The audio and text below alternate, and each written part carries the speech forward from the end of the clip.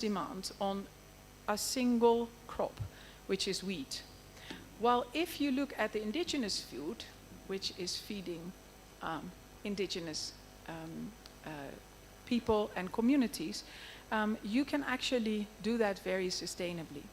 And if we use that knowledge, even to actually go back into those traditional knowledge and do cross-cropping, most often, if we do that in the right way, we don't need pesticides, fertilizers. There's an organic system that is just there for us. And one food scientist told in a talk once that if we are clever and mixing two crops like wheat and peas, you actually can produce a byproduct that will remove the whole sugar syrup sector. So that would be enough. You don't have to create a sugar industry anymore. So if we use that, and that's going back in the past, how do you build natural buildings that actually have a natural climate system, climate control system? Why is the Colosseum in Rome still standing? It was because they thought the cement was poorly made, or they thought they couldn't make smooth cement. But now they know that there's limestone inside that actually really moves nicely with the natural environment. So those designs were made to last, and nothing was actually created to throw away and replace. Now, despite what we don't see, I don't want to be too negative, I'm very excited today of what we do see. And what I want to really stress is that what we do see is actually beyond what can we do with the waste and converting the waste. It starts before. It's a process of looking at resources where nothing goes to waste. And I think that is a very positive development that we are having. We're not only trying to clean up what we dispose, but we're actually in the beginning process looking at how we produce and avoiding waste in the first place. So we have amazing examples here. Expo, black soldier fly as an alternative animal feed, pet food, nutritious soil and compost, sustainable produce and a grocery platform. We have organic waste to leather and textile. We have solar-powered freezers. We have permaculture, health product, biochar, fish waste to fuels, natural water solutions, e-waste, and many more examples that are great in bringing natural and traditional knowledge and technology together for the future that we need today. So for today's, I like to invite you for the following. We will have a lot of exploring and searching discussions to reshape our future. And for that, we really need compassion and an open mindset together, and look into how we can transform. Now, what I like you to do is, in all your discussions, imagine or literally invite, have one seat for nature, allocate one seat for nature, for the voice of nature, as nature has no rights, one seat for the ancestral knowledge, and one seat for the 7th generation beyond us. And try and include those elements in your conversation, and see then who we are, why we are, and where we're going. I hope you have an amazing day, and thank you all for being here.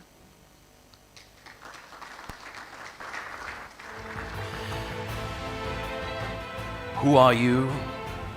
Who are we in relation to nature? In our discussions, let's have a seat for nature, a seat for the ancestral knowledge,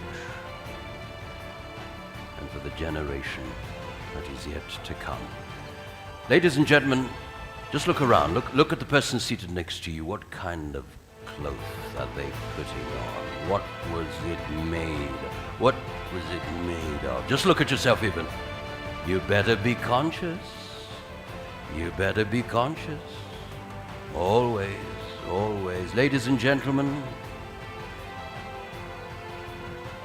up next, the most sought-after tailor for men's bespoke and made-to-measure clothing. All the clothes are made by, listen to this, hand and 100% organic fabric, blending in traditional and modern tailoring techniques in order to achieve sartorial excellence. A big round of applause to Sao Sartorial. Your eyes, your eyes, your eyes, just for your eyes. Welcome, Sao Sartorial.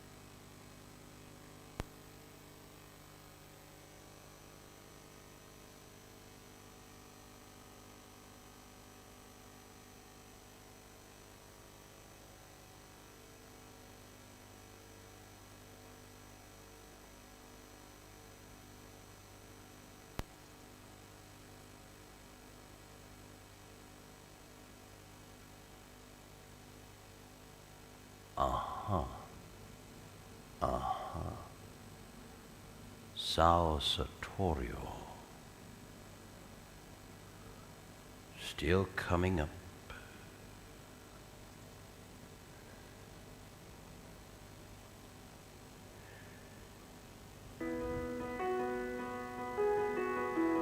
Sao Sartorial will come later on.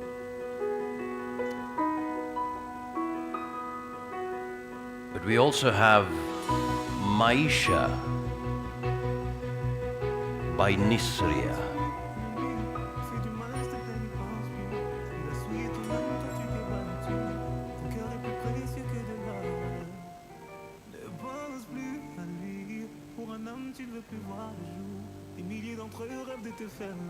Oh, look at this gentleman. Look at him, look at him, look at him.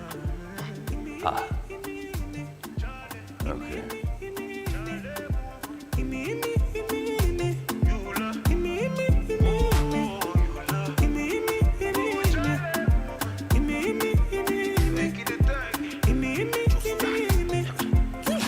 Encore tu pleures pour une histoire de love. Ils vont encore dire que t'as qui ne parle que d'amour ou d'amour. Mais c'est toi qui demandes à être consolé. Moi je suis ton ami et les amis font ça toujours. Donc on va parler. Tu t'es plié en quatre pour un salaud. The man in bow ties. Tu t'es donné sans compter. Lui Come on. Makofi out for that. Wow. Mon avis tu voulais. Oh, ne pense plus à lui. Fais du mal, s'il te plaît, n'y pense plus. Il a souillé ton âme, toi tu t'es battu.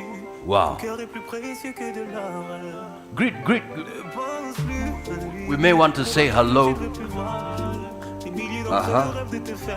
Go around a bit, you know. Let's get a feel of the fabric. Let's get a feel of the fabric. Yeah. Buddha, man. Looking dapper. Karibu. Greet some. Wasalimu salim. Buddha. Vipi. Okoseti. Good to see you, man. Salimiana, man. Salimiana. Vipi. You alright? Kabisa. Salimiana. Just go around. We want to get a feel of the handmade. The audience just yeah. Get a feel of the bro. Kuna majama hapa. Bana. Buddha.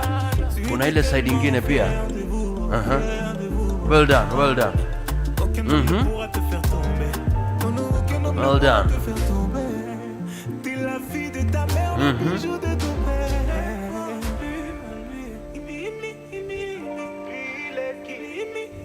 It's okay, it's okay. Touch the fabric. Sao Sartorio. Touch the fabric. Handmade.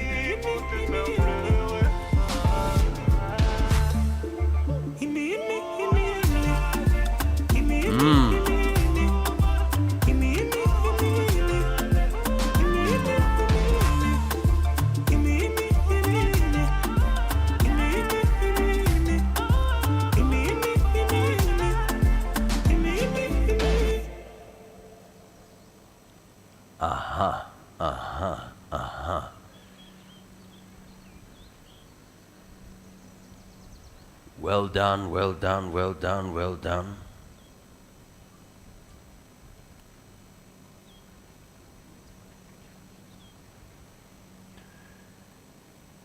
Now maybe just to get a feel from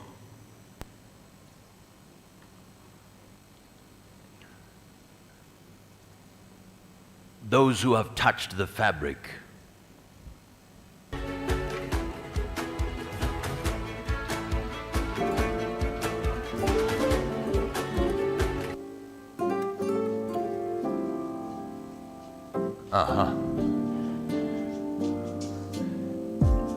So casually keep diving into concrete. So Okay. bittersweet. Huh? Keep losing sleep while driving in the backseat. What's left of me? Drowning in what feels just like an ocean. Negativity is getting closer. How to keep the heat when it gets colder, you know. Sometimes everything just gets hard. Sometimes everything just gets harder. Feeling like I'm missing some parts.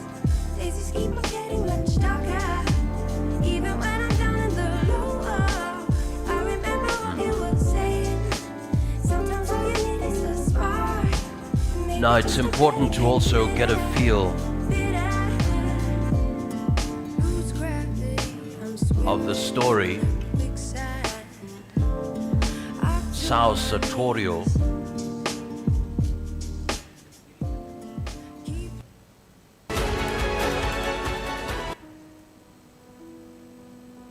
The fashion designer and creative director of Sao Sartorial is Sydney Agostino Owino. He's one of us. And it's interesting to note that he grew up in the mainland Mombasa. And later on we'll also be hearing from one key leader from there.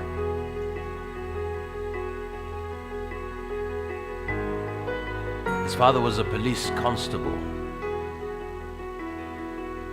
Mother worked at the port. But this gentleman was able to gather knowledge and experience in the fashion industry for 7 years after mastering his craft, and decided to pick tailoring as a business.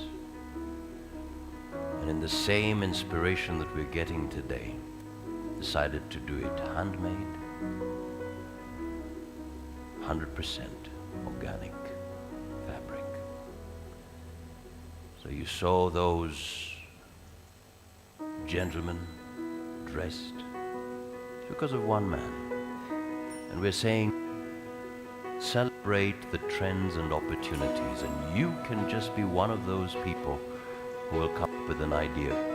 Let's just have a microphone, just quick thoughts so far. Any further ideas? in the fashion industry? Because that's our critical focus, at least as we start. Let me get a microphone. Just your thoughts in the fashion industry. We're into mitumbas and all that. But can we inject creativity and create that circular economy, even in the fashion industry? Your thoughts, your experiences.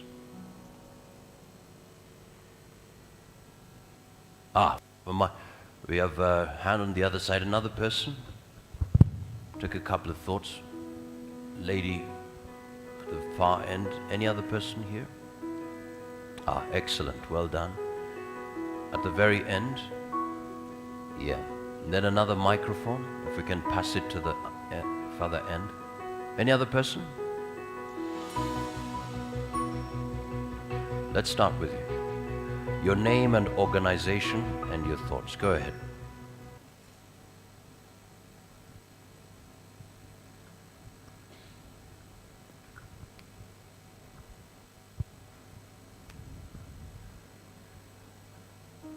The microphone.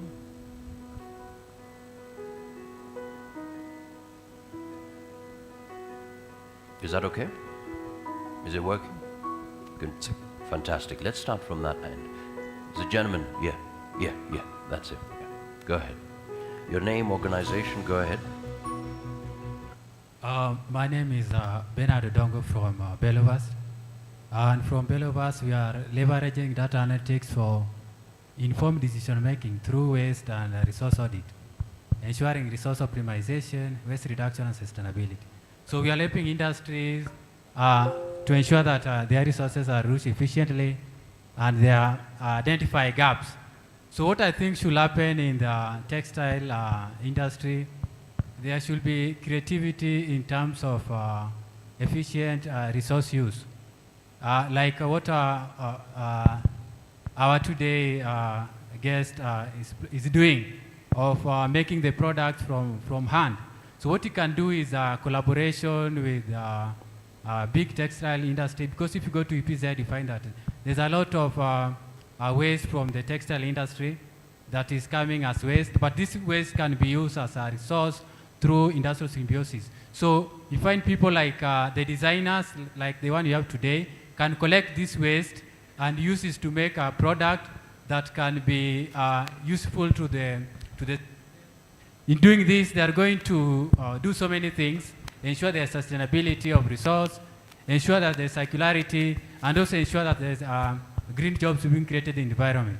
So we are encouraging, or personally we're encouraging creativity in terms of collaboration, because this journey, you cannot walk alone.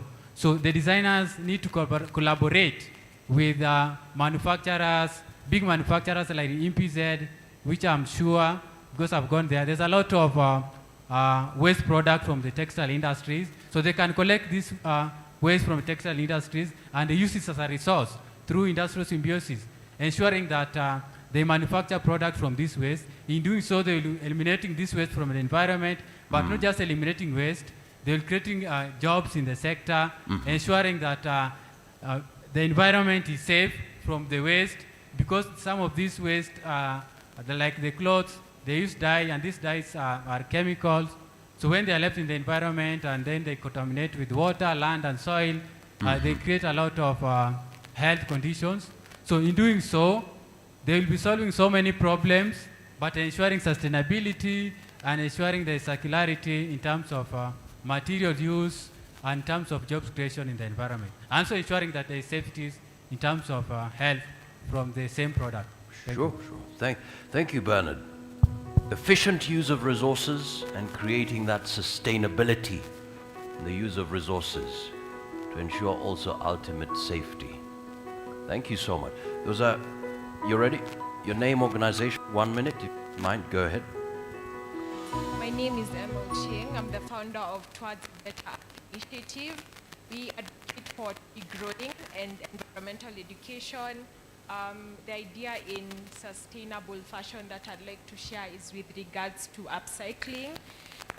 Did you say up? Upcycling. Okay, go ahead. You take products are probably no longer in use and try and see how you can repurpose. Thank you. Wow, upcycling. Thank you. Big round of applause to all those who have spoken. Thank you so much. Thank you so much. And by the way, even as we go to the different breakout rooms later on, we really want you to engage, share your thoughts, so that we can capture all these trends and opportunities. Ladies and gentlemen, we have another one of those just for your eyes. And they're ready. So, please. It's a fashion and design studio based in Elementaita, producing authentic handmade garments from repurposed materials.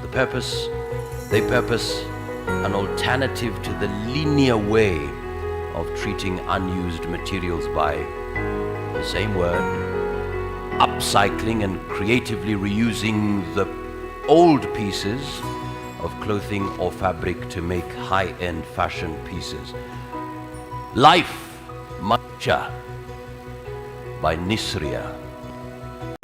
Ribuni. Naona. Get ready, just for your eyes. Just for your eyes, get ready. Take it away.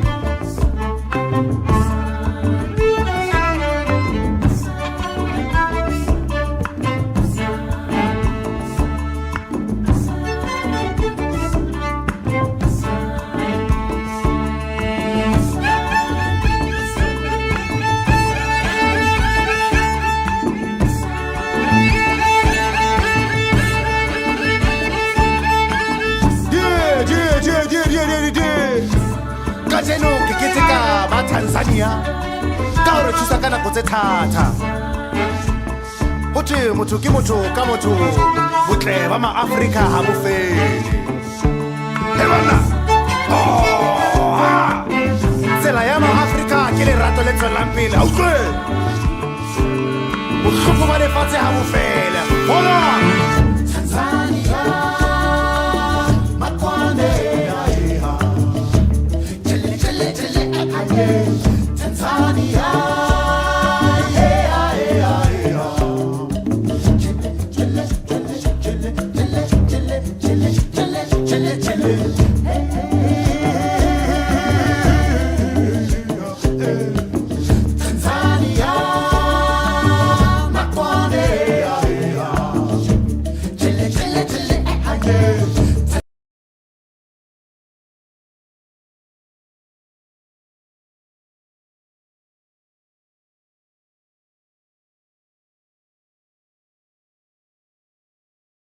We love visitors.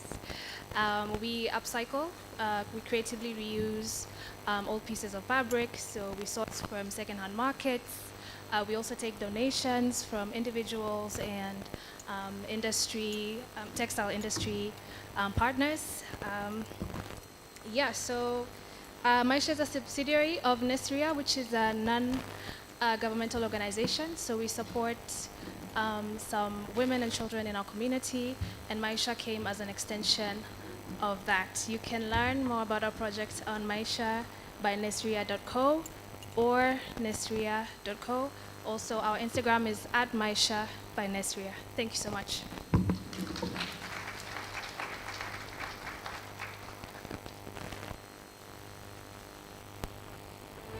Thank you so much indeed. Asante sana. We went to Mombasa a bit. Now it's time to now hear from one of those key leaders. Let's have the screen, please. Ladies and gentlemen, she is at the forefront of promoting the segregation of waste at source, a critical step towards a circular economy in the coastal region. Please welcome WWF Kenya Coastal Kenya Program Manager, Dr. Asma Awad. a big round of applause, ladies and gentlemen. Welcome.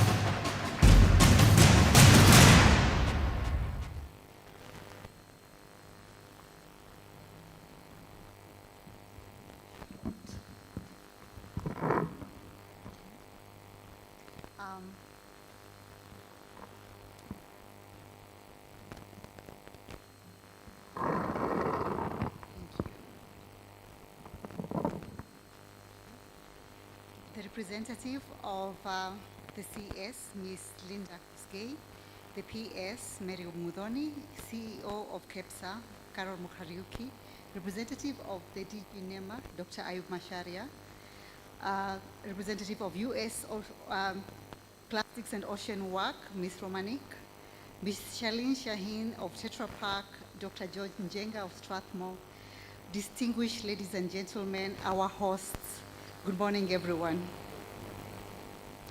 Today, I'm honored to be part of a community that is conscious that what we produce and how we produce comes back to us once again, the circularity of things. Circular economy is not just a buzzword, it's a vision for the future, that the future is both environmentally sound, economically viable, and socially acceptable. It's about reimagining the way we produce, the way we consume, dispose of goods and resources. It's about creating a world where there is no waste, and if there is, it is made a resource. It is about preserving the value of products and materials throughout their entire life cycle. It's about embracing the redesign, reuse, recycling models. It's a vision that's not only crucial for our environment, but also for the prosperity and well-being of our society. Being a global crisis, pollution, especially of plastic, demands a systemic approach to combat it. WWF has a vision of no plastics in nature by 2030, where we have three key pillars. One, we work with businesses, we work with city-level management, like we do in several counties in the coast, and now moving to the rest of Kenya. And also, we rely on a global set of rules that all governments and parties strive to adhere to, as key lever to steer the transformation towards circularity. We appreciate the ANC Secretariat for developing a draft global plastic treaty document highlighting the key upstream, midstream, and downstream interventions that countries need to adopt and put an end to plastic pollution. As we interact in this conference, let us ask ourselves what we need to do better in matching our ambition to the extent of the problem. Our best tool in Kenya's toolbox today is the Extended Producer Responsibility, which is now implementable under the Sustainable Management Act on Section 13A and B. WWF is very grateful to all of you. More so, we are very grateful to those who have coalesced to form KEPRO, PACPRO, KEHAPRO, EPRO, and other producers' responsibility organizations that are forming up. We call upon all producers and importers lagging behind to rise to the occasion and demonstrate full compliance. We are all privileged to be part of a start of a new era on sustainable waste management in Kenya. Let us do it right the first time. This is going to be exciting. Today, we take stock of the achievements of the past 1 year. As we do that, we would like to appreciate important roles of the private sector government, both national and county level, PROs, innovators, recyclers, informal waste sector, the role they continue to play in this sector. The key to stopping leakage of waste to the environment is developing the circular material of products, which closes the loop of production and creates more circular systems from the beginning to the end, with efforts focused on product design, increasing reuse and recycling, and use of sustainable alternative materials where appropriate. Finally, WWF Kenya, in partnership with Sustainable Inclusive Business, the research arm of KEPSA, and our host today, we have designed a challenge, Let's Be Clear Innovation Challenge, to encourage innovation and redesigning by adopting Kenya Plastic Pack Design Guidelines for recyclability. We view this innovation as an important lab where we can test solutions to ignite the revolution around designing better products, and take the opportunity to congratulate the 8 producers who took up the bold step in participating in the challenge. WWF will continue to work together with all stakeholders in the private sector to appreciate the unique challenges within the Kenyan context and endeavor to apply locally led solutions to accelerate the transition towards the circular economy in Kenya. Once again, thank you. Let's hold hands towards a better society for the future. Thank you. Thank you so much indeed. Creating a world where there is no waste, and if there is, it is made into a resource. Let's be clear. Igniting revolution. A revolution. Up next.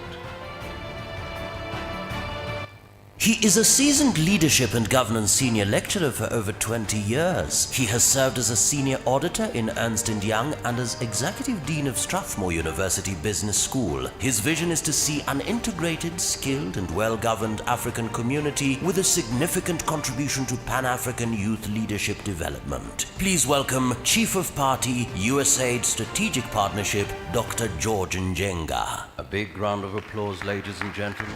Welcome.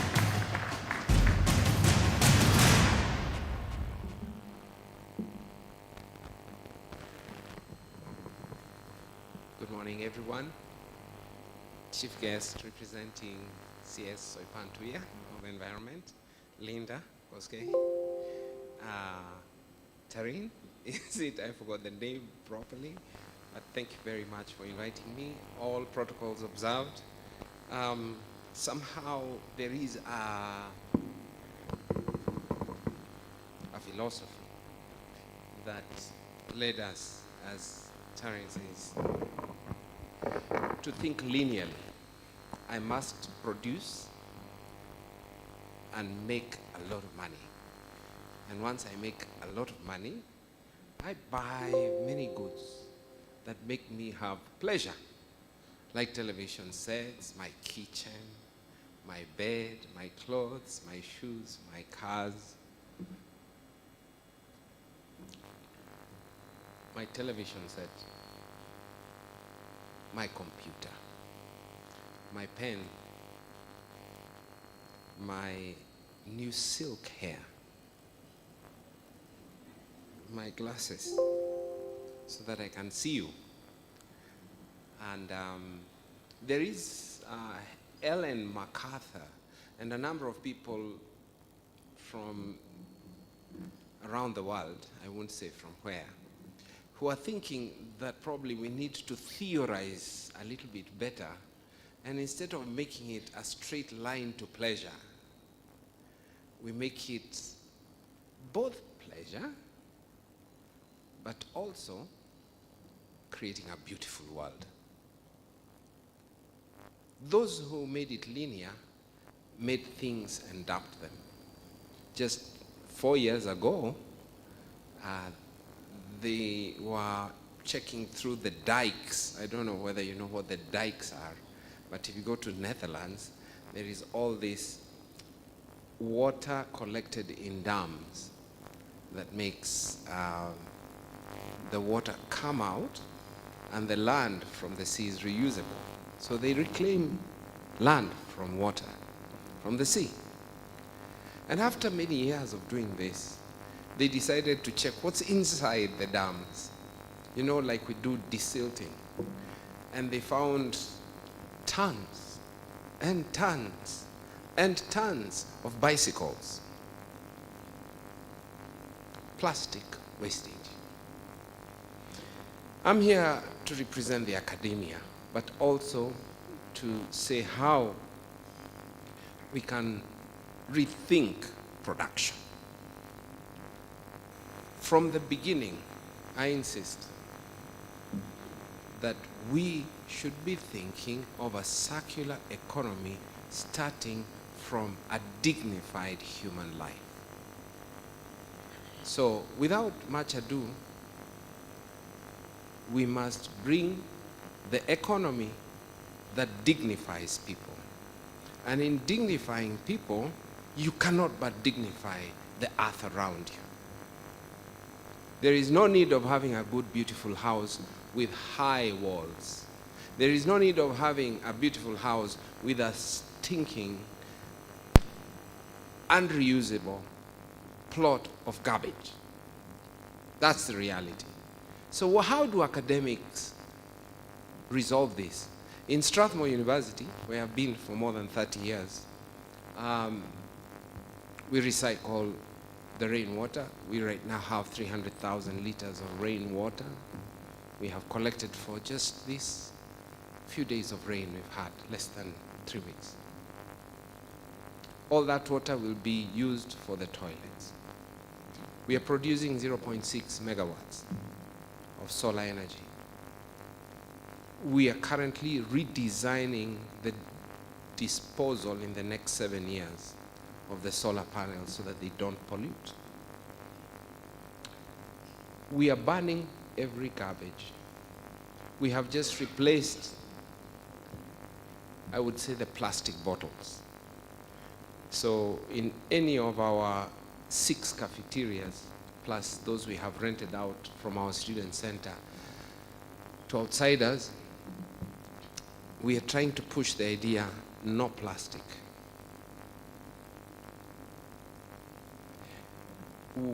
Our Vice Chancellor, Dr. Vincent Ogutu,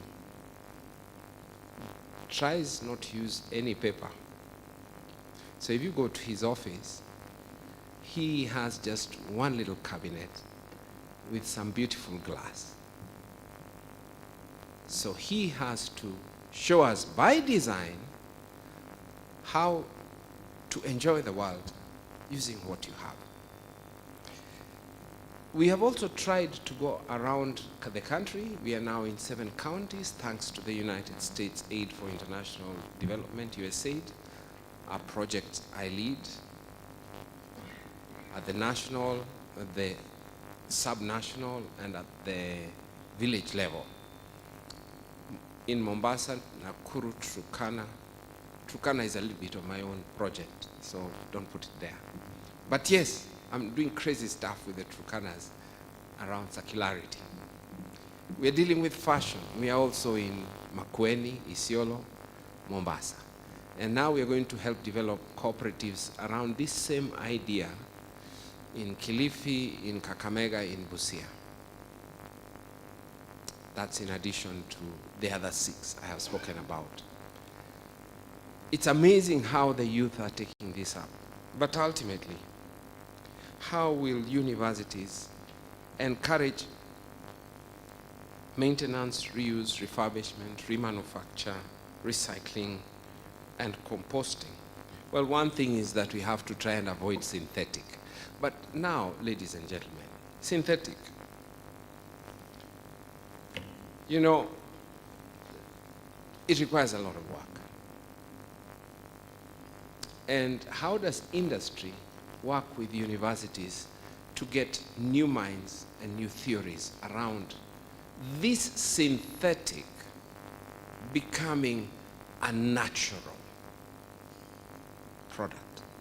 How do we do it? You see, for the academics here, a tree's singular cell has cellulose, but natural. It can be broken down, and it is very strong. We can use even chemicals to break it. But why do we come with synthetic carbon bonds we call plastic?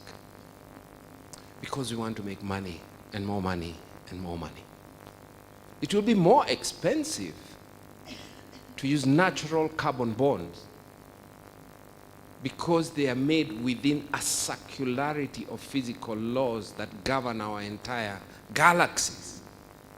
So what do? Well, they're in the universities. That is where the endowed can transform.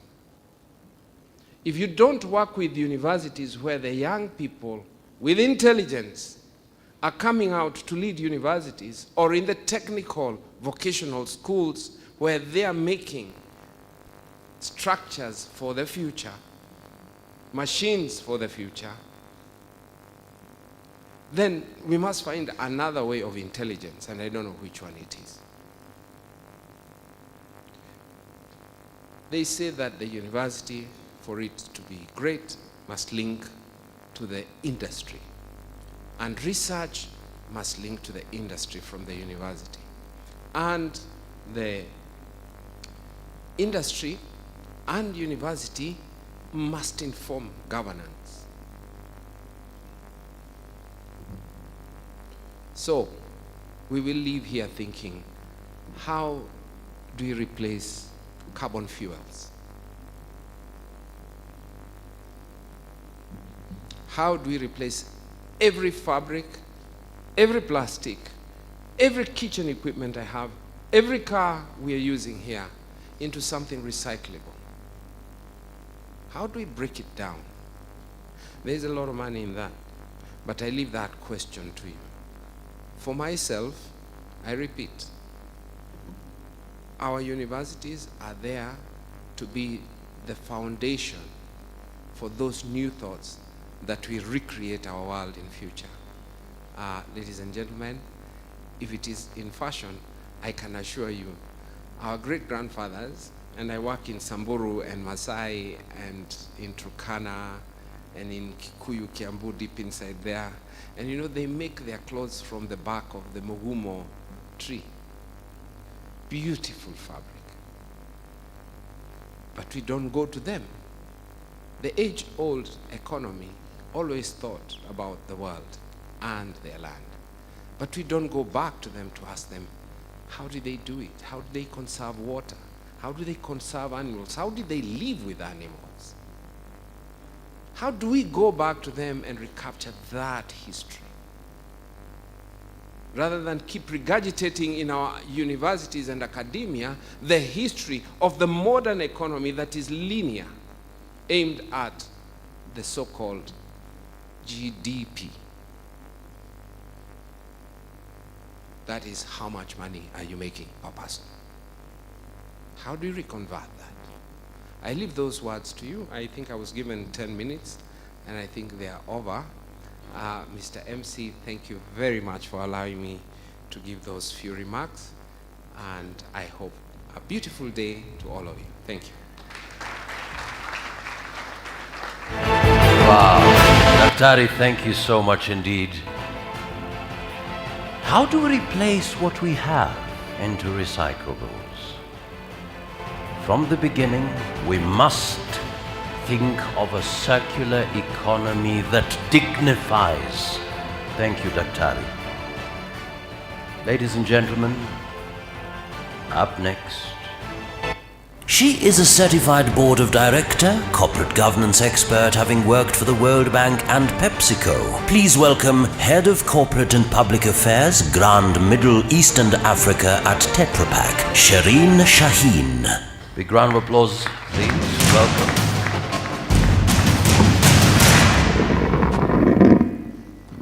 Thank you, everyone, for inviting me, distinguished guests. It's a pleasure to be amongst you, among very, very high, knowledgeable experts in the field. I'm Egyptian. I'm quite impressed, and it's quite commendable what the Kenyan government has been able to push forward for the circular economy. Actually, a lot of the Middle Eastern countries are following your footsteps, so you're marking history, and we're here to watch it and actually follow you. On behalf of Tetra Pak, we are here not only to talk about, our motto, which is actually the same motto of the conference, which is actually to push circularity and underpin it in every facets of life for the African, but also to actually share and transfer knowledge. We work with multinationals, we work with small and medium companies who might not have the same tools as multinationals have to drive circular economy. So for us, we're very pleased to have all players here, government, aggregators, international organizations, multinationals like us, being part of one big discussion, and it's quite impressive, Karen, for you bringing all these players in one place. We usually have not everyone, and hence sometimes we preach the choir, but today this is a great opportunity for all of us to, break the myth and really speak the truth of what we are capable of doing, what still has room for development, and how can we all work together to a common vision versus, trying to compete. So as private sector, and Dr. George mentioned it, that we're definitely here to make sure that we are viable and sustainable. And actually our motto at Tetra Pak is that a package should cost, should save more than what it costs. So saving what it costs means that we need to make sure that our raw material, our product, our sustainability processes are always sustainable, saving energy, saving resources, and not impacting the environment. So today, we are also want to shed light on the impact of EPR on our customers. How can we support the PROs who have actually step-changed EPR for the past few months and actually drove a lot of the guidelines and the aspiration of NEMA. And one key imperative, because my question today was, how can we make EPR work? And it's a very big question. And on behalf of the private sector, the only way we can make it work is actually to collaborate, to have structure, to really be truthful about our capabilities, to ask for help, because a lot of egocentric companies might say, no, I'm not going to ask, I'll try to do it on my own. Tetra Pak is here to support. We have a lot of customers we've been able to really transfer our knowledge. And like I said, we work with small, medium, large companies. All of them have different level of progress. But at the end of the day, the main challenge that we're having is actually implementation. This is something that Dr. Macharia will shed light more on the interim until we have a regulation in place. How can we work together? How can we make it work? How can we continue marking history, as we said? Many African countries are waiting for you guys actually to make EPR work. Egypt is following your footsteps, Saudi Arabia, UAE, and many other countries. So definitely there is room for, now is the time that we just hold hands together and really find ways to really make it work. So instead of having fragmented efforts. So I look forward to really have you in the room and share best practice. This is where we're here. And in the afternoon, we have our marketing director sharing exactly what I'm saying in our session. So I invite you today to attend how, if you want to be sustainable and learn best practices from different customers, will shedding light on how to make it baby steps and really reaching your aspirations for a successful circular economy policies. Thank you for marking history, and thank you for allowing me to be part of this great forum. Thank you.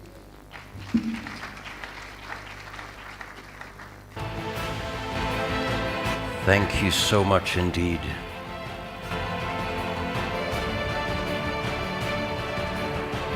Stakeholders coming together to speak the truth of what we are capable of doing, working together instead of competing. Thank you so much indeed. Up next, ladies and gentlemen.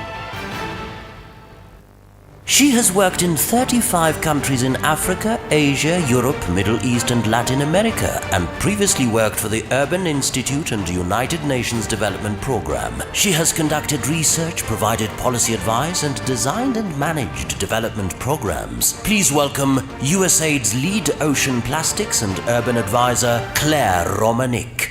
A big round of applause, please.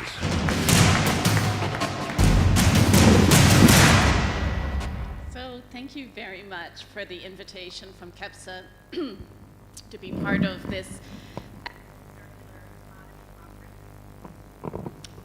And I congratulate you for having this conference every year, now for the 8th year. That really shows the intention of the business sector here in Kenya, in partnership with academia and government and innovators, young innovators I see here in the audience, to really drive a circular economy here in Kenya. And I'm happy that I could be with you. I'm based in Washington, D.C. I work for the United States Agency for International Development, but I'm here for the treaty negotiations to end plastic pollution that are happening here in Nairobi next week. So I'm really happy that I could be here a bit early to participate in this. Advancing a more circular economy and saving our oceans are important priorities of the United States government.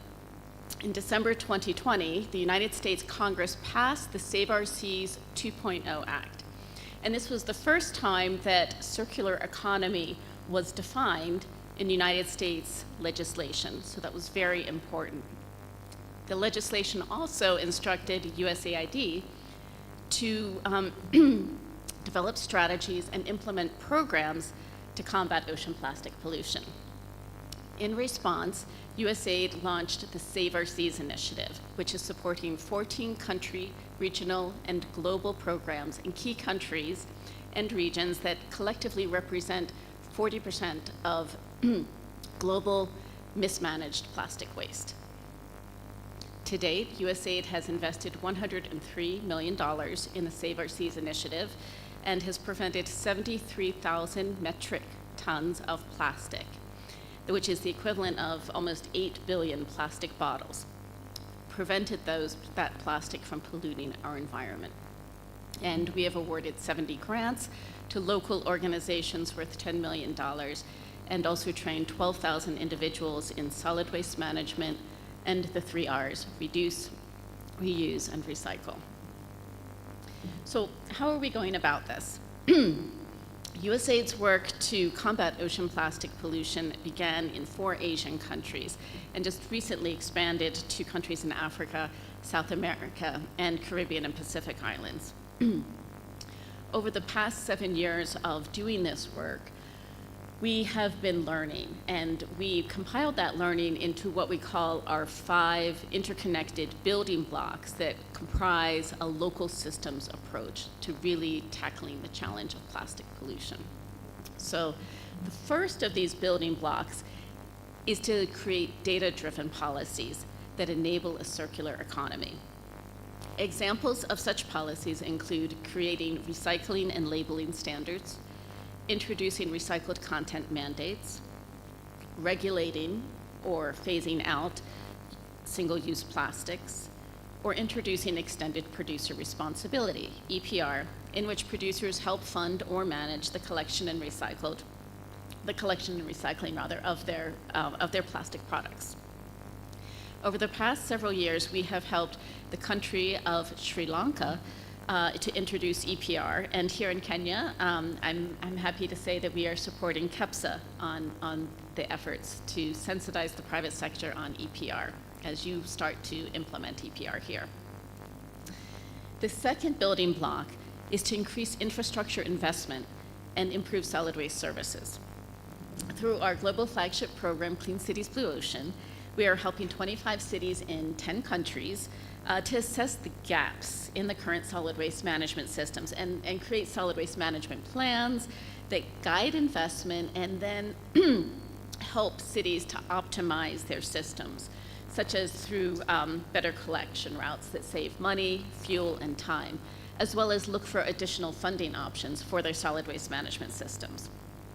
And also here in Kenya, we're working with the Nairobi-based recycler Trash Thread Textile to establish 12 aggregation points with baling machines across the country to increase the amount of the recycled plastic that they can collect, and that they're expected to increase by 5 times with this investment. Embracing circularity both stimulates and requires innovation. The third building block is to create green jobs and local innovations with an emphasis on locally appropriate business models and technologies. Earlier this week, I had the opportunity to participate in the Mombasa Plastic Prize Incubator Matchmakers Forum. And I'm really excited how USAID has been supporting youth innovators in Mombasa on technologies and products that are specifically suitable for Mombasa. Just as an example, one of the winning teams from the Mombasa Plastic Prize, Twenda Green EcoCycle, is turning recycled plastic into high-quality, durable, and affordable eco-desks. And just last month, they received their first order for 20 desks. Yeah, it's very good. and they got to meet the King of England, too, by the way, who was visiting Kenya. The fourth building block is widespread and sustained behavior change for increased recycling and reduced demand for single-use plastics. Development agencies can support the formative research that helps us better understand what creates sustained behavior change. What we've learned so far is that awareness and education are only part of what is needed. We also need to make the new practices more convenient and ensure that they conform with cultural norms. And the fifth building block is ensuring that we have an inclusive and equitable system.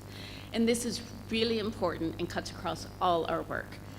Today, informal workers are really responsible for so much of the sorting and processing of recyclables in many countries. As we strengthen solid waste management systems and implement new policies like EPR, we need to make sure that we are improving the livelihoods of informal workers while also creating safer working conditions. USAID's Women in Waste Economic Empowerment activity has trained more than 700 women, mostly those at the bottom of the value chain. And with the help of small in-kind grants, together with business skills, personal empowerment, and gender-based violence prevention training, these women have become more confident and they've become more active in their community, as well as earning more money. Making our economy more circular is a huge challenge. And even though USAID is the world's largest bilateral organization providing development assistance, our capacity isn't even close to what is needed. So under the Save Our Seas initiative, we are building partnerships with other development organizations as well as with the private sector to leverage each other's resources and networks and expertise. Through a partial loan guarantee provided by the U.S. Development Finance Corporation, USAID has already helped impact investor Circulate Capital to mobilize $106 million in private sector financing to increase the recycling capacity in countries in Asia.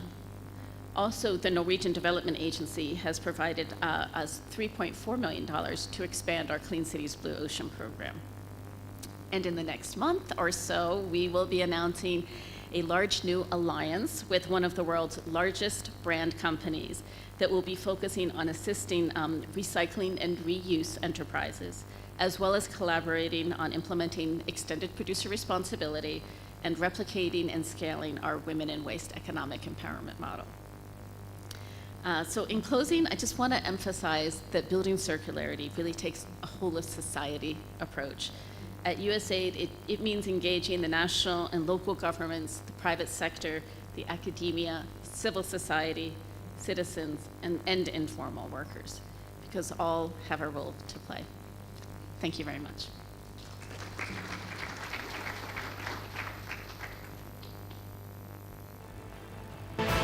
Thank you so much indeed. Making our economies more circular is a huge challenge. It will require partnerships. Thank you so much for your partnership and that holistic approach. Ladies and gentlemen, up next,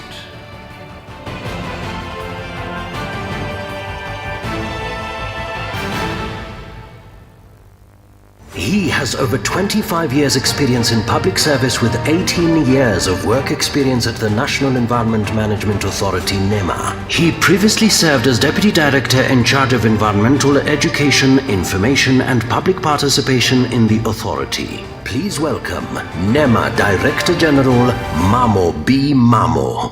represented by Director of Environmental Enforcement, NEMA, Dr. Ayub Macharia. Makofi yake tafadhali. Thank you very much. All protocols observed. Good morning. It's a pleasure to see you again. Having attended similar conferences for several years, I wish to thank SIB for job well done. I'm here to represent my CEO, Mr. Mamo, who is busy somewhere. You know, next week we are hosting the World in Nairobi, and so he could. He's busy following up on hosting these visitors. I wish to go straight to what we are tasked to do as NEMA in terms of ensuring that we transition to circularity. As government, our work is to create an enabling environment and to make sure that all of us go that direction. Whether it is by whip or by carrot, that is what we do. And so, Kenya has the requisite policy documents to guide transition to green and circular economy. We don't have a vacuum. And the key documents guiding the transition to circular economy were published some time back in 2016. We have a document called the Green Economy Strategy and Implementation Plan, 2016 to 2030. And since 2016, we have been implementing that document. Part of what we have done to implement that document is to develop other documents. You know, a strategy is, it tells you what to do. And since 2016, we have developed other documents such as the Sustainable Waste Management Policy, Sustainable Waste Management Act, among others, because the document talks about many other things, and I'm sure the representative of the minister will tell us more. I wish to draw your attention to the Sustainable Waste Management Act, Section 16 and Section 19, which tasks the public and private sector entities. And it uses the word shall. They shall do the following. They shall adopt the cleaner production principles, including improvement of production processes through conserving raw materials and energy. You know, nice. Please note the words. You know, circular economy has some key words. So the other key words are limiting the use of toxic raw materials to safe levels within such a time as may be prescribed by the authority. So you see that is a moving target. You're supposed to prescribe how we transition. The other one is reduce toxic emissions and wastes. Broad enough. You know, toxic emissions include greenhouse gases and others. Okay? The other one is monitoring the product cycle from beginning to end. Okay? So the products, we need to be sure that you understand the life cycle of the product. They're also supposed to identify and eliminate potential negative impacts of the product. Another one, enable recovery and reuse of product where possible. I'm reading the law verbatim. The other one is reclaim and recycle. The juicy terms in circular economy. Another one is incorporate environmental concerns in the design, process, and disposal of the product. The other one is collect, segregate, and dispose of all costs to be disposed of the waste in accordance with the Act. The Act says, it tells you where to take your waste and what should happen to it. The other one is segregate waste by separating hazardous waste from non-hazardous waste and dispose the waste in a facility provided by the county government or by the authority. Then transfer waste to a person who is licensed to transport and dispose of the waste in accordance with the Act. The other one is clean up or restore sites used by the entity to close to its natural state. Then the other one is prepare waste management plans and integrate it in its corporate strategies. So a hotel like this should have a plan incorporated into the strategic plan of the entity. The other one is provide waste segregation receptacles at its premises for organic, plastic, and general dry waste. So already we are supposed to be seeing 3 bins here because the law says so. So those are the nice things about the law. And now I get out of the law to how are we implementing that. And of course, when I was reading, you could see it is not only on waste, it's about operations of a facility like this hotel. But of course, there was a lot about waste. So NEMA is employing diverse strategies to foster transition to green and circular economy. And I'll mention a few.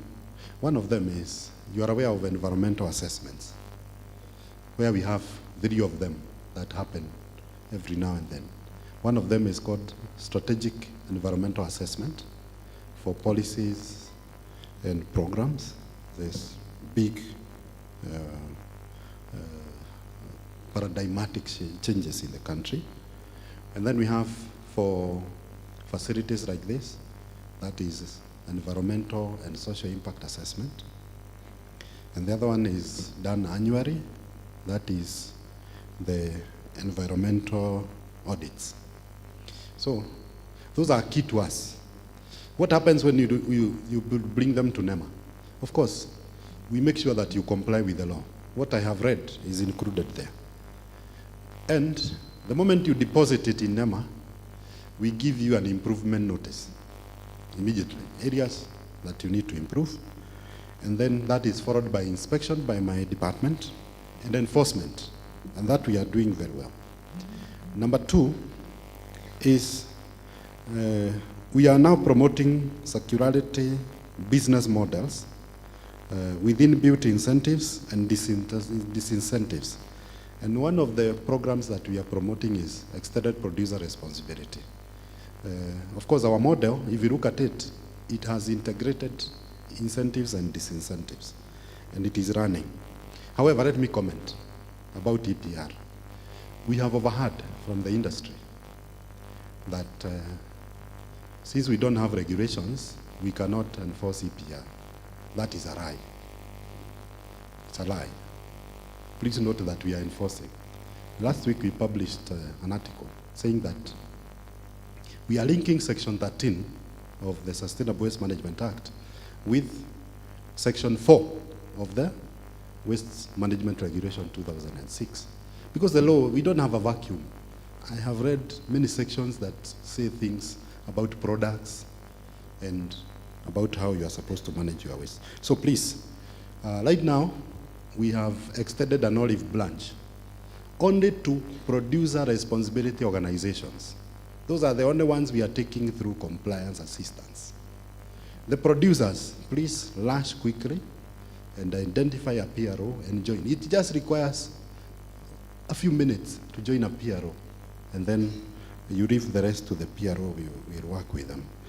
So, as I conclude, let me say that the authority is very committed to ensure that we transition the country to circular economy.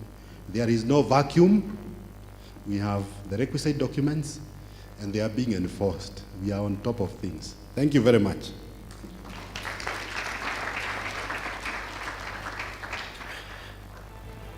Thank you so much indeed, Asante Sana. Because of time, we'll go straight to our next speaker.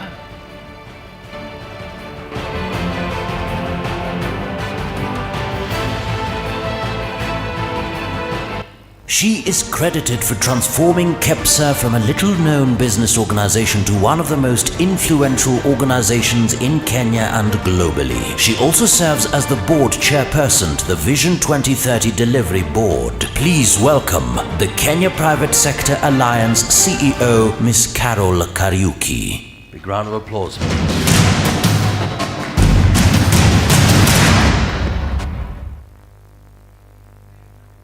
An introduction. I'm not the chair of the Vision 2030 board anymore, so just a little correction right there. But thank you. Good morning, everyone. Really, really excited to be with you this morning as we look at the circular economy, and really appreciate the team that has always put this together, ourselves and all our partners of the circular economy, the annual conference, to really look at the milestones that we have taken as a country.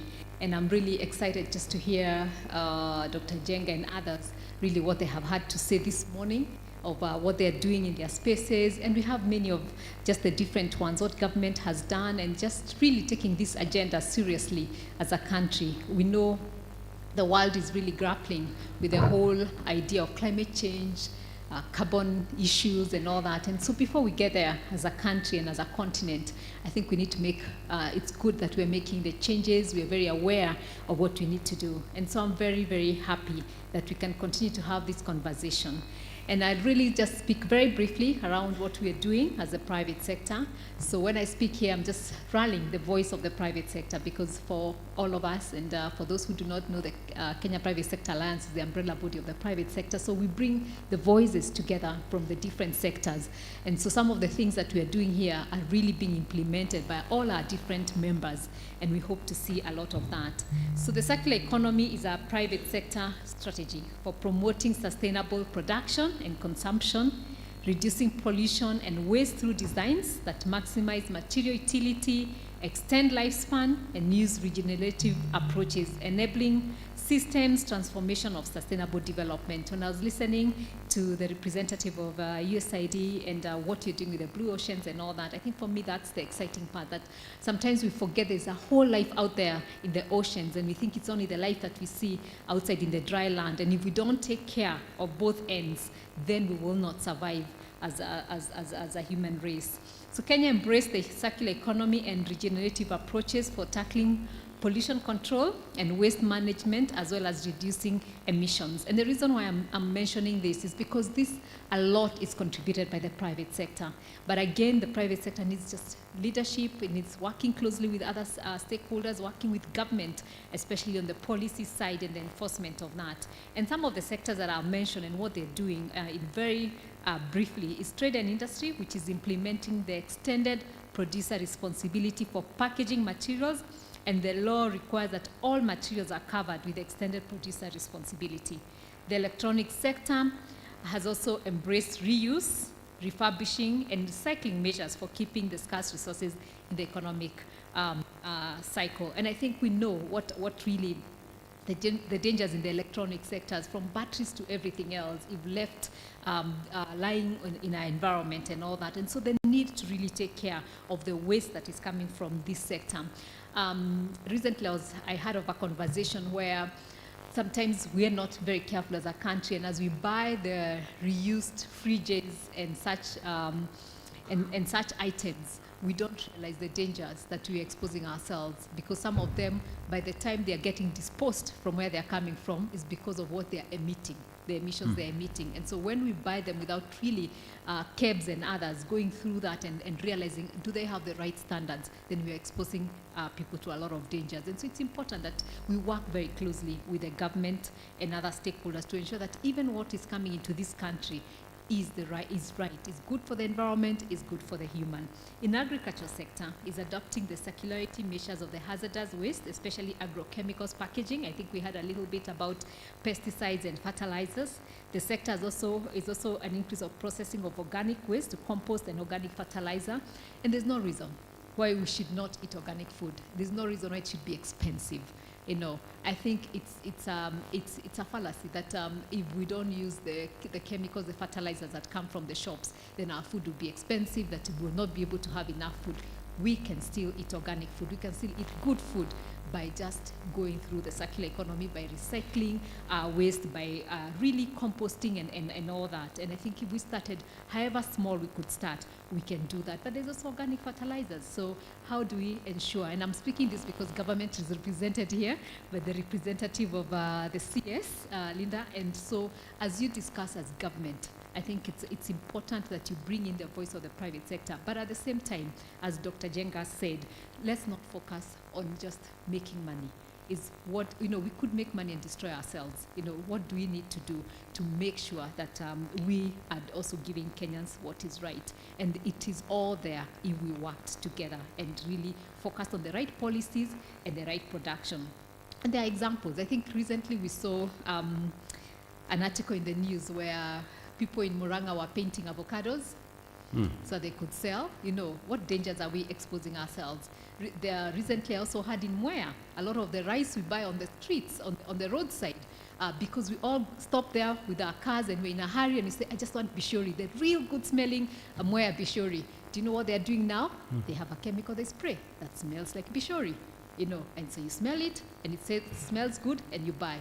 Where is our regulators? We are in business, we want our traders to do business, we want people to sell, we want people to buy, but government has to come in with the right regulations. So just bringing out some of these things that we need to think about, even as we're thinking about circular economy, as we're thinking about the right things to give our people, we cannot forget about the health of our people. And I was really looking forward to the PS of Public Health being with us, because this is some of the things that need to go into that sector. The water sector is also putting in place measures of wastewater recycling. Someone commented the other day, do you know what is the largest Kenyan export? Anyone? Water to the Indian Ocean. All our rivers, all our water that is flowing as the rains go, all ends up in the Indian Ocean. And then come January, February, we have no water because we're not recycling, we're not trying to conserve the water and all that. That's our largest export as a country, it's water to the Indian Ocean. The tourism sector has significantly reduced the use of single-use plastics. I think you've seen that. A lot of the hotels are really, really working hard to make sure that we move away from single-use plastics. And that's a good move. And we really want to encourage and make it cheaper. And again, this is where we work with the government in terms of regulators. How do we ensure that we make it cheaper for those who want to recycle, who want to be able to move away from plastics, so that it's cheaper and easier for them to do that. And then within the last 5 years, the private sector has formed, what we've done is form 4 producer responsibility organizations, and these include the Producer Packaging Producer Responsibility Organization, PACPRO, Extended Producer Responsibility Organization, KEPRO, Electro and Electronic Producer Responsibility Organization of Kenya, EPROC, and Kenya Hazardous Producer Responsibility Organization. And when I talked about the hazards and all that, I think this is where we would like to work with yourselves. And we formed these organizations so that we can work together with all the stakeholders and with government to ensure that. And government has put the the policies and laws to spur transition to circular economy and regenerative approaches. And this includes the National Cross-Cutting Strategy on Green Growth and Circular Economy for Sustainable Consumption and Production, the Green Economy Strategy Implementation 2016 and 2030, the Kenya Climate Smart Agriculture Strategy to promote sustainable waste management, the Sustainable Waste Management Policy 2021, and the Sustainable Waste Management Act 2022. So these policies are in place, and I wanted to mention them to say it's not that government doesn't have the policies. It's now us together, working together and making sure that we implement them and implement them right. Because sometimes what happens, it's at the implementation stage when government wakes up tomorrow and there's a crackdown. You know, whenever I hear the word crackdown, I just shake my head, because I'm like, that is the wrong way to implement policies. Because all you do is hit on the road tomorrow, and the next week everything is back to normal. You know, instead of saying, okay, here's a policy, now we need to implement. Let's work on the strategy for implementation. Let's sensitize the population that we need to implement this strategy, and then this is where we begin, and this is where we incentivize good behavior as we deal with bad behavior. I think that will be better. So again, and I'm being very honest, because I really need us to have this conversation in this room so that crackdown does not work. You know, and putting a statement tomorrow and saying government shall do this doesn't work, because all you do is increase places for bribes, but also at the same time it's not sustainable. You know, you're looking for people to go underground, and then also you can't keep up with the crackdown, but you can keep up with a proper strategy of implementing. But those are some of the challenges. So we have opportunities, and when we talk about these challenges, it's because they all give us opportunities of what we can do in the circular economy. And some of the challenges I just mentioned very briefly is pollution and environmental degradation still remains very high. I know we're not the largest polluters when we think about some of the other countries in the West and others, but we don't want to get there. So in our little ways of where we are polluting our rivers, where we are polluting our land, you know, it's important that we start dealing with that. Limited waste collection. I think we all have seen the photos and the pictures that depict some of our areas that we come from and we live, you know, with heaps of waste that need recycling. And all that, again, as I said, presents the opportunities. Inadequate funding. Sometimes we don't think how important this is for us to put the money in it and the resources that we need. And inadequate awareness and education of the benefits of circularity. You know, how many times do you drive on the road and you just see someone throw something out the window and you think, have they even thought? But to them, they don't live there. They're just passing by, but they don't realize what that effect, that impact has on their lives, wherever they're going. Whether they are going 100 kilometers from there, the impact of that where they're throwing, you know. And so just really sensitizing and making it awareness. And if there's something I would like us to partner with government and all stakeholders for 2024 is awareness and education, especially at household level, and waste and how we dispose our waste. If we could do that, I think we'll begin a journey that will change people from the households. Because again, we can have those conversations. You and I may do it, but if we don't ensure our relatives and our friends and everyone else is doing it at the local level, at the place they can and where they can begin, then we will not have done our job well. Lack of appropriate technologies. There are all these technologies. So there's low technical capacity, and financial resource constraints, as I had mentioned, and implementation and enforcement of policies. And so with those challenges comes the opportunities. First, the reduction in production costs through reuse, refurbishment, and recycling of materials, hence lowering the need for constant acquisition of new resources. So if we start reusing, if we start refurbishing, if we start recycling, it will also become cheaper for us to produce, because then we are not always buying new materials. Secondly, is fostering innovation by promoting eco-design. I mean, it was very exciting to see the models with the clothing today.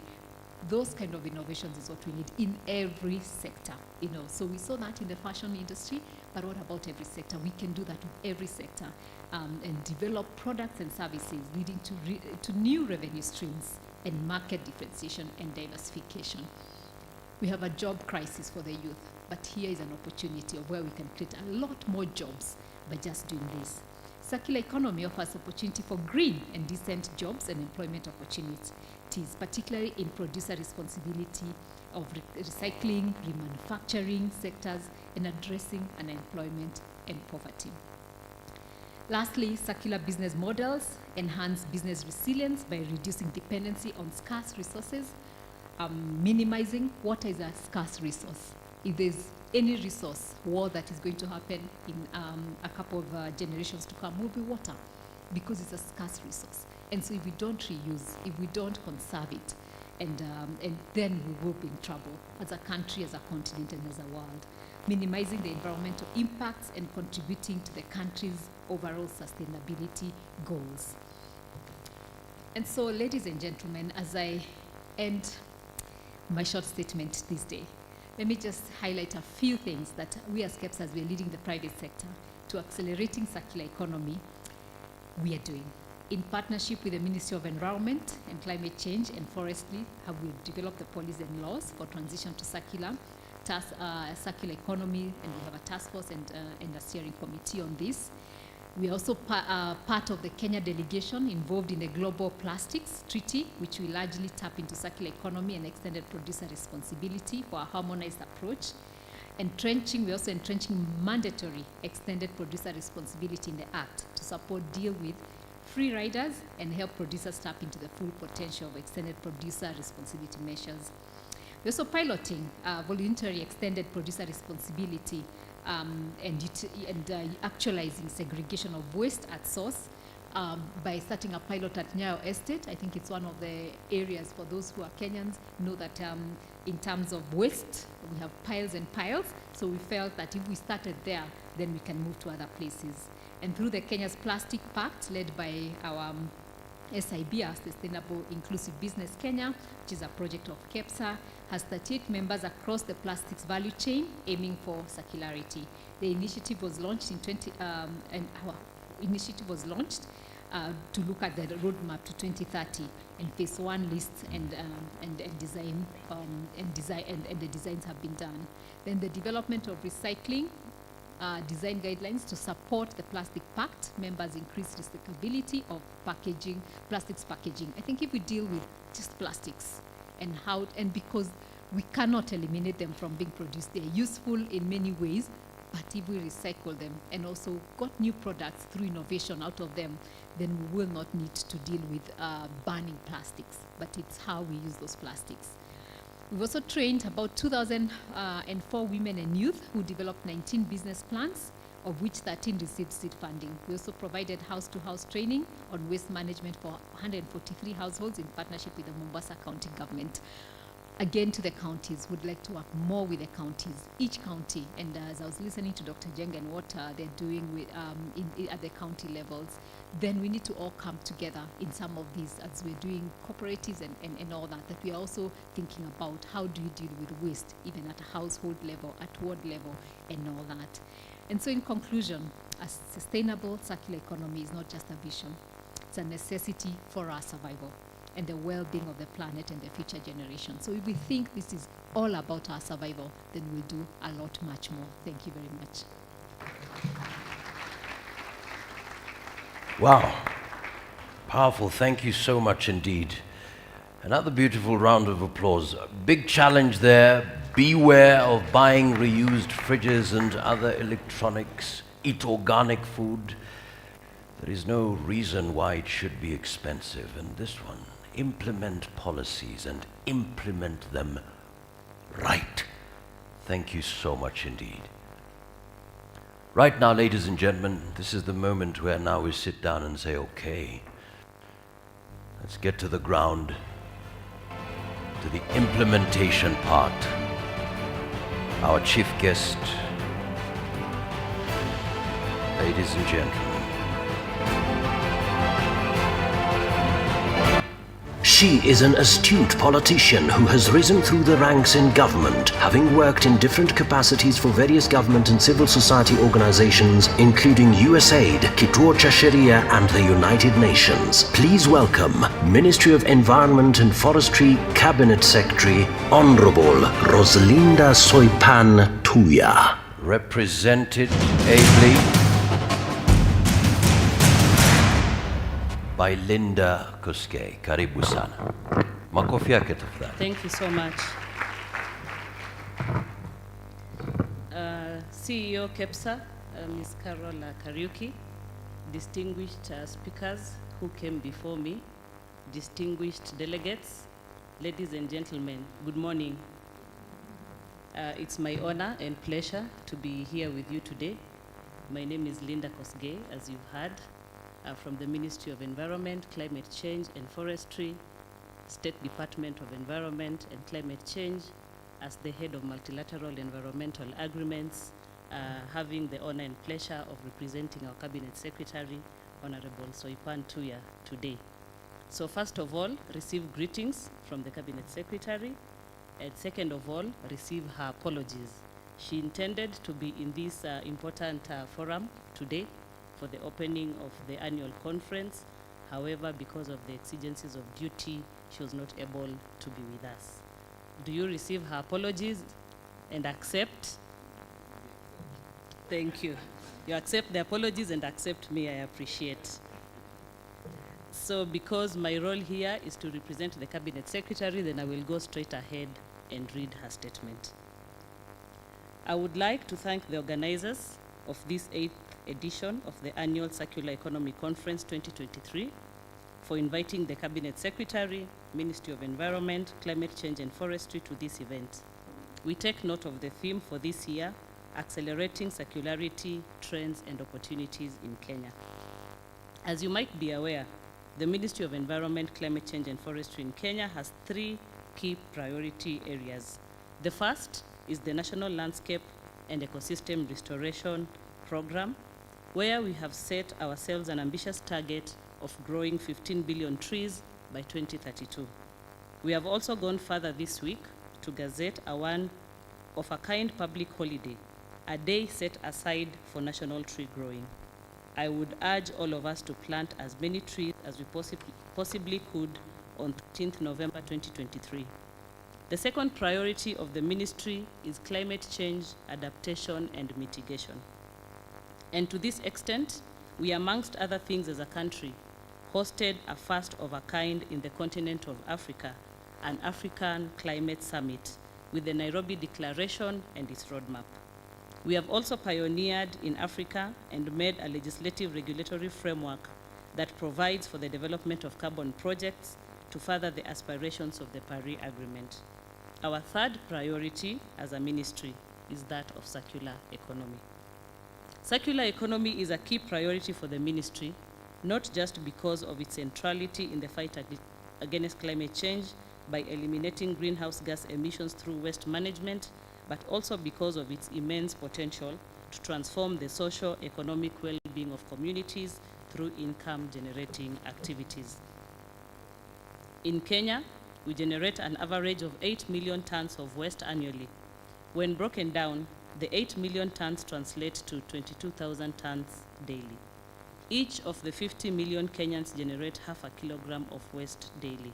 Scrutiny of the waste shows that 60% is organic, 30% is recyclable, while the rest accounts for 10%. Unfortunately, most of this waste ends up in our already overburdened dump sites and in the streets, choking up our environment instead of being useful raw material for other economic activities that generate income for our communities and revenue for the country. Despite its struggles with waste management, Kenya has an enviable profile for the various bold environmental conservation, ecosystem protection, and waste management policy decisions that the country continues to take. In August 2017, Kenya made international headlines with a ban on the use, manufacture, and importation of plastic carrier bags used for commercial and household packaging. We are happy that the world is progressing now towards the conclusion of a plastic treaty, thanks to what I might say, in the most part, was informed by the bold move on the part of Kenya. As has been said by one of the speakers who came here, next week we host the INC3 conference, which for the first time is going to discuss the text of a legally binding document on plastics to end pollution, including in the marine areas. Kenya aligns with the African position to transition all plastics to circular economy, to enhance reduced use, reusability, and recyclability. We thank the private sector players' contribution for strengthening the Kenyan position.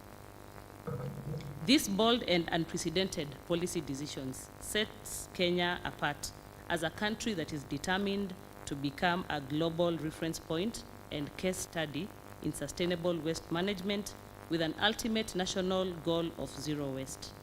Further, the ministry has developed a green public procurement framework in 2021, which intends to incentivize private sector's transition to green products and services. Much, however, remains to be done to tap the whole potential of the circular economy opportunities on job creation and sustained resource use. As a ministry, we are also revising the Environmental Management and Coordination Act to also provide a clear framework for circularity. We are also developing a circular economy strategy that will guide how we progress towards circularity as a country. We look forward to a robust partnership with the private sector to enable us achieve this. All these actions that I mentioned is in line with your theme for this year of accelerating circularity trends and opportunities in Kenya. It means that the private sector and the public sector are already reading from the same page. This would make the country's acceleration to circular economy easy. I wish to thank you for inviting me to this conference, and I wish you the very best in your deliberations. Thank you.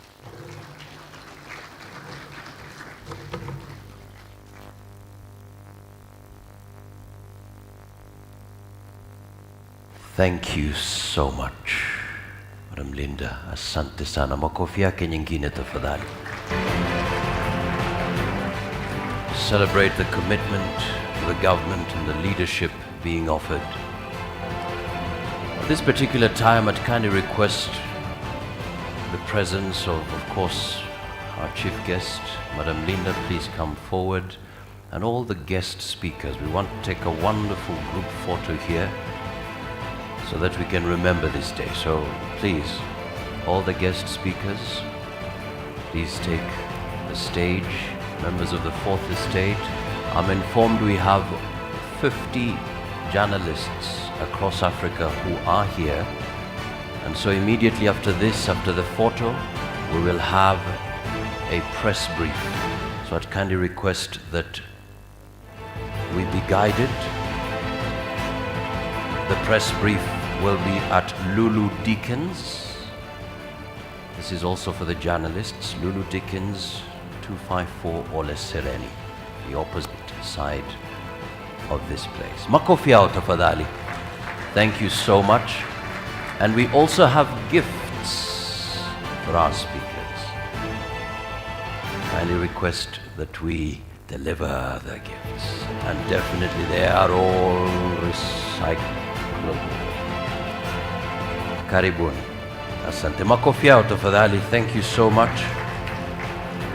Thank you for your insights. Thank you for the challenge.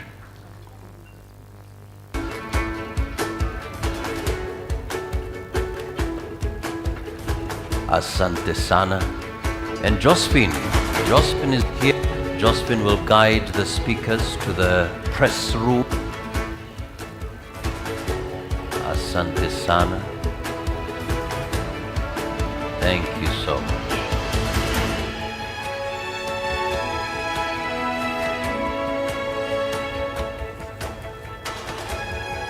Aha.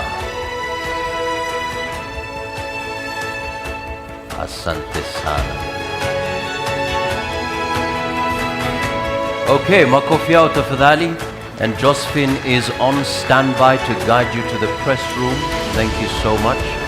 On this far end, this side. Asanteni sana, asanteni sana. Now, for the rest of the delegates, quick announcement. Thank you so much. Thank you so much. So this way, Josephine will guide us through. It's 11 minutes past 11. Our program is loaded. And this part is very important. Once we're done, we'll have our break. Break will be offered. The refreshments offered just outside this particular hall. We'll have 30 minutes. Please visit the exhibition spots. Great ideas. Immediately after that, when you come back, this room will be divided into 3. Anyone whose name starts with letter S? S? S? Oh, please come, sir. Big round of applause. Aha. I'd kindly request, if you don't mind, just stand at that particular point. Thank you so much. And S stands for? Samuel. So when you remember Samuel, this room is called Siana. So remember Samuel Siana. Here. So there'll be a petition here. Okay? It's very important to note. Next room, very quickly. Next room is, your name begins with L, L, L for love. L. It's all right. L. Come on, sir. So we'll be here at the middle. L for Lesarge. Wow. Lesarge, powerful. This is loiter room. Very important. Please take note of that. This is loiter room. And finally, we will have anyone with the name T. T. Oh, only the gentlemen. No, there is no lady whose name starts with T. T. Oh, come on. Big round of applause for her. And T stands for Taiba. Taiba. Big round of applause to Taiba. And Taiba representing Talek. Talek. Now, we will have 2 rounds immediately after the break, before lunch. The first round, Siana, Samuel, fundamentals of the extended producer responsibility. You are interested in that, please join Samuel Siana room. Second, Lesarge, Loita, nature-based solutions to climate change and green finance. Please remind me, T. Taiba. Big round of applause to Taiba right there. C. Digital access and designing innovations for circularity. Taiba Talek. First round. For the moderators, please note, we will have a timer. Let's have the timer on the screen. For the moderators, you will have exactly 1 hour. Now, that 1 hour includes setting up and all that, but we'll be guided by the timer. We're done with that 1 hour, we move on to the second. The second, please take note of this, it will be different a bit. Samuel Siana will handle Business Coalition for Plastic Waste Reduction. Siana. And Loita here will handle regenerative agriculture and organic secular solutions. But this time, Taiba will open it up. It will be a B2B matchmaking, business to business matchmaking, connecting with other businesses. And that will be it. Ladies and gentlemen, thank you so much for your attention. And our time, please, for the 30-minute break begins. Let's have the timer, please. Let's have the timer begins now. 30 minutes, please take your break. Let's meet here in the next 30 seconds. 30 minutes. Taiba, thank you so much. Welcome. Very well.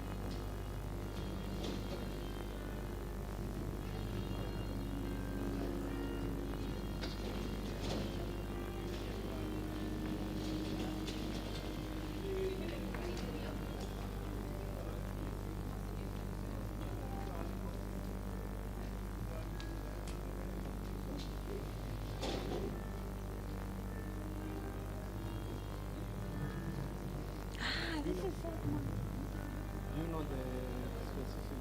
Yes, there, that's digital. But the EPR,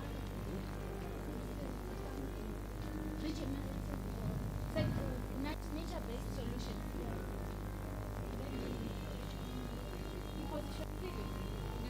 No, I'll forget.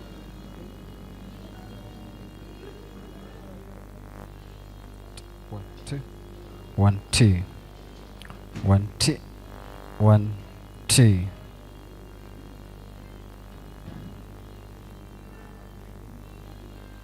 One, two. 1, 2. 1, 2. 1, 2.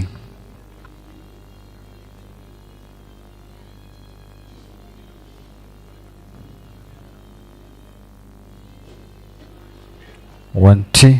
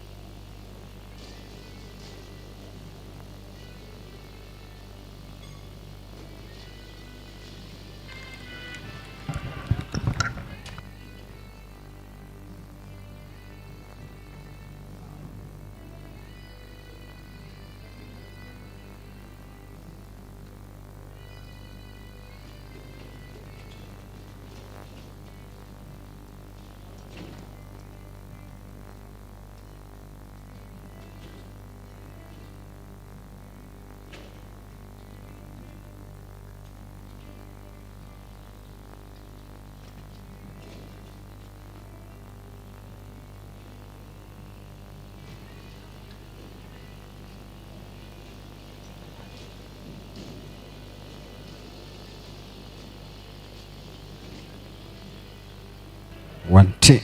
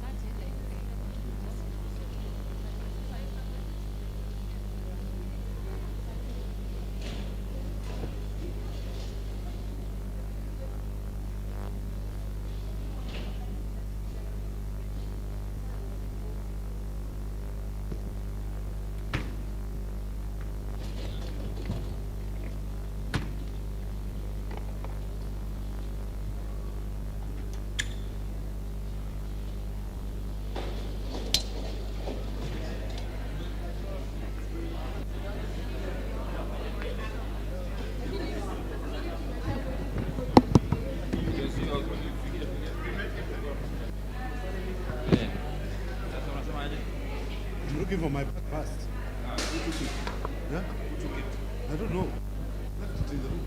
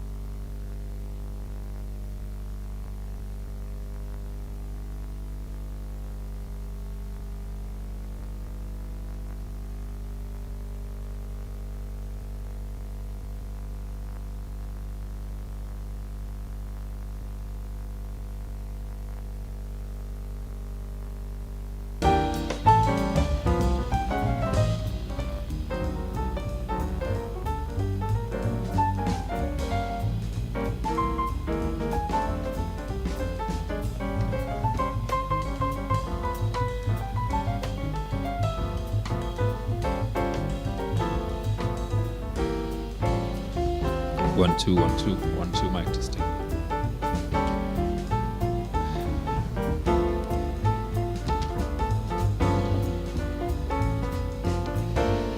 So good afternoon, ladies and gentlemen, and welcome to this panel discussion and plenary session where we will be diving deep into the fundamentals of extended producer responsibility, EPR.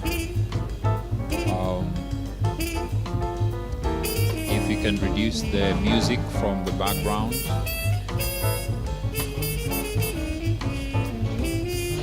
The DJ, or the person controlling the music. Yona. Thank you. Thank you.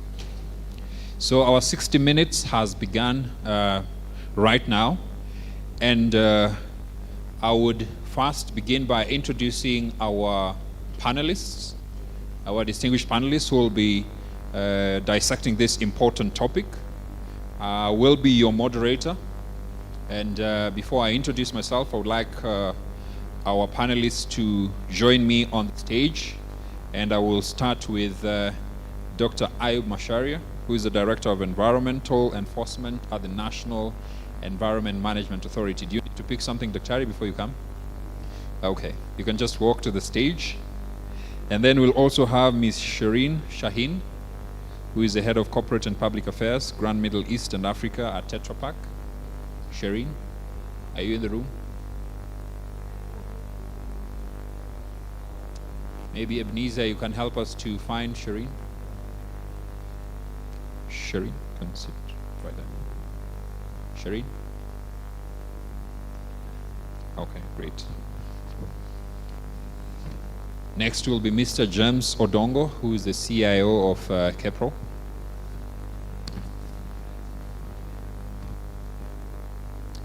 Then we'll have Ms. Joyce Gashugi, the CEO of PACPRO.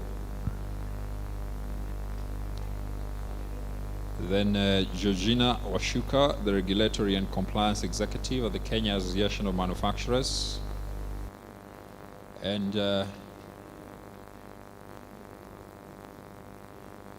finally, Mr. Ebenezer Amadi, who's trying to help us find Shireen.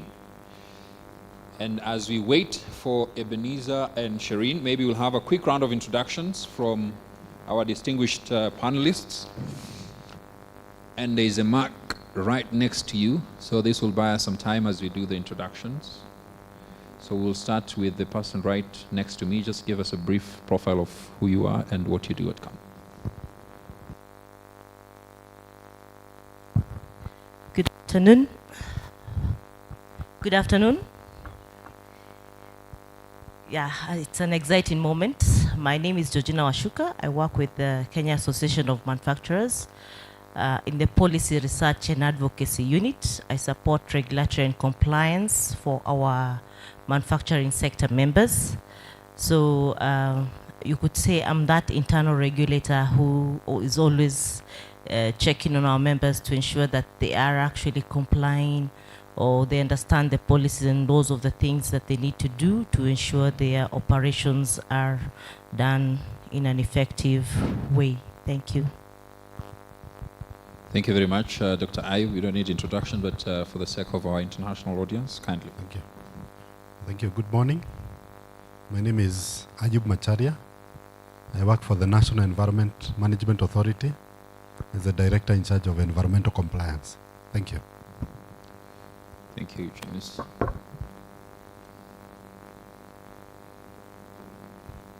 One, two. Okay. Thank you, Alex. Good morning once again. My name is James Odongo. I work at an organization called the Kenya Extended Producer Responsibility Organization. I'm the Chief Administrative Officer. Pleasure being here. Good afternoon, everyone. I'm Joyce Keshugi Waweru. I am the Chief Executive Officer of the Packaging Producer Responsibility Organization, trading as PACPRO. We were formerly trading as PETCO. Previously, our mandate was only to provide our members with regulation for the management of their PET plastic packaging. But today, in line with what the government and the authority require, we are handling all packaging products across the range within the country that is non-hazardous. Thank you. Thank you. And finally, Shaheen. Apologies, I was caught up in a press conference. So I represent Tetra Pak, and we are proud also supportive of PACPRO. As our PRO, and I represent Tetra Pak, and I have with me also Jackie, who represents the Office of Kenya, who would be also of very valuable insights for any questions related to Kenya. Thank you very much. Henry, I see you're walking in. Ebenezer is here. So as he walks in, I would also invite him to make brief remarks. But as we welcome Ebenezer, we are inviting you to look beyond the plastic bags, the ban that was very famous for Kenya, and dive into the real needed targets and methodologies to eliminate unnecessary plastics, reduce the use of plastic, reuse and recycle strategies, and innovate solutions. The Extended Producer Responsibility Regulation is designed to rethink what we use, when, how, and the lifestyle. You have to rethink and redesign to avoid the costs that come with pollution. When materials are considered useless after consumption, we create waste. So EPR should significantly contribute to change. We are at that inflection point. And how can this work? Who are the enablers? What is the role of the private sector? WWF Kenya will be hosting this conversation, and led by myself. And if we create uniformity in the quality of packaging materials, the volumes will increase and the recycling sector will improve. At this point in time, I'd like to invite Ebenezer to introduce himself and also to give a brief 5-minute presentation on sustainable inclusive Kenya business contribution to EPR efforts and the partnership with USAID. And then we can continue with the panel discussion. Yeah, thank you so much, Alex, for the invitation. So I'll make a brief presentation. So you're giving me like 2 to 5 minutes, right? But I can do under 5 minutes. So I'll just ask our gentleman from Yona Media to put up my presentation. Great. So my name is Ebenezer Madi. I work for the Kenya Private Sector Alliance, and just kicking off this conversation on extended producer responsibility and what we're doing, especially in partnership with USAID and some of our partners. So this is the annual Circular Economy Conference. Of course, we're looking at the fundamentals of EPR. So let's go to the next slide. I think when I give you an indication of a thumbs up, then you just go next.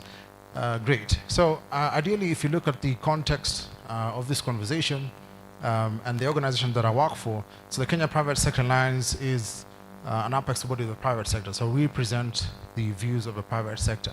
But we're also looking at how we can mobilize the private sector to go through the change on circularity. So that's a beautiful story that we'll like to paint for you, but we are not there yet. So we're looking at what is the status quo at the moment in terms of where Kenya is in terms of managing waste. Let's go ahead because I know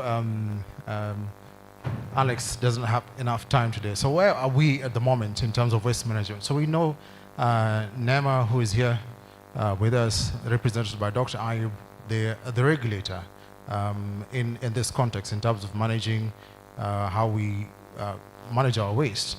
But we also have the informal sector that play a critical role because we ideally know that the infrastructure is not well, it's not well placed in the country to manage waste. But we also have what we call waste service providers that play a critical role in terms of collection and actually also trying to dispose waste in a proper manner. We have engineered landfills, but I'm not so sure if you're going to call them engineered landfills. At the moment, they're becoming dump sites, but we have the opportunity to change that. Waste management is actually a devolved function, and the 47 counties then play a critical role in terms of managing the waste. Hazardous is a bit different, so we kind of manage it differently in Kenya. And of course, then we also have the recycling facilities where we have recyclers trying to recover material, being able to utilize it. Yeah. So let's focus on a little bit on plastic. So we have the Kenya Plastics Pact, which is a multi-stakeholder forum that was established with the support of RAP. I see Peter is here with us today. And the basic thing is to bring together brands, CSOs, and the players in the industry to try and deal with plastic pollution, but also looking at the context of how packaging is designed. So we're looking at the packaging of the different brands that we have. So what are our key three principles? So we're looking at eliminate problematic plastic, we're looking at adopting innovation, but we're also looking at adoption of the circular economy principle, where we try to ensure that the product stays for longer in the market, and when it reaches the end of life, we're able to put it back in the loop. So ideally, so we have nice principles here, and we'll be comparing to where the country wants to go in terms of implementing the EPR, where we have PROs forming, and we have two PROs actually here with us today, and they're actually part of the supporters of the Kenya Plastics Pact. And we also have Kenya Association of Manufacturers, WWF is also there with us, and Tetra Pak also a player as a member of the PROs. So we would like to look at the aspect of circular design, so where we talk to the brands so they can relook at their packaging to innovate. We're actually doing an innovation challenge with WWF.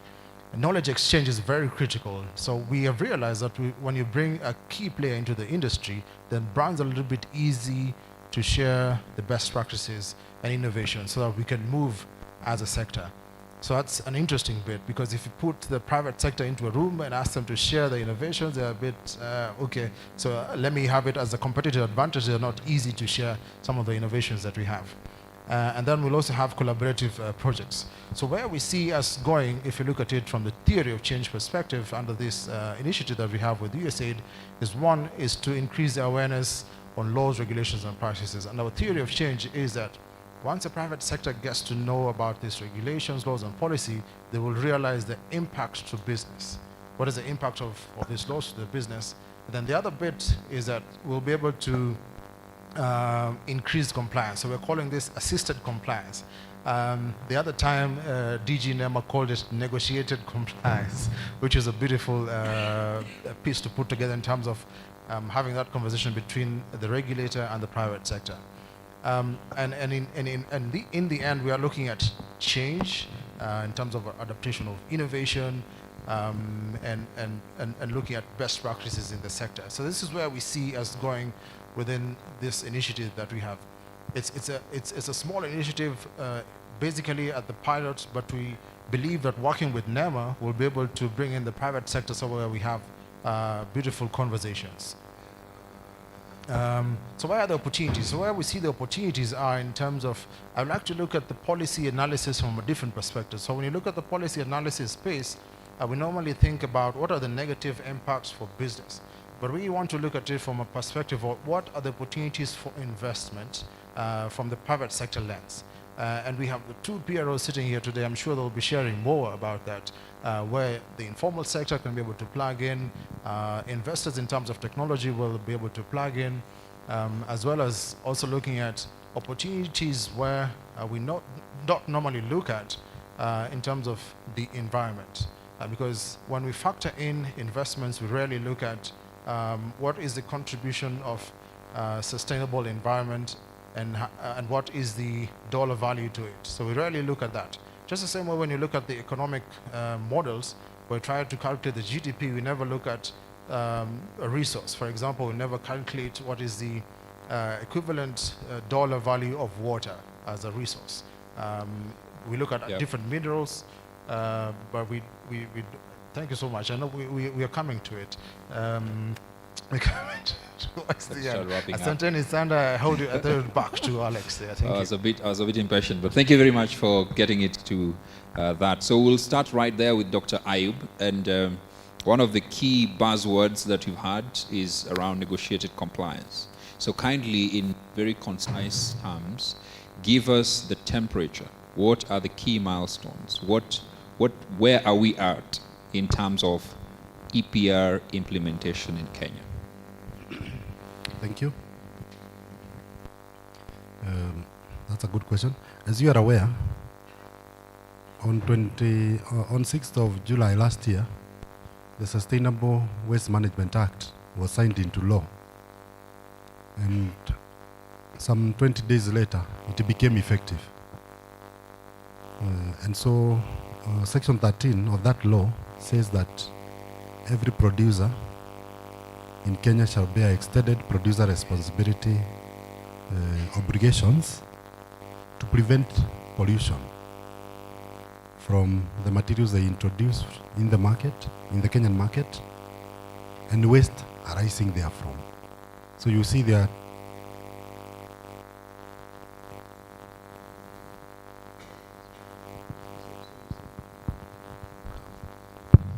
So you see there are two words there, to prevent pollution and then waste arising therefrom, you see. So the product and the waste are captured in that statement. And the producers were advised to implement that either individually or collectively. In the year that followed, from July even towards the end of 2022, we were busy developing the waste management regulations, and so we used to do a lot of consultation with the private sector. And we thought the regulation would be out, and then we do a big party to mark the first day of implementation of the regulation. But that because the regulations, after we finish them, there is a process that happens at the tail end. That is, you have to take it to the Attorney General for drafting, and then it has to come back to the minister for signing, and before the minister signs, it has to go through the Committee of Parliament, the delegated Committee of Parliament for legislation has to be involved, maybe in form of just information. And so that is a process that has not been completed, and it is being done.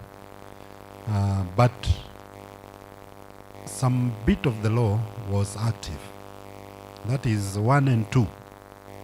That is EPR obligations is there, and it is mandatory for all the producers.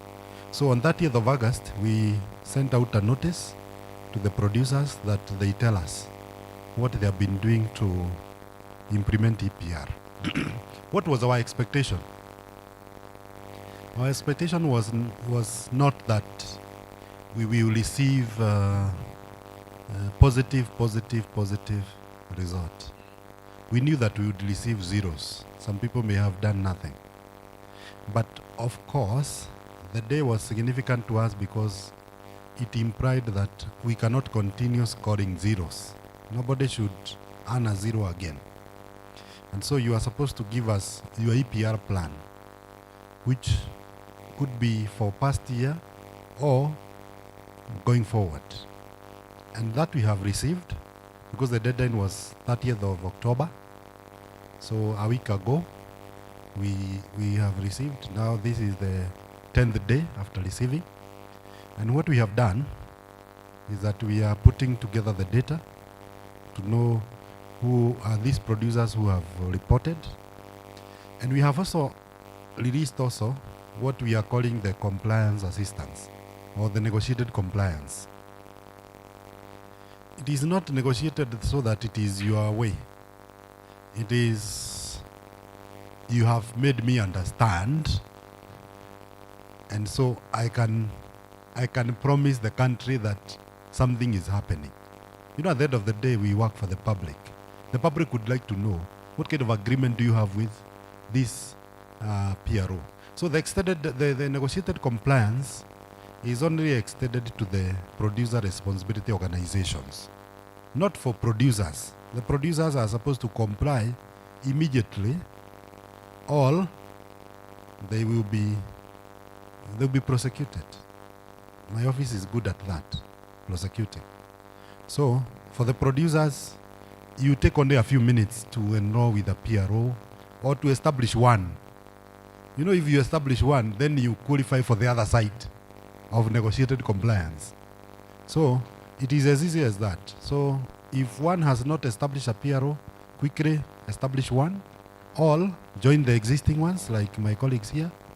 And then for the PROs, what we are doing now is that we have already written to them a letter to tell them that our inspectors will be visiting them. The visits were to start today, so that we note where they are, which areas do they need assistance. So we are doing what we are calling monitoring or initial audit, so that we verify that it is true they have gone this far. And of course, you know, when NEMA visits you, you are not left empty-handed. We give what we call an improvement notice. An improvement notice is an enforceable document, because we will ask you, how many days do you need to put in place what you was missing? Okay? So it is not, that negotiated is not the way it's your way. No, it's not your way. It has to be put down, because it's a document that can go to the court of law. That is how serious it is. And of course, after we issue the improvement notice, what will follow that after is a lot of inspection.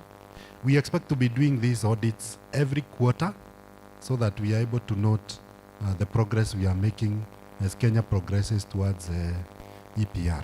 Thank you. Thank you very much, Dr. Ibe. We'll come to you on the timelines that you shared also, and the consequences, because Kenya has been waiting for EPR and would want to see action. Now to Shireen. As a big, responsible company, the discussion around EPR has been around for some time now, and you've also been around in Kenya for some time now. So what are those efforts that you've been putting in as a company to start the compliance, the innovation that you have adopted, and particularly promising for the future of sustainable product life cycle management?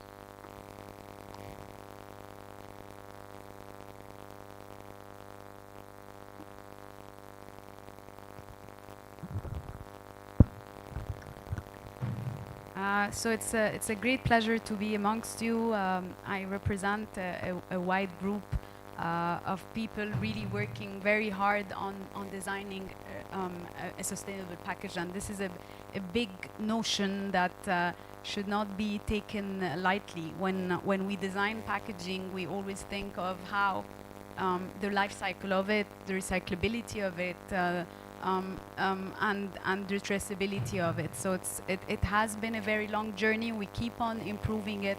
We actually are launching the most sustainable package in 2024 in a few countries, where we're trying as much as we can to make sure that this is recyclable on all layers.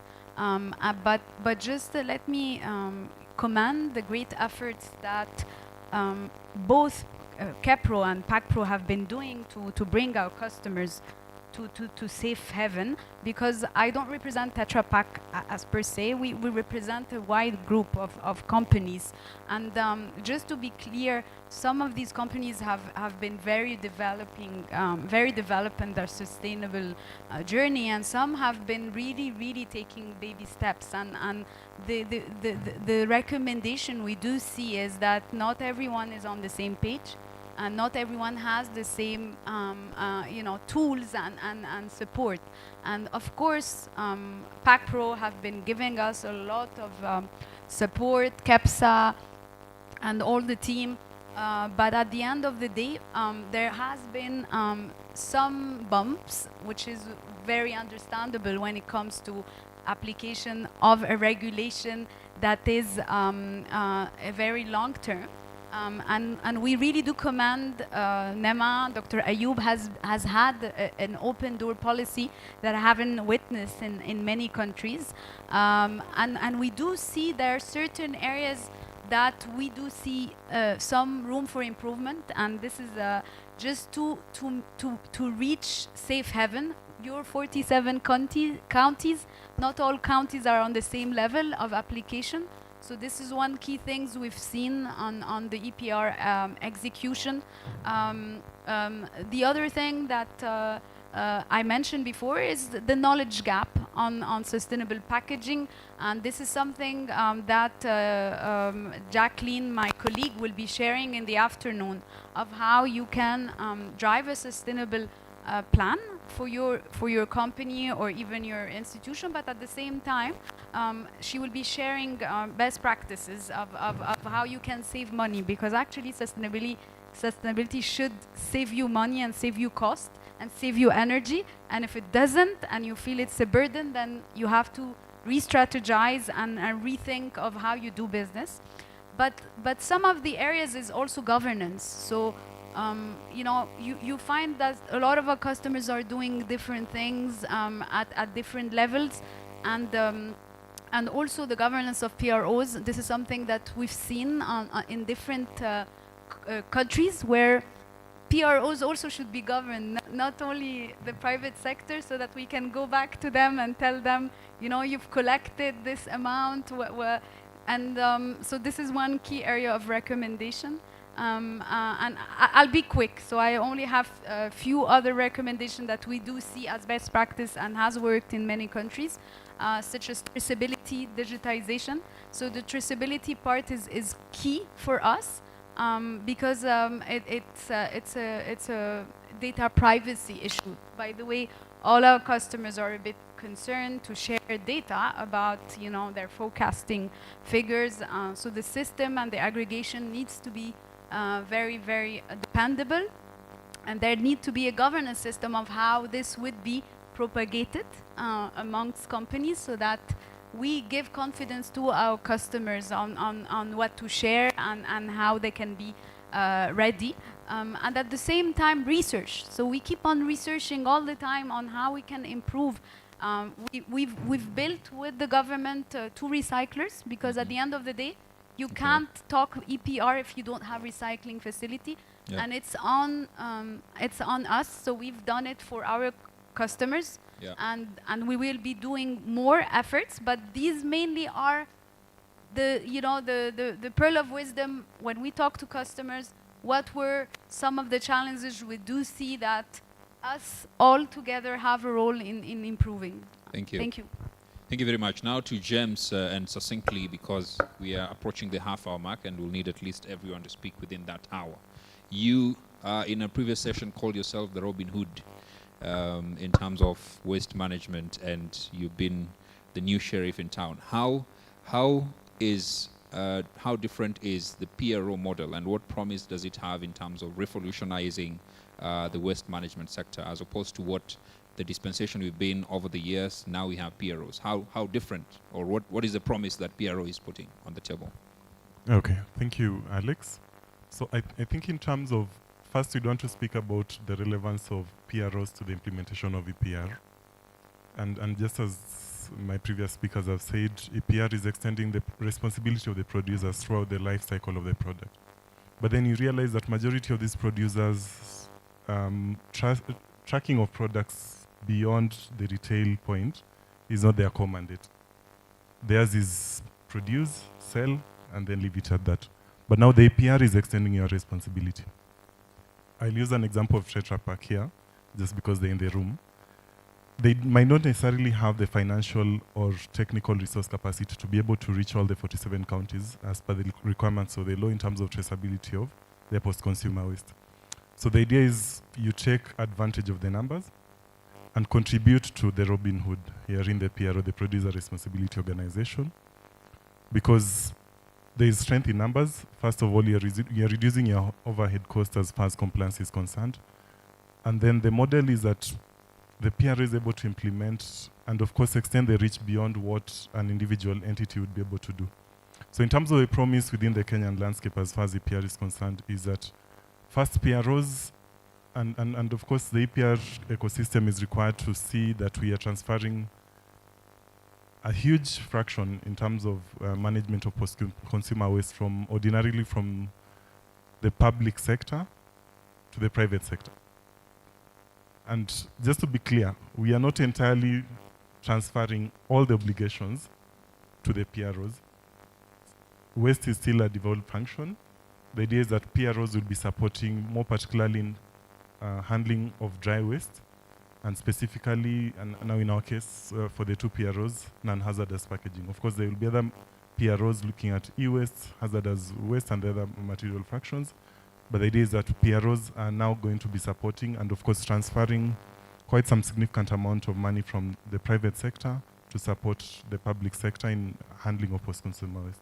So, for instance, I think I won't speak to PACRO's figures, but for KEPRO since 2021 to date, we've transferred over 100 million to the waste ecosystem just to not only capacity build the waste service actors, but also just try and remove waste from the environment into the recycling ecosystem. Yes. Thank you very much. Joyce, now this will not be a complaining session because we want to talk about the challenges. But being an old PRO from PETCO, now PACPRO, there have been challenges, bumps, and we've discussed them in different forums. So can we paint a picture of how these challenges have informed decisions that you've taken as PACPRO and are helping us to leap forward? So thanks for that. So yes, it isn't easy to put up a PRO, but I would say for us, one of the main bumps when we started, because we started as a voluntary regulatory environment, we didn't have any laws. At the time, the Sustainable Waste Management Act was not there. And so it was just really a coalition of some willing entities that sought to do something about PET plastic bottles. And so the challenge was that you had a few entities carrying the burden for the larger market. And so what that then did for us is to allow us to negotiate with government through, of course, the Kenya Association of Manufacturers, the Kenya Private Sector Alliance, so that then now we do have the space for mandatory EPR. So I would say lessons learned, information shared with the regulator has brought us to where we are based off what our experience was, because we were definitely the first movers. So the government had something to actually say, okay, we can see that there are some weaknesses in the voluntary model and why we need to shift it. But now as we move forward, for us, when we look into the mandatory EPR space, and I know my member Tetra Pak Shaheen has mentioned a few things. I know James has mentioned a few. In the absence of a regulation, then we would need some sort of code of practice, you know, to kind of harmonize what a PRO is supposed to be delivering on. The risk in the environment we have right now is greenwashing. So we might have PROs, we might have members in different PROs, but because we have different operational models and different focus areas, we might have a lot of greenwashing happening, where companies are saying we are recycling X tonnage, we are doing X tonnage. We cannot verify whether it's post-consumer or pre-consumer. And so we need to be careful, and the only way to do that is to be able to have a code of practice. And so, of course, I would push that back to the regulator, Dr. Macharia. And for us, I would say, and I know a lot has been said about the Kenyan regulatory space around EPR.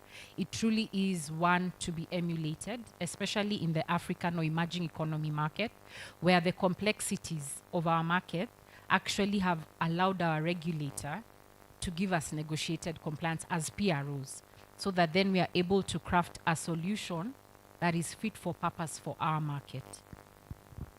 Thank you very much, and we'll come back to Dr. Ayub. And now that you've talked about effective EPR, now you've been having a lot of discussions with national government in designing this EPR regulation. So how, in your view, as the umbrella organization, are you encouraging design of more robust EPR regulations to ensure that we have a sustainable and environmentally friendly product design and manufacturing practices amongst your members? Thank you, Alex, for that. Maybe just to give a very brief highlight of the background of this whole story. There was a time in the country where we had a lot of pronouncements from government around 2017, calling for ban of single-use plastics, bags, and everything else. And for us as industry and as a lead business membership organization for the manufacturing sector, we found this space looking very unpredictable. So our members and industries who are employing your brothers and sisters were not sure which direction to go. And that's how we got into the conversation with government and said, now look, we cannot live in this, we cannot operate like this without knowing where we are going. And you know, when you wake up and say this and that without having thought through the process, that becomes a challenge for sustainability of businesses. So we had that conversation with government, and my colleagues have talked about it. We went through, developed the policy, the act, and we also have some regulations that are there. So the issue of now bringing the manufacturers to, to speed, we had to think fast, and one of the things was to ensure that we are trying to engage them, inform them, educate them, make awareness of what is this whole EPR story. Basically, what does it mean? We had been used to a linear kind of model where you just manufacture, use, it goes to your house, you use, waste it, put it in the dustbin. So the conversation had to be changed. So manufacturing sectors and producers had to start rethinking how do they do their processes. So this has called for a lot of discussions, and it is still very infant in this country. We can't say we are there yet. I know as much as Dr. is talking about negotiated compliance and all that, it's a journey. So because a lot of investments, a lot of innovation, research needs to be put before we actually get there. I know as a country we've been very ambitious to just take up so many products. What we've seen in other countries is that they've specialized in specific areas, but for Kenya, well, we are that country that takes it all. So yes, we've been talking to our members. We've been doing capacity building programs just to help them think around their processes. How can they change their products to minimize extraction at, when they're using their raw materials, how they conduct your process, how can it be efficient, how can it be, at the end of it, how is it disposed if it has to be disposed, and when it's out there as waste, is it something that can be recycled? So most of us grew up knowing, and I can see my friend here, Emily is here. Most of us grew up knowing the Sprite bottle is green. So they had to rethink their process and change the Sprite bottle to be, colorless, so that when this is put in the recycling process, it's able to be accommodated within the recycling process of the other plastic bottles that they have. So those are some of the designs. We've seen industries, a lot of bags now we are having in the market. Even when we go for this, I'm sure everybody might be having a piece today. You are coming up with the eco bags. So bringing out products which can actually, if they're disposed, they're environment friendly, or they are causing less harm to the environment. So it's a process, it's an education, a lot of investment. So the products redesigning is something that is continuing to happen. We'll continue, and KEPSA is leading some bits of product redesign. Now, we've had a lot of tension. You've just mentioned the tension between government and private sector. The CEO of KEPSA mentioned about notices, about all these things that are issued by government. But KEPSA is at that table, always have these round tables with government and things like that. Could you speak about the role of the Kenya Private Sector Alliance in trying to broker a progressive implementation and regulatory framework so that this constant complaint of government decides, then we are caught off guard and things like that. And we'll come back to Dr. Ayub to just give us the mind of government in terms of when these notices are issued. I know sometimes it's consultative, but where does government draw the line? But over to you, KEPSA, in terms of brokering this process. Yeah. Thank you so much, Alex, for the question. But don't try to create bad blood between me and Dr. Ayub. No. But anyway, so from a private sector perspective, it's always interesting to look at how businesses evolve and what the focus for business is. But ideally, we do have 18 sector boards, and the 18 sector boards then mirror the ministries that we have. That's why we have the ministerial stakeholder forums. Twice a year, once a year, we have a presidential roundtable and also a roundtable with judiciary. So we have these conversations from time to time. But the other thing I also want you to understand is that it does not mean that everything you recommend to the government then they will adopt. Sometimes they progressively listen and go back to the drawing board and say, wait a minute, so what did you talk about and what is the impact in 5 years to come? And that's why the conversation started where Ministry of Environment, Climate Change and Forestry had a plan with the private sector. That's where there was the, it was, Georgina, what was the name of that plan on the plastic one? Kenya Plastic Action Plan, yes. There are too many documents nowadays that sometimes I forget the names. The Kenya Plastic Action Plan. So it was a conversation between the government and the private sector where we said, instead of banning everything, so why don't you look at it? Because the problem is not sometimes the product, the problem is how we manage the waste. So if you ban one thing, ban the next, and then what? So where do we go to? So that conversation was good, and I think it's leading us somewhere. And one of the things that I also see is that, of course, waste management is a devolved function. National government has a role. The 47 governments have a role. But we were having a conversation just in between break with one of the recyclers, Takataka Solutions, and saying sometimes waste management, if you look at it in every country, is not really profit making, but comes into what we call break even. So where you're able to meet your cost. But this principle of extended producer responsibility then creates a different shift where private sector also contributes to managing the packaging that is being introduced into the market. So that's where we are at the moment. And I think we see a future where government, and of course, Dr. Ayub has been talking about negotiated compliance. He said it doesn't mean you have your way 100%.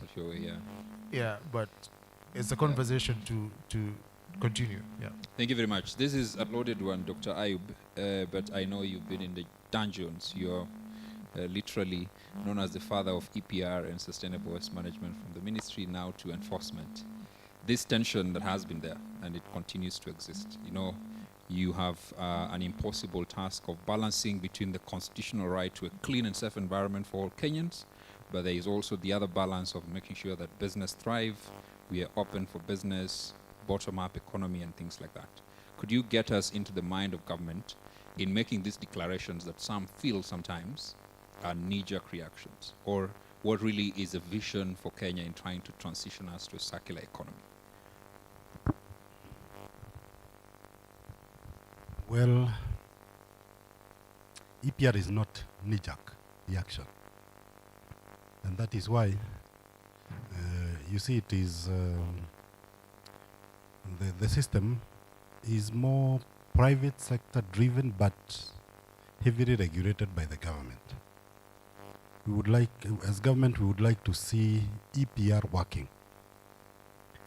And that is why in our definition of even negotiated compliance, we are saying that it is not your way, but the government can be patient. Because the government has to communicate to the public. If there is trouble, how shall we explain to the public? We can only say that you can bear the pain for a few days because something is being done. That is the essence of negotiated compliance. But we wouldn't like to say that it is knee-jerk. Of course, we have put in mitigation measures because we are aware that some players in the private sector, some of us, because in our other world we are the private sector, some of us require to be chased by the police. And you see, we have 100,000 plus strong force to do what? To chase us, isn't it? Because we are lawbreakers. There are so many lawbreakers out there. And so, what are we going to do? Of course, our indicator. We have an indicator. We have identified an indicator of working PROs. And our focus for now, because we are beginning, it's a journey. Our focus now, for now, may not be the volumes. We may not be very interested in the volumes. We don't want a PRO to come and tell us, oh, we have collected these volumes. Of course, we would like to hear. And after all, you have to explain to your shareholders that you removed their volumes from the environment. But the government focus is more on public perception. You know, public are not interested in processes. You tell them about PROs, they don't know what that is. Yeah, that is us. It is very academic. The public would like to see a clean and healthy environment. And so, what we are doing is that we are focusing on one ecosystem. That is where we want to start. The rivers. If we find products in the rivers belong to the government. So we wouldn't like to see the private sector there. We don't want to see them in the river. So if we find your private producer's product in the river, what will happen next immediately is an improvement notice. And improvement notices have dates. They are timed. We will tell you in 7 days, can you remove the product that we saw under this bridge, at the Gekoba Bridge? Yeah? And we will be doing that at our offices. So we will do our surveys, and then we write all the improvement notices, and then we call, which company do I want to use? Yeah? Let me use the one that is here. Yeah? Tetra Pak. Yeah? You know, we are looking at the label. We will call Tetra Pak. When you come, we are giving you improvement notices that in 7 days, there is waste in Muranga, Aliva in Muranga, Aliva in Kiambu, Aliva in Kisumu. Your products are there and you are given 7 days to remove. Of course, the public would like to hear that. That is a good story because we are contributing to cleaning our rivers. So that if we give, for example, Coca-Cola, that notice, and then we have nice cameras at NEMA and a very active social platform. We post you there as you take your notices. Of course, you know, we are interfering with your brand, isn't it? Eh? So you would go to PACPRO and tell them, hey, you guys, let us be serious on this matter. So now when you bring your volumes, already the public perception is already good. It shows that there are systems that are working. That says, as you wind up, as I wind up, that the producers have to make these guys work. You know, you have paid them money. Will you pay twice? Will you pay somebody to go and do a cleanup in Kisumu? No. You must ask this gentleman to think beyond what the plans of government are. We are interested in volumes. However, we are also interested in public perception. Just that a moment things are on working. public perception. Thank you very much.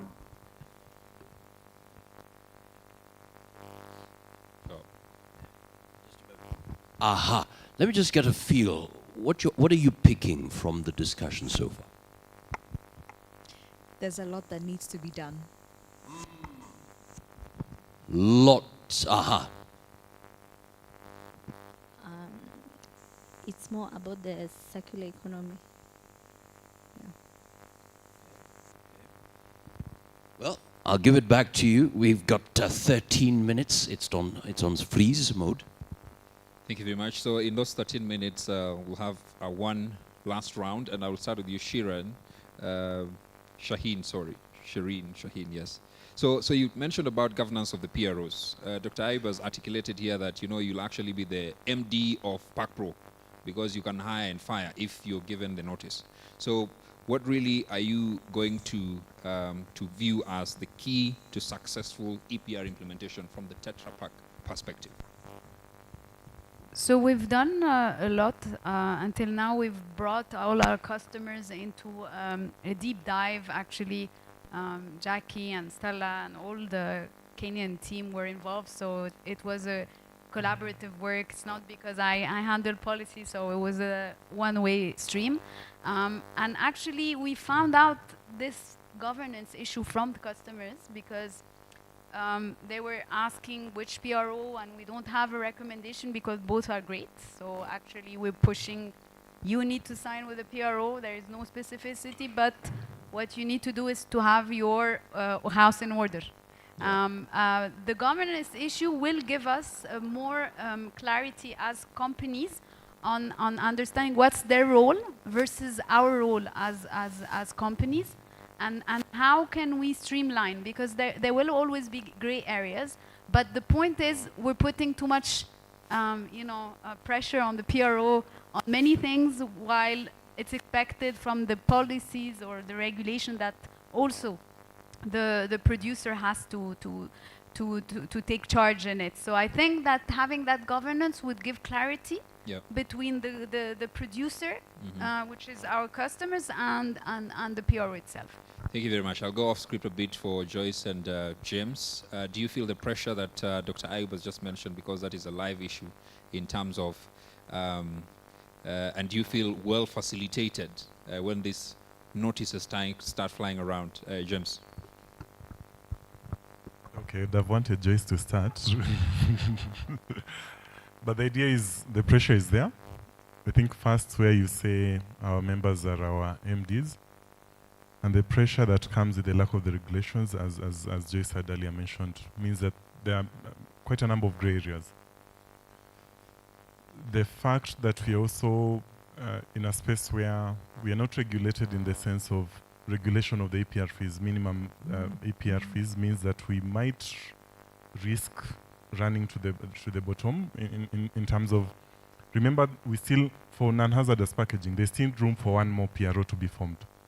So if PRO X is to be formed and decides to go lower than what the two PROs have already set, we'd really be having difficulties in terms of what to do and what to report. The other thing, in terms of where the pressure is coming from, is our hope that NEMA will sustain the quote-unquote aspect of enforcement, especially ensuring that producers and members meet the end of their bargain in terms of the contribution of the EPR fees, to be able to capacity build and sustain the operations of the PRO. And of course, the other bit is, I don't want to call it the shifting goalposts, but they still speaks to the lack of clarity with the absence of regulations. When you say we won't be declaring volumes, and in this case now cleaning up, our waste ecosystem is largely informal. So while we'll be able to trace the material flow, the financial flow might be a bit of a challenge to be able to trace. So those are some of the pressures that are coming in, and I don't know whether I've captured all, but I'm sure Joyce will be adding to the same.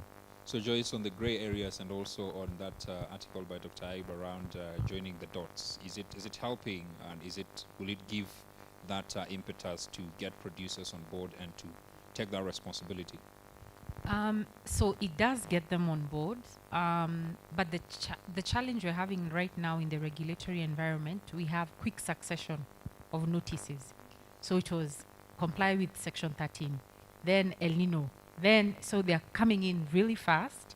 And while we are also while we're looking at producers to comply, even as PROs, remember we're also building our own internal capacities. So we are being forced, we are in a growth stage, and in growth stages, you need to put up systems, structures. So we're trying to do all that and then also help our members comply. It's quite difficult, number one. Number two, especially on the issue that Daktari has mentioned, the river cleanups, you know, it's a hot potato for us, I'll tell you. The reason is in Kenya we have a huge counterfeit issue, okay? And so it's not that I don't want to clean up. To be frank, my members, myself, we don't want our products in the rivers. The challenge is you might go picking a Tetra Pak or Coca-Cola bottle or whatever, but it doesn't actually belong to that brand. Yeah. You understand? Yeah. And so in terms of the cost, you find our members are bearing a cost for product that's not actually even theirs. Okay. And number two, how are we looping in the entire value chain in this effort? Okay. Because the consumer has a responsibility. Yeah. We also have a challenge with waste disposal in the country. We have a lot of waste disposal companies that are not taking their waste to Dandora Yeah. or other legitimate dump sites because Yeah. of costs. Thank you. Yes. So there are a lot of areas of improvement. We have a Yes. starting point, Yes. and those are the areas that we'll be looking at. Maybe quickly, as we wind up, Georgina, in terms of the economic impact, implications of EPR for manufacturers, are we already seeing any impact, and what do we anticipate going forward in another 1 or 2 minutes? Well, the good thing is that it has created new avenues for institutions to be set up, so there are new jobs. We have tried to formalize a lot of informal structures or along the value chain of waste management, so that is good. We're able to trace, so it's better than we had before, and we're hoping this can continue to be improved. We are seeing from the approach of a PRO or PROs or the APR scheme in terms of waste management, it is working better because we're using economies of scale, we're using similarity of products for PROs to be set up. We're seeing consolidated efforts so that everybody is not doing the same thing, but we're using a certain channel to do this, and it's a good thing because it actually saves us some resources here and there. Thank you. So I know we are dangerously out of time, but before Mwakazi steps in, do we have any quick reaction from the floor before we come to the final remarks by the panelists? Any 2-3 burning issues from the floor? 1, 2, 3. Thank you very much. So we'll start with Emily or yourself, yes. Keep it short and sweet. Okay.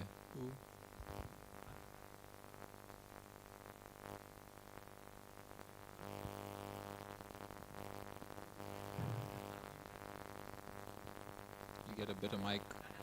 I also now.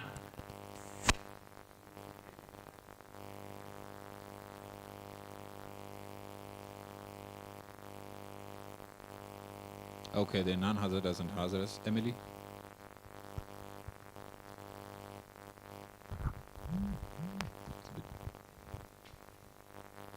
Side note, so I'm sitting here as a consumer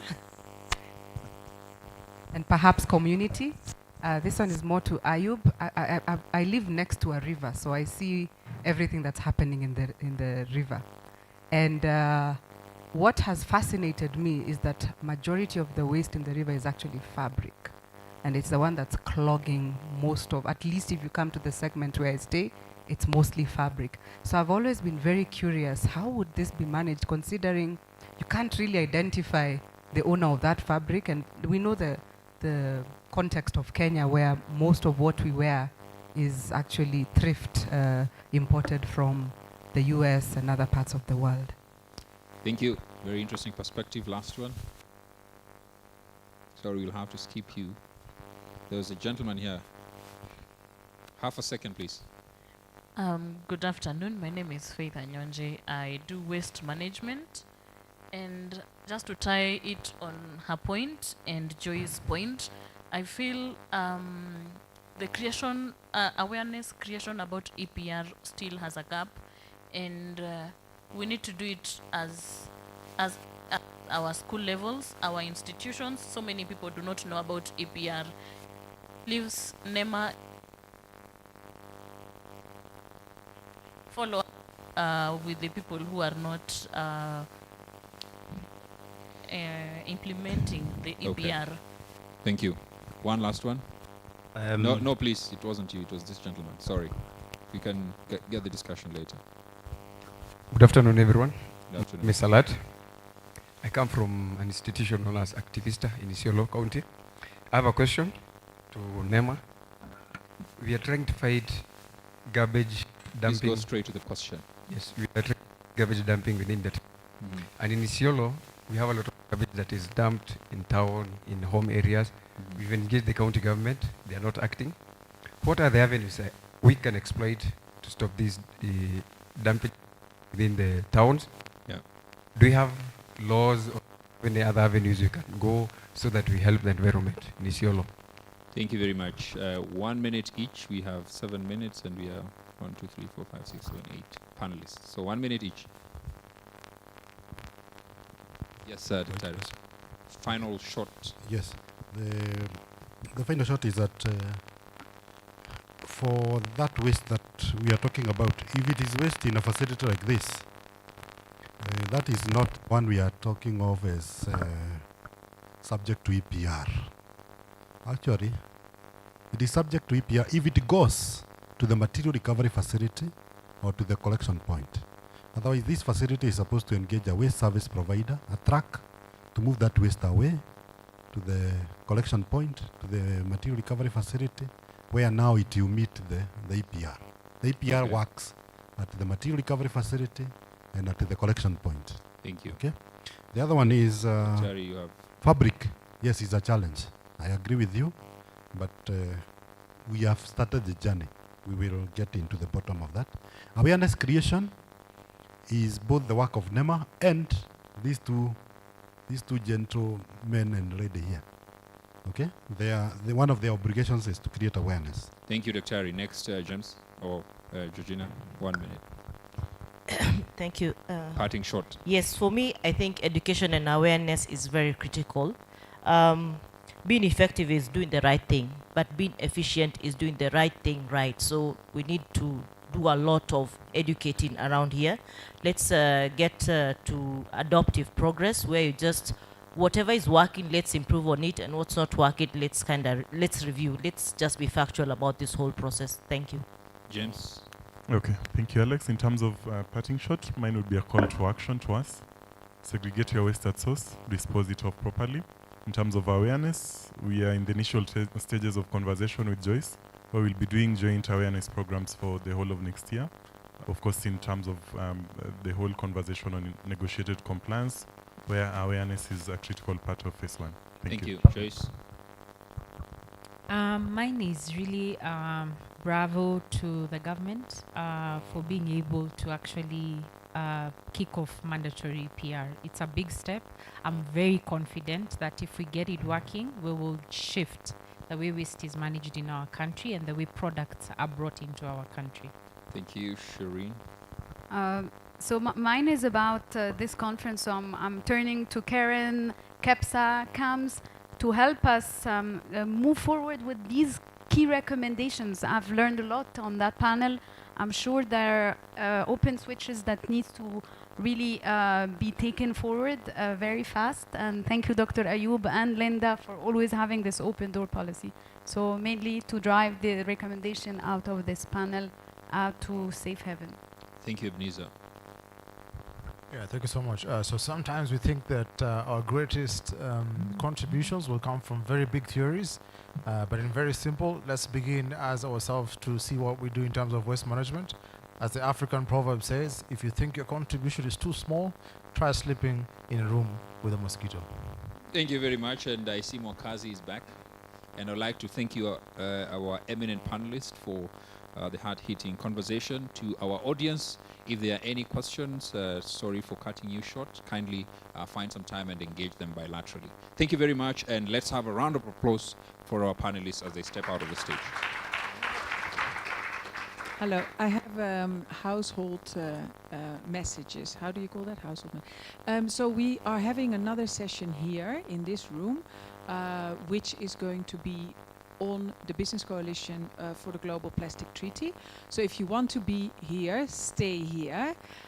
If you want to go to Regenerative Circular Solutions, you go to the next room. We're going to do a marathon. We're just going to do another hour, and then there's lunch for everyone. So let's just do that. So if you want to stay here for talking about the Business Coalition and the Global Plastic Treaty, we are here. If you want to go to Regenerative Agriculture, Organic, Circular Solutions and Textiles, it's in the room next door. Then, do I forget anything? I don't. Oh yeah, and a gift to appreciate you. A Kenyan gift, yeah, which shouldn't end up at a textile dump site. Kindly wear it or use it.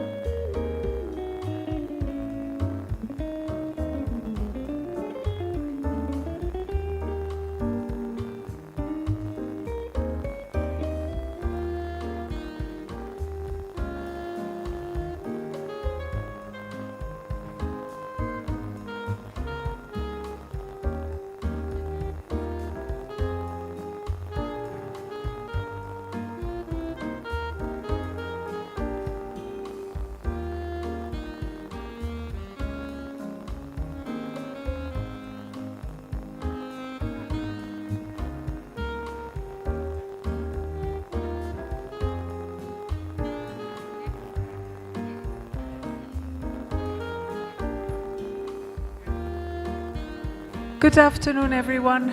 I like to start due to time, and we have everyone, I think, in the room. I hope everyone from the other sessions has joined as well. So I'd like to invite the speakers to stage. Yes, Ambro, Emily, I will do a quick intro. Dr. Ayub.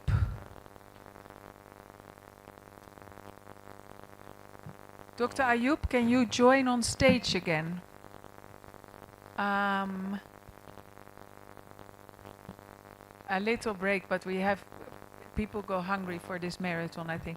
Have a seat there, I think. And then we have Dr. Ashwa joining if she's coming, and we give Georgina a break.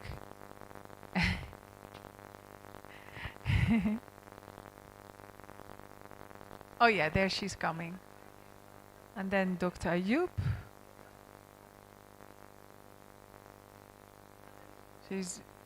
She's being held.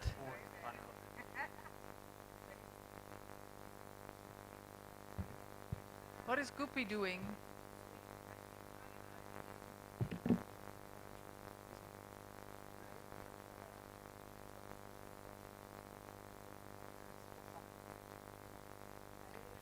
So this is a session on Business Coalition in regards to the Global Plastic Treaty.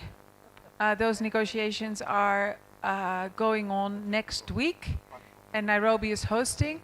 Dr. Ashwa.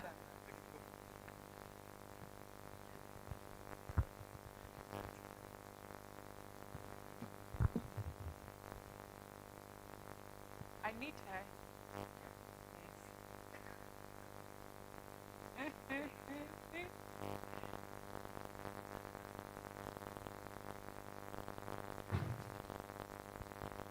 Karibu. Yes, you can sit next to Emily.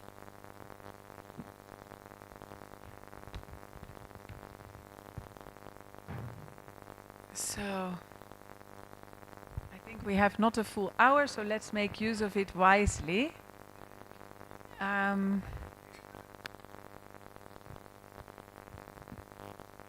So, as I mentioned,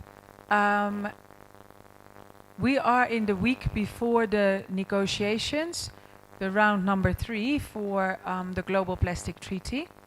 And we have with us, to start with, we will go around, Ambro. Kindly introduce yourself, and I would also like to invite you because he is actually the one leading the business coalition on a global level to represent the business voice in the negotiations for the Global Plastic Treaty on behalf of the Ellen MacArthur Foundation. So very welcome, and kindly provide us some insights on where we are, what is the zero draft that we're talking about, where are we now, what are we going to negotiate, and what is the current ambition level of the countries and the businesses, especially in Kenya where we are right now. Thank you so much. Can I have 1 hour to answer to your question? No, joking, but there are a lot of elements to it. Just as a quick introduction, as Karin said, I work at the Ellen MacArthur Foundation, but together with WWF, we run the Business Coalition for a Global Plastics Treaty, where I am the policy manager, not leading, so I'm just the policy manager there, but I've been working with a lot of companies, including Coke and others, brands that are part of the Kenya Plastic Pact, as well as the global commitment of the Ellen MacArthur Foundation and UNEP. So this is me in very short.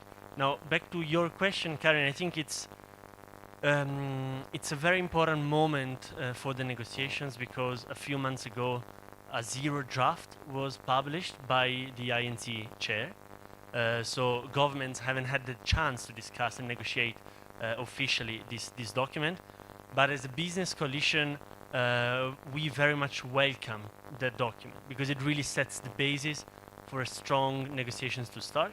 We don't have much time until the end. We only have 1 year and a little bit more before the resolution mandate deadline. So it's really important that from this draft that we have, which covers most of the relevant aspects that the business coalition is calling for, it's really important that governments move on to the next phase and really start negotiating on that text.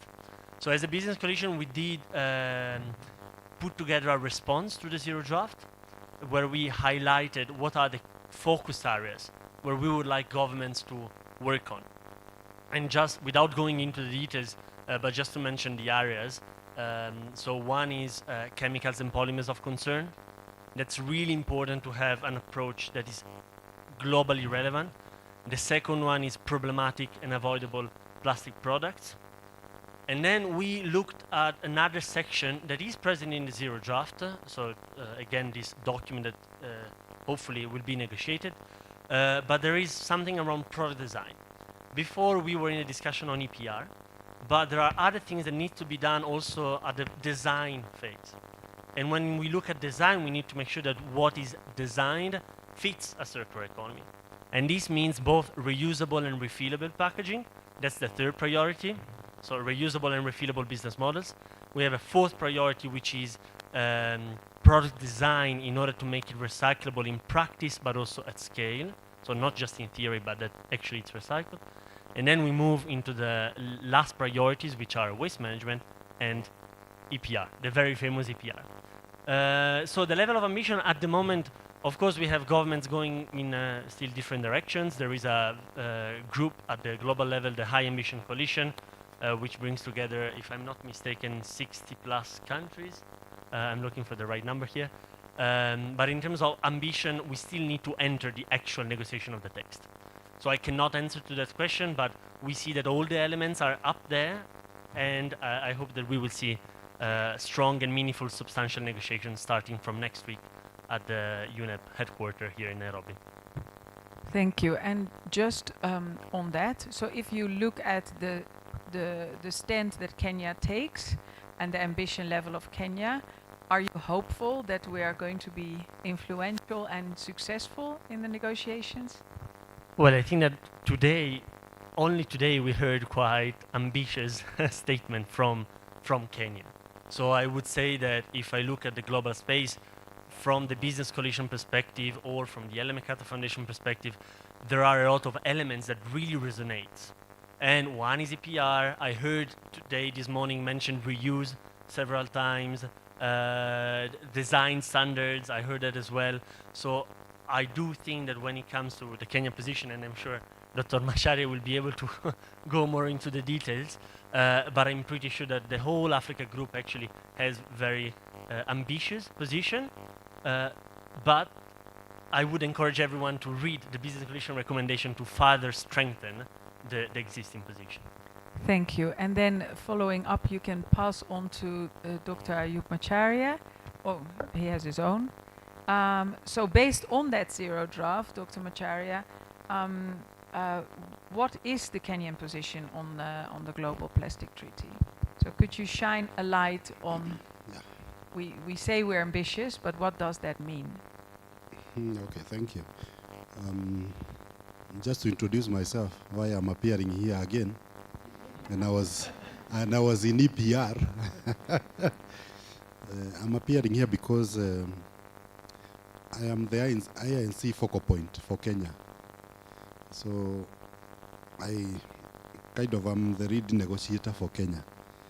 And what we have done so far is, after we received our zero draft, we invited the private sector because we realized that in the draft, there is a terminology called producers. And actually everything looks like it is revolving around restrictions to producers. And so we invited the private sector, and we had two meetings, one with the Kenya Association of Manufacturers and another one with KEPSA, to look at their input to the document. Their input was not toxic. It didn't change the document so drastically. And so there are some areas of agreement. Of course, the picture that we expect to see is that the landscape may change a bit in the sense that other chemicals, no, other problematic and avoidable plastics, where we even have single use. In Kenya, you may start seeing some more bans. We will see some more bans when if we go by the text as it is. Of course, Kenya has banned single-use plastics in protected areas. And only polythene bag is totally banned in Kenya. The text that we have says that countries shall not allow. And that means we join the global community in not allowing the single-use plastics. And so that is an addition. So we are expanding our scope, not in the protected areas, but the whole country. So that is one area. The other area is on the designs. That one is not very serious to us because we are already in that era of designs. When I was making my presentation in plenary, I talked about designs. It is already legislated. And so that is not new to us. The issue of EPR, we have expanded our national position where it just talks about EPR, but Kenya is also rooting for global EPR. Don't ask me what that is. About how it will be structured, the form into which we will craft it. We don't know yet, but we feel that these multinationals, including Tetra Pak, I'm happy you are here, I can use you. What responsibility will they have? And they have brought their products into our country through agents. Do they have any responsibility? A company like Toyota, no, I'm talking about plastics. Let me look for a plastic example. I mean, which one is that? Coca-Cola? Let me talk of Coca-Cola. It's multinational. When they bring their plastic here, do they have any responsibility? I know Tetra Pak also has plastic. So we are rooting for global EPR for that reason. Or, for example, fishing nets. We have some ship along the ocean and it dumps the fishing net, then it is pushed to our shore by the waves. So who is responsible for that? Or if waste comes from another country. So Kenya is rooting for EPR, not only global, but we are also feeling that what if you are not able to invest? You don't have the volumes in Kenya, for example. Can we attract a recycler? So we are also rooting for regional EPR schemes in order to take care of the volumes. The other issue is waste management, and Kenya is giving this responsibility wholly to producers. So they are not mentioned in the text, but we and the African group have inserted the word producers to be responsible for plastic waste management. The other issue is legacy waste. We have a lot of legacy waste, a lot of plastic in our dump sites. They were dumped there 50, 60 years ago. So who is responsible for that? We cannot talk of a global treaty that ignores the past. And so that is a key area in our negotiation. I think I can stop there for now. Thank you very much. I think that's very clear. And then we can jump to Emily Waita, who is saved because she's not here as Coca-Cola, so she doesn't have to speak on Coca-Cola's behalf, but as the Chair, Environment, Water and Natural Resource Sector Board at KEPSA. I have actually then the other question on the other end for you. Do you see, what do you see in consumer behavior and consumer responsibilities, and how is it that the private sector can influence that? Do you see already change? Do you see towards brand owners, towards the private sector? How do you see that playing out? First of all, let me acknowledge the sponsors and organizers of today's meeting, and also to congratulate the government of Kenya for hosting the Global Plastics Treaty negotiations. That's a really, really important step, and we look forward to what will be happening next week. Let me reground the conversation. It might be a surprise how I respond to this question. We've not scratched the surface.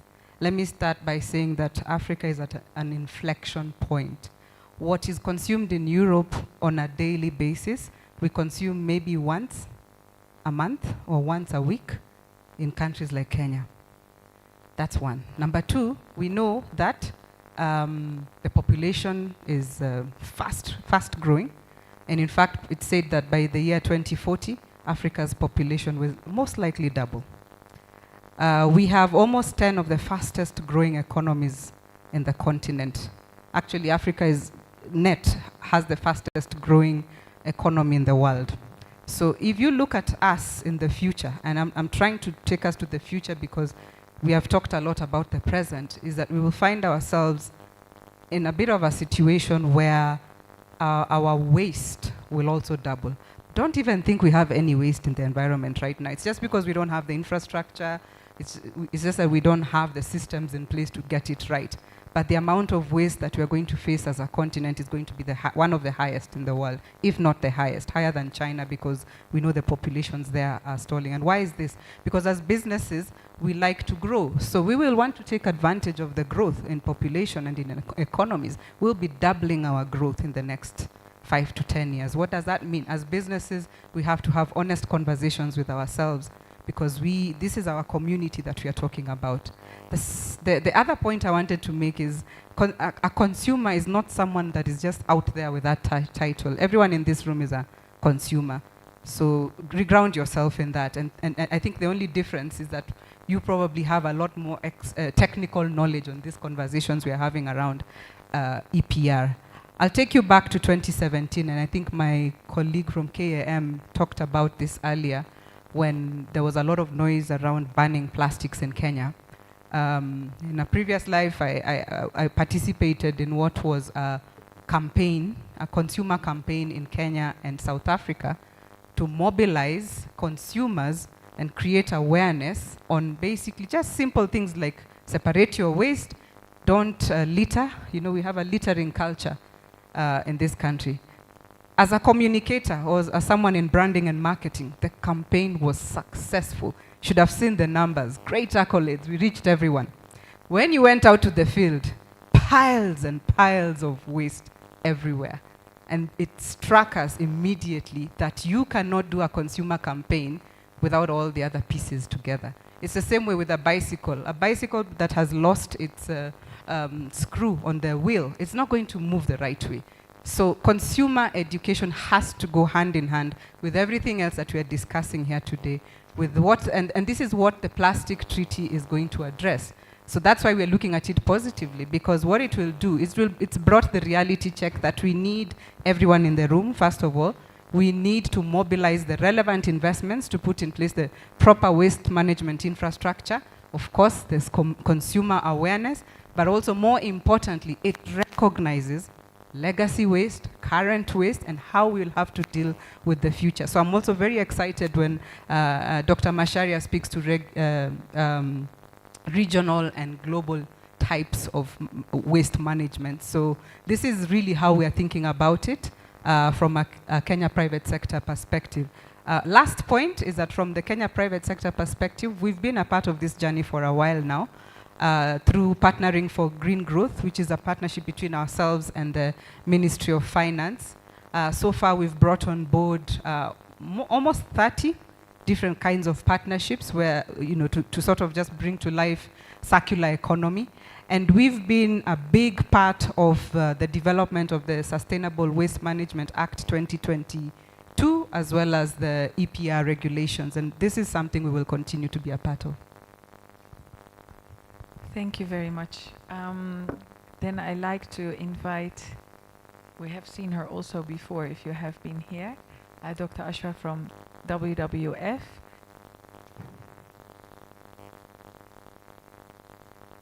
Question would be, you're at the coast and you see what's happening on the ground.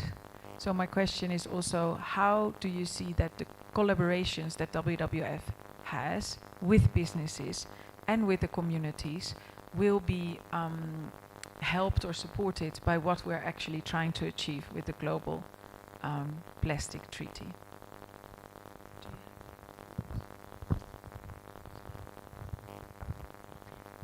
Thank you very much for the question. As you have mentioned clearly, already on the ground we are working as a civil society, but also working with more like locally led civil societies, including community organization and community organizations and youth groups, to manage waste and to bring the whole system into circularity.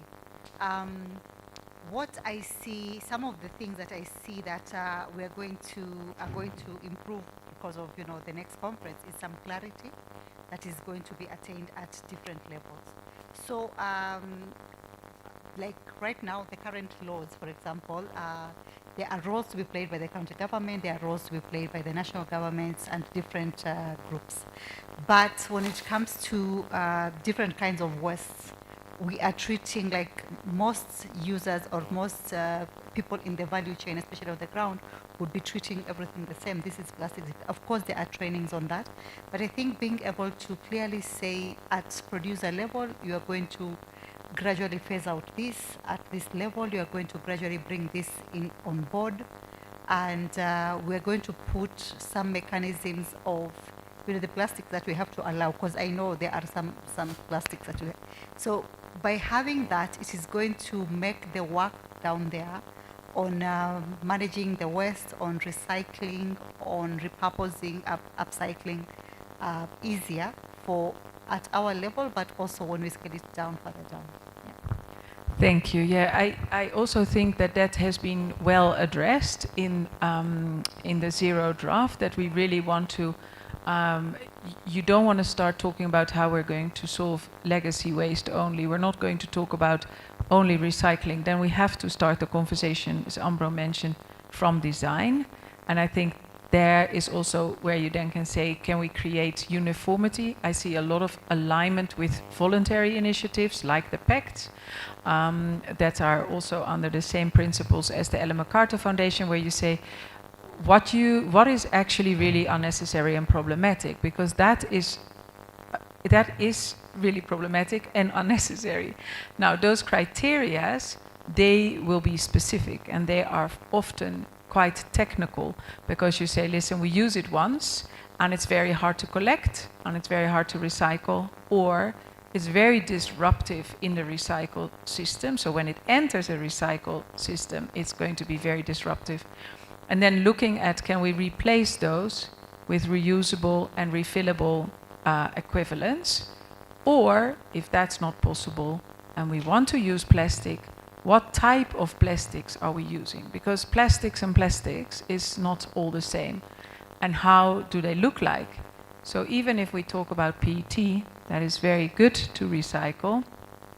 If it's clear and it has a uniform quality, we would be able to recycle it back even into food grade packaging materials. So I think that is where the global treaty is really pushing for, looking at the life cycle assessment and starting from design and where does it go and why, and making then different choices for what kind of resources, what kind of plastics do we use, where can we cut it out, and how can we deal with it.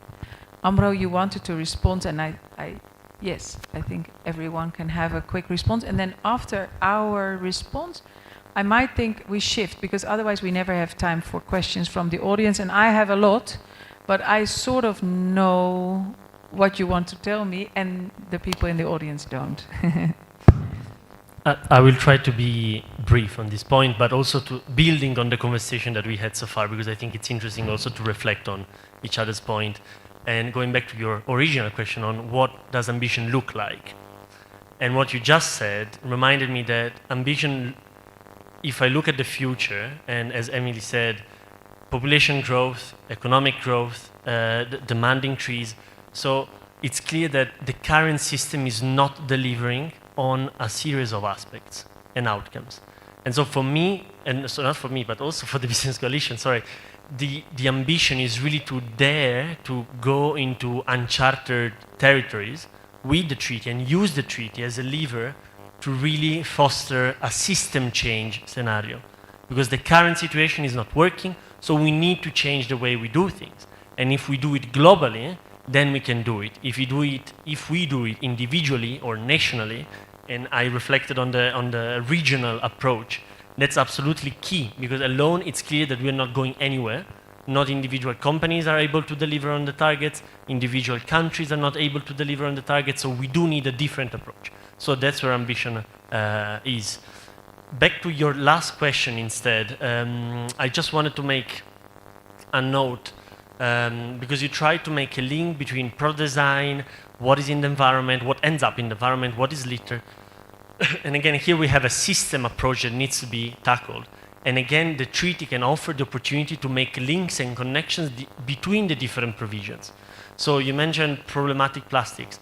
It's really important that we have criteria and principles to identify problematic plastics. But what happens if in, let's say, 10, 15 years, something that was not considered at the beginning doesn't fulfill the criteria? Is it going to be banned? Is it going to be eliminated? So what are the actions? What is the roadmap that we need to follow? And we need to put together all the different pieces in the treaty at the moment in the zero draft in order to make sure that we have a system approach that brings all the points together and enable us to take action and for businesses to take action in the upcoming years. And is that going to be discussed, the timelines also of what we expect of the impact of the global, once we have the plastic treaty in place? Are there, what you say, consequences on what the impact will deliver to the world also in that treaty, or that's going to be negotiated? Well, I guess that the goal of the treaty, and apologies if I'm using the wrong terminology here, but the objective of the treaty, the scope, the principles are yet to be defined, but the resolution from UNEA 5.2 clearly says end plastic pollution. And for example, again, if I'm not mistaken, the High Ambition Coalition is calling for ending plastic pollution by 2040.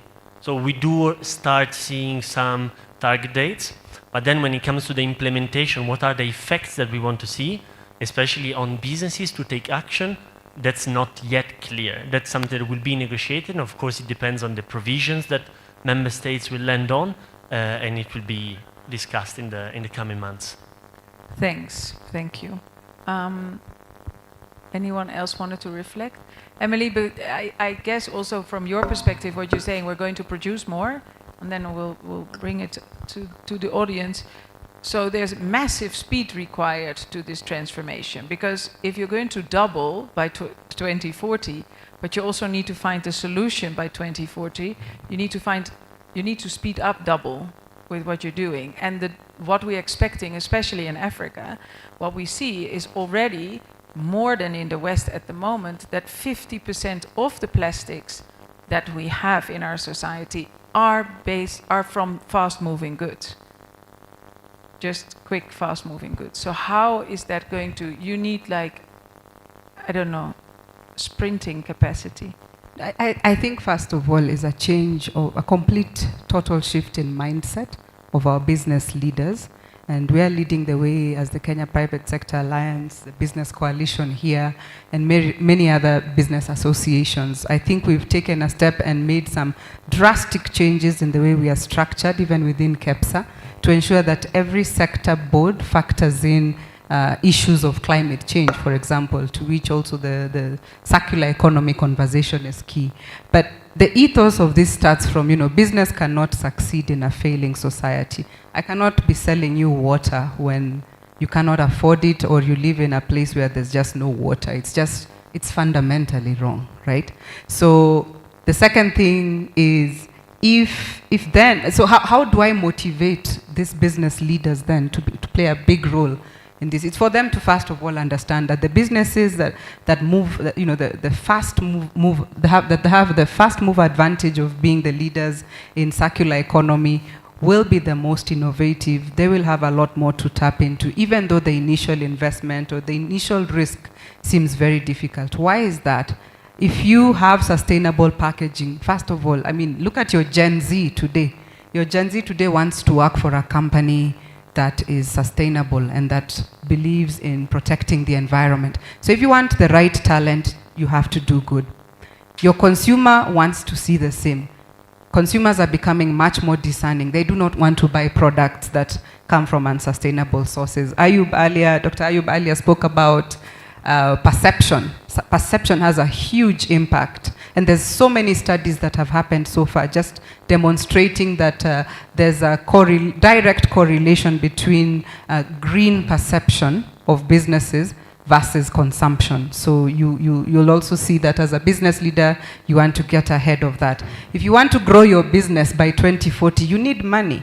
Your investors will also be asking you, what are you doing about the community? This is real. The movement around ESG has become a big deal. So if you want to grow, it doesn't matter how big of a company you are. Your investors, your shareholders, your board members are asking what you are doing about the environment. So that, I mean, I need an hour to talk about the many other reasons why, but it's, I mean, even to be listed in the Nairobi Stock Exchange today, it's becoming a requirement. So this is the new world order we are living. And I think it's an exciting one, and any business that can see through what's happening, this is a huge business opportunity to improve efficiency in your supply chain, opportunities to save the very necessary natural ingredients and resources we need for manufacturing, because, you know, they're not finite. Sorry, they're not infinite.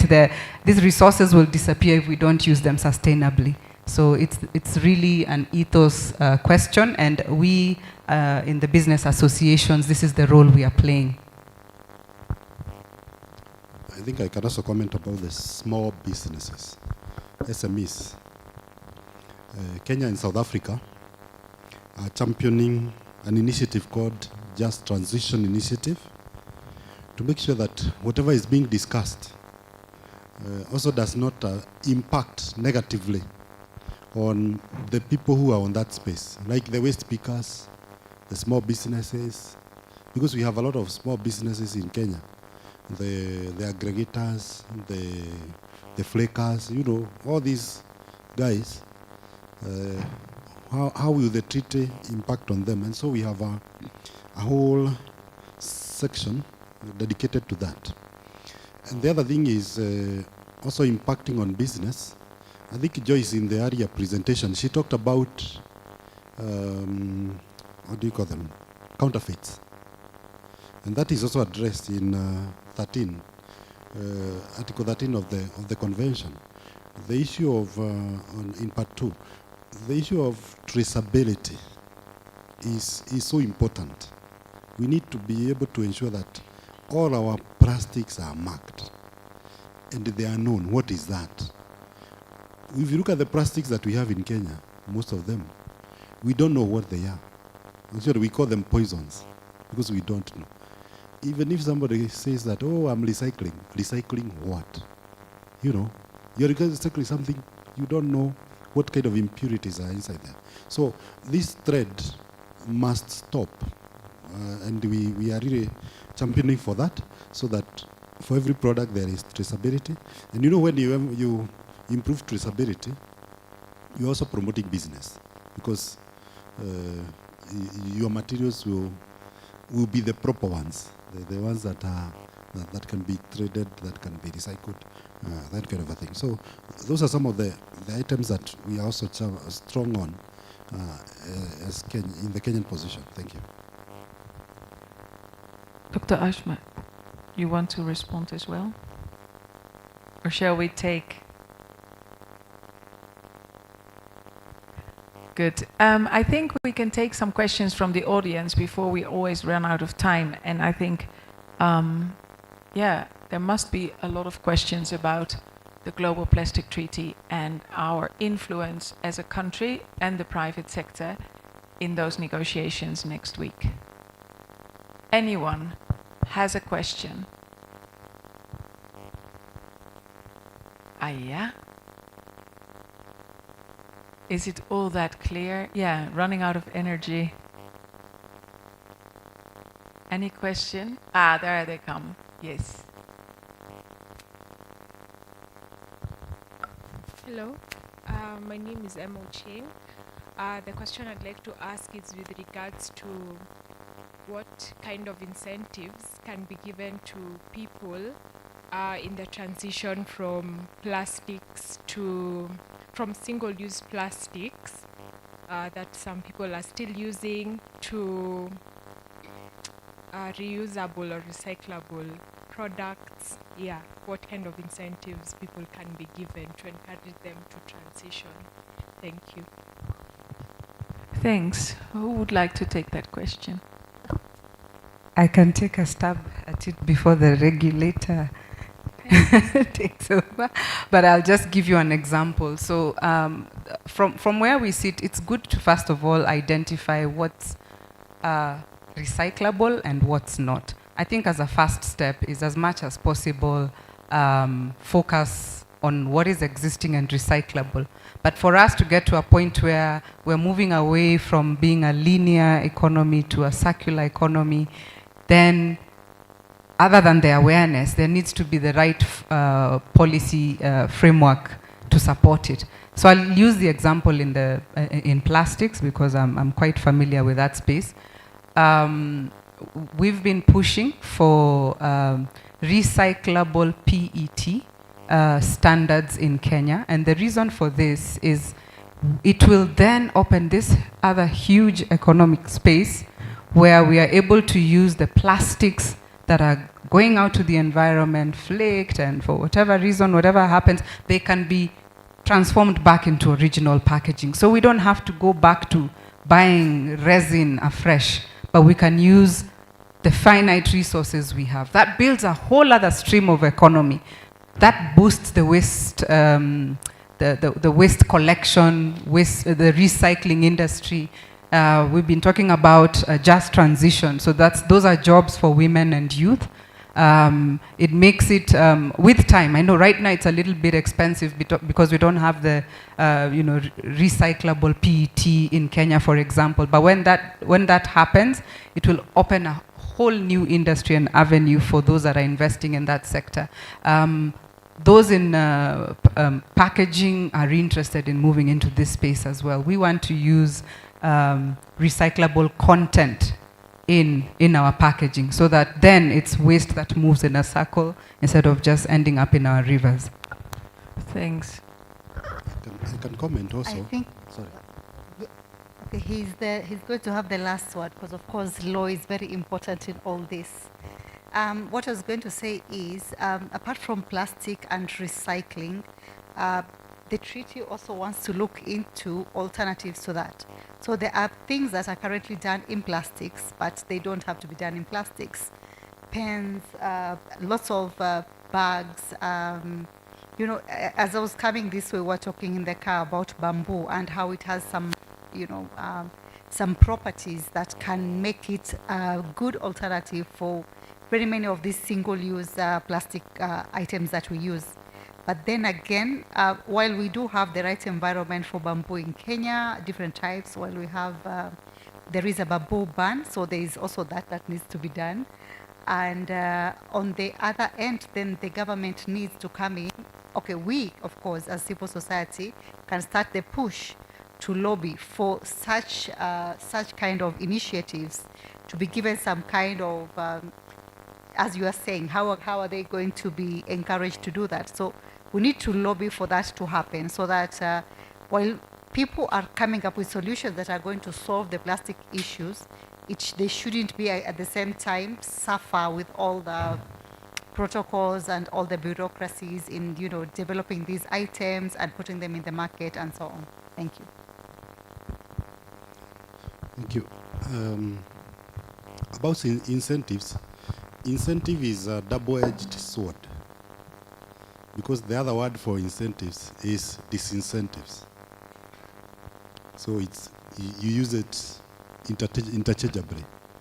And so incentives have been plugged in the convention. They are plugged into EPR, whereby you may get the incentive as a waste collector to collect more. But if I am the producer, where will my plastic go after it is collected? If it is not of good quality, I'll pay more to dispose it. And that is a disincentive. So it is integrated in the EPR, but it is a double-edged sword. And I think the earlier speaker has spoken about the alternatives.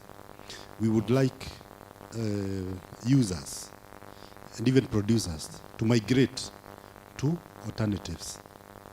We want to get out of plastic pollution, and the way to get out of it is better alternatives. Thank you.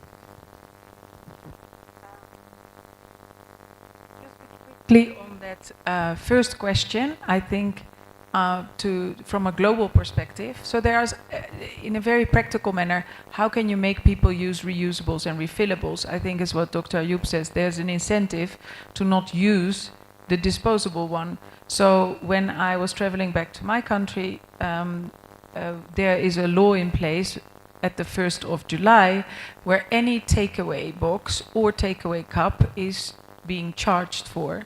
So you pay 10 cents, 10 euro cents, 20 euro cents if you use a takeaway or a cup or container for food.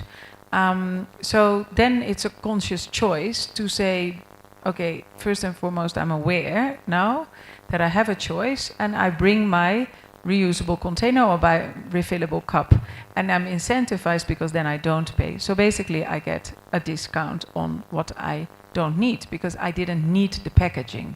And I think that is also something where we need to work towards, like where do you need the packaging? And that's a mindset, and I think the question is very relevant, and practically you can incentivize that by charging for it or not charging for it or giving you a discount if you bring your own cup. And luckily with those rules, we have also the hygiene excuse out of the room, the white elephant we had a few years ago, that people wouldn't serve you in a refillable coffee cup because they say, but what if you get sick and then it's my fault, but we can't claim that your cup was sick. Now that's out of the window with this new law, so that's, I think, a good example. We had another, Amro, do you want to respond to this as well? We have. I'm good.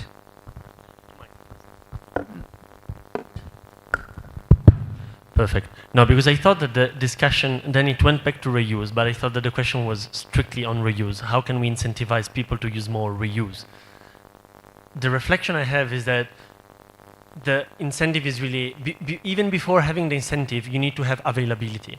And at the moment, there is not really availability at scale on reusable business models. That's the reality. We had even more in the past, but then we're moving in a direction where we have less. So when I look at what is the best way to incentivize people to use reusable business model is to make them available. But to make them available, we do need to have the regulatory landscape that is clear and is set in the direction towards reuse. And then we need to make sure that investments from the private sectors is going into that direction. So that for me would be the best incentive for people to use reuse, is to make it available to people to use it. Thanks. And there was another question from the audience. Someone, now there are many. Now we are all back. Okay, let's do this. Hi, good afternoon, everybody. My name is Aruna Varsani. I'm one of the recycler, which I recycle plastic. Being in educational field, I want to bring a suggestion that have we ever thought about to bring this to the educational level where we can release or relay through the curriculum sector, also through the Ministry of Education, because I feel we are working from the certain level that upwards, what's happening to the upcoming generations where we need to educate them. And my second suggestion, or maybe a comment, I'll say, have we ever looked at it to the items which are non-recyclable? We are still adopting that lifestyle. What are we doing towards that? Especially when I go to the beach area or coastal area, I see the diapers are floating around. I see the sanitary towels which are constipating all the areas. I go and do also river cleaning. I heard earlier the comment that there's a blockage with also a waste from the clothing.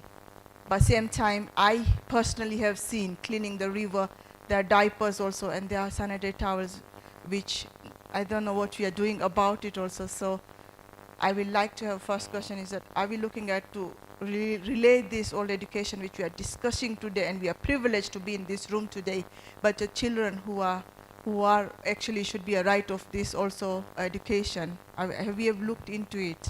Okay, I'm going to ask one person to respond. So everyone has a question with one answer.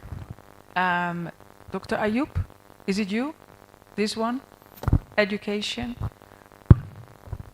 Coming from awareness and education? I think for education, it has been captured in the means of implementation, where we have a whole section of public awareness, education.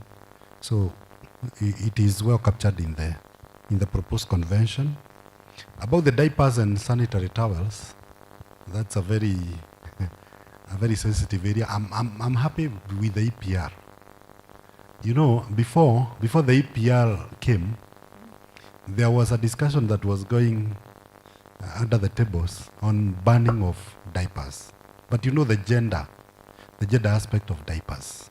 So if you cannot just wake up and ban them, yeah? But now with EPR, we are expecting to see what kind of a system they are going to develop. It is a major challenge.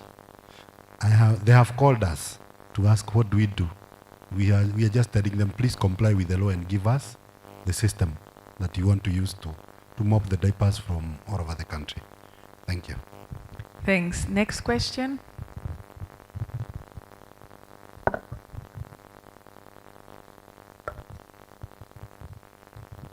Hello, my name is Gladys. Okay, I will acknowledge that I haven't actually read the proposal, but maybe you can shed some more light because this seems like a conversation for the quote-unquote elites. So how is it being trickled down? What is the strategy to trickle it down to the common mwananchi? And who is actually responsible? Will it be the government? Is it the KEPSA group? Is it the PROs? Who exactly will be part of trickling down all this information to the common mwananchi? And how will it get to everyone? So that we're able to change the mindset. As one of the speakers was saying, they did a campaign, and when they went to the ground, things were very different. So how are we going to change the perception of the normal Kenyan?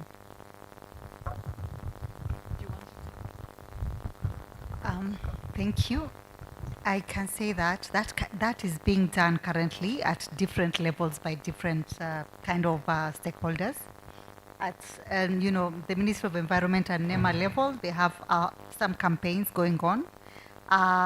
Perhaps KEPSA may have the same, and at our level, we are also working with governments, both county and national, and with the community-based organizations and informal waste collectors to do this. There are many strategies or campaigns we are putting in place. They are in social media, they are in local radios, they are in local TVs.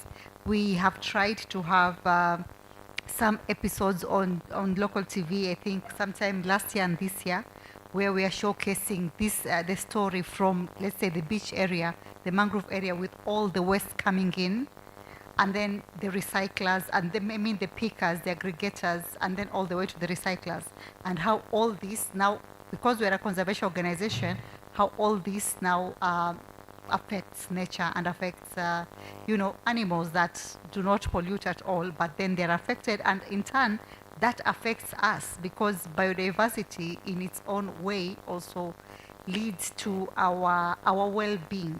Like somebody was saying also in a previous session, that agriculture depends on the bees and the insects and the what. So if we pollute and if we kill their homes and if we do that, so the campaigns are there.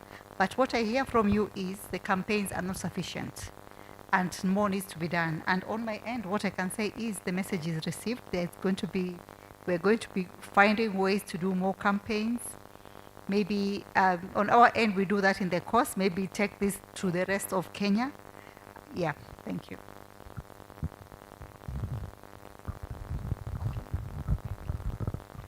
Thank you. Okay, on that, yeah, on that. Gonchai Eric is my name, from Tabomabo, Takabora, Maisha Bora. My question is on the aspect of the social, because there is more focus and attention on the economic aspect within the circular economy. So how do we insulate the social aspect of the informal circular economy enterprises and entrepreneurial, starting with those of the landfill at the landfills or dump site through the Global Plastic Treaty? Ambro, you want to respond to that?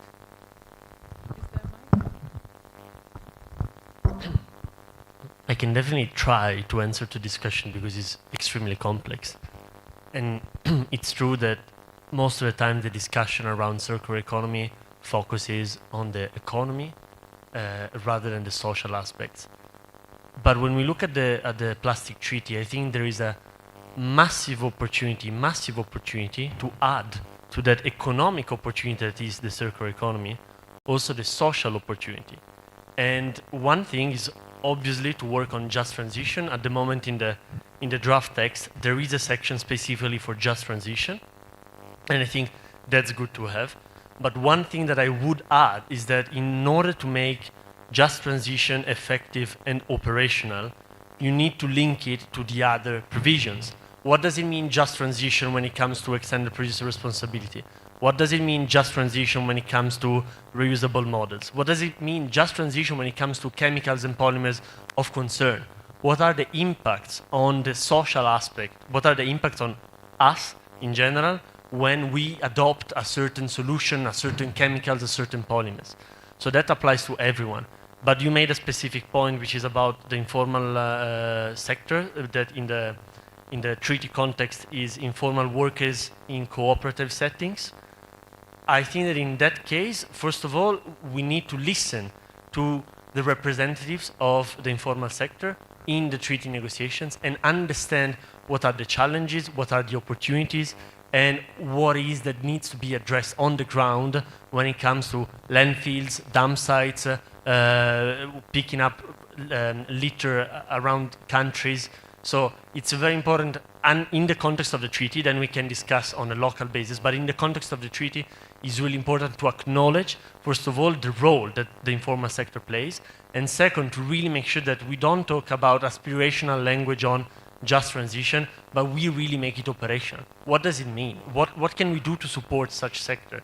And beyond that sector, as I said before, also for all of us, what does it mean if we have plastics in the food, in the water?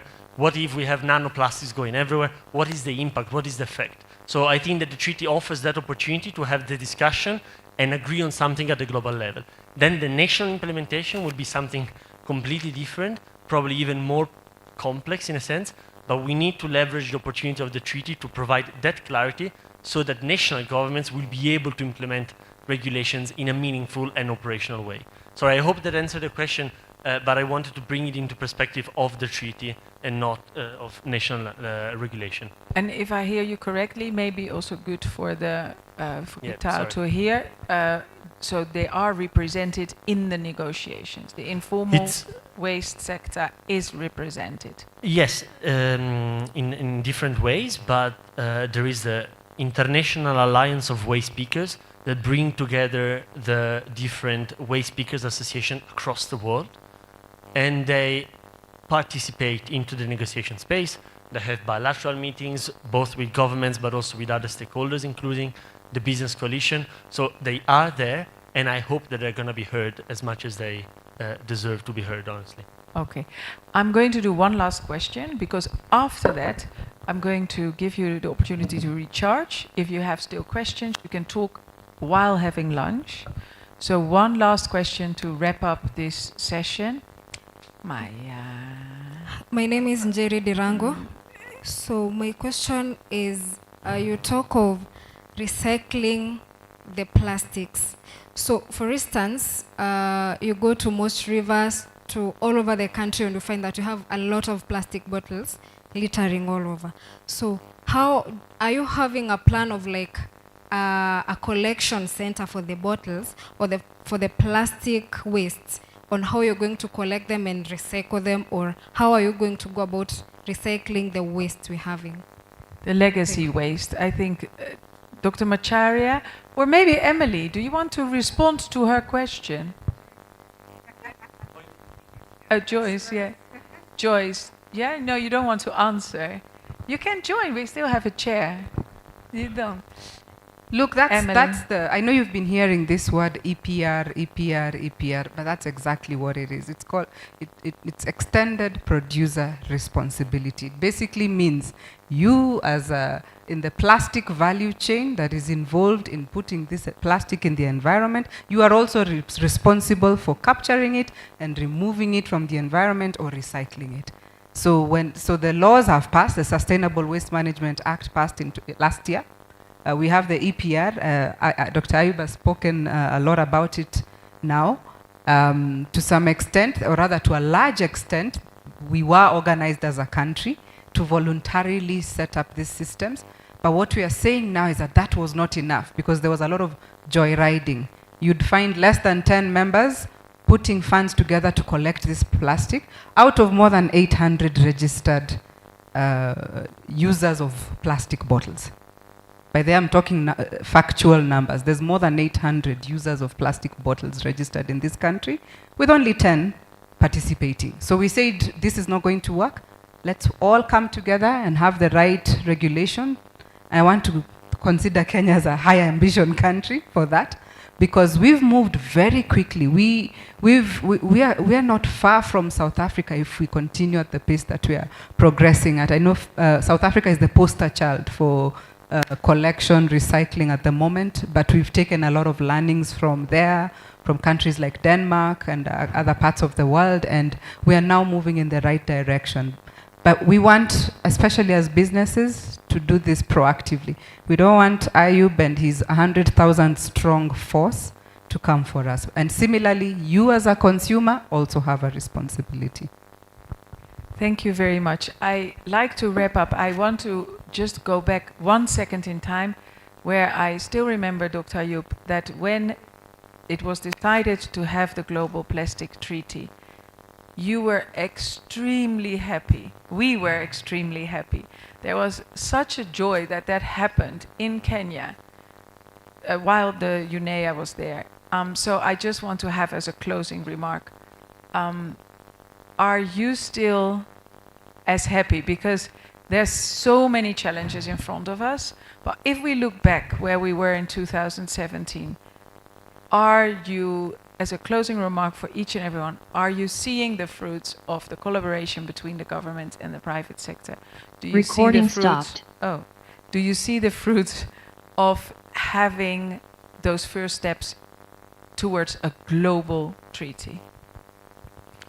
One sentence, everyone. Yes, yes, I see it, because what was lacking was all of us working together, all the countries, like we were blaming our neighbors, Uganda, Tanzania, because we banned polythene, it was still coming through the borders. Now, if we are bound together by the global treaty, I think that is exciting. I think the moving forward, just to pick 30 seconds, what we have seen in the text is not bad. It is good. I think the elephant in the room will be the annexes, because a lot of information is hidden in the annexes. That is where the specifics will be, and I think that is where we will spend most of our time negotiating. Thank you. Everyone, a closing remark, closing comment? I cannot agree more. Like, I think the bases are there. We need to find a global solution. We need to make it work. The devil is in the details. But I think there is a very strong alignment between different stakeholders, now including the Business Coalition for a Global Plastic Treaty. Let's try to make it work. I mean, we have 1 year to go, a little bit more, so let's try to make it work. Great.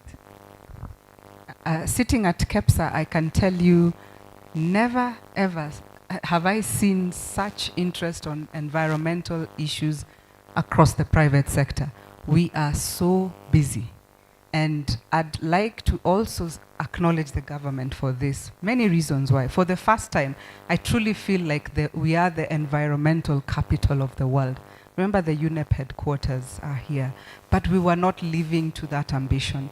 Secondly, the way Kenya has also positioned itself across Africa as a leader, as an ambassador on climate change and also now plastics, it's really inspiring to see us not as victims of what is happening, but we're actually taking action to progress on this long and ambitious journey that we have started. And I think more and more stakeholders, whether it's from the research side, NGOs, private sector, we sit together in one room. Just 2017, 2018, we could not see eye to eye. Now we sit together and have constructive conversations on how to move our country forward and how to move the region forward. So I am very, very excited. Yeah, so the environment is very positive on circularity. As you mentioned, from 2017 to now, I was going to say what they have already said, that the coming in of the private sector has been very helpful. But I think from the mood of the audience, what I see as a way forward is we have the private sector in, of course. Now we need to bring in, as the producers, now we need to bring in the consumers. Because you mentioned this thing about our habits, you know. When I carry my own cup and go to like Java or somewhere, they refuse. They say they have to give me their cup. So we have to, you know, work at that level, the consumers all the way to the retailers on this to ensure that we meet, we go plastic free. Thank you. Thank you. I will pick up that as an action point because it's the next thing on our list for Ken and Plastic Pact. Thank you very much, everyone. I hope you have a super nice day after this as well. There are 2 more sessions. They go simultaneously after lunch. One is organized by Tetra Pak. It's really on a sustainable journey for packaging with great insights from different angles, also from the recyclers. And then there is a specific business track on ESG and CSRD, so really on reporting, but also what are we actually now required to do as a business community. So if you want to know the ins and outs and have a sort of crash course on that, follow that session. The lunch is on the 3rd floor and you will get a voucher when you come in. So they sort of, you go in and you give the voucher so we can keep count, or yeah. So that's it. So I see you back after lunch, 3:15, 3:30 for the last 2 sessions in this fruitful day. I really appreciate, thank you very much, each and every one of you, to dedicate your time and your knowledge to this session and to share with us during the Circular Economy Conference. So highly appreciate it. Thank you very much.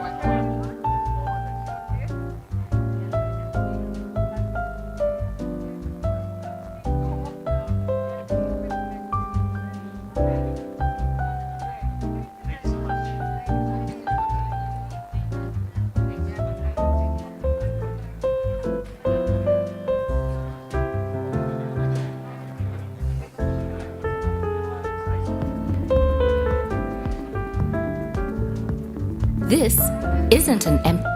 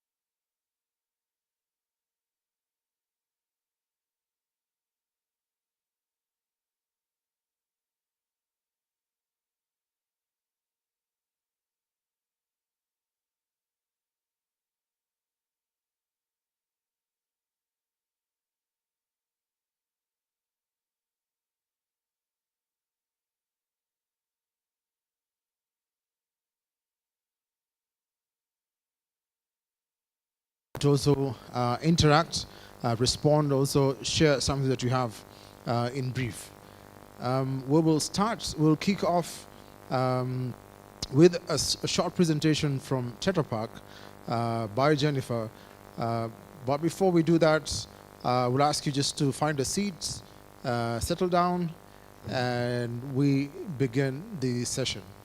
Not to worry, I know you're quite enthusiastic to interact with your neighbor, but we'll have a B2B networking session after this, so we have a whole time for you to have that conversation while having coffee at the tail end of our conference. So not to worry about that, you'll not miss out on that particular front. Now, I see our sponsor is also bringing you some water so that you're not quite thirsty and you can be able to rejuvenate.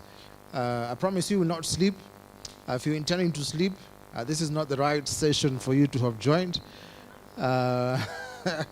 So we'll be looking out for some of you who keep agreeing with us but are not really listening. And we'll pick you out and just ask you an interesting question and see how you respond or react to it. Great. So we have our panelists here with us. Just see that there is only one who's missing out, but I believe she'll be here in the next 2 minutes. But before we get to that, you'll allow me to invite Miss Jackie Kitony, who's the Marketing Director, East Africa at Tetra Pak, to begin the conversation, kick off the conversation with a short presentation. Then I will invite my fellow panelists to join in, and we have an interesting discussion here with us. So feel free to pick any mic, the one that looks beautiful. There's a sorry, was it yellow? If you like color. If not, then you can use the gray one. Karibu. A round of applause for Ms. Kitony here. Fantastic. It's morning, afternoon. I can see you're awake. Good afternoon, ladies and gentlemen.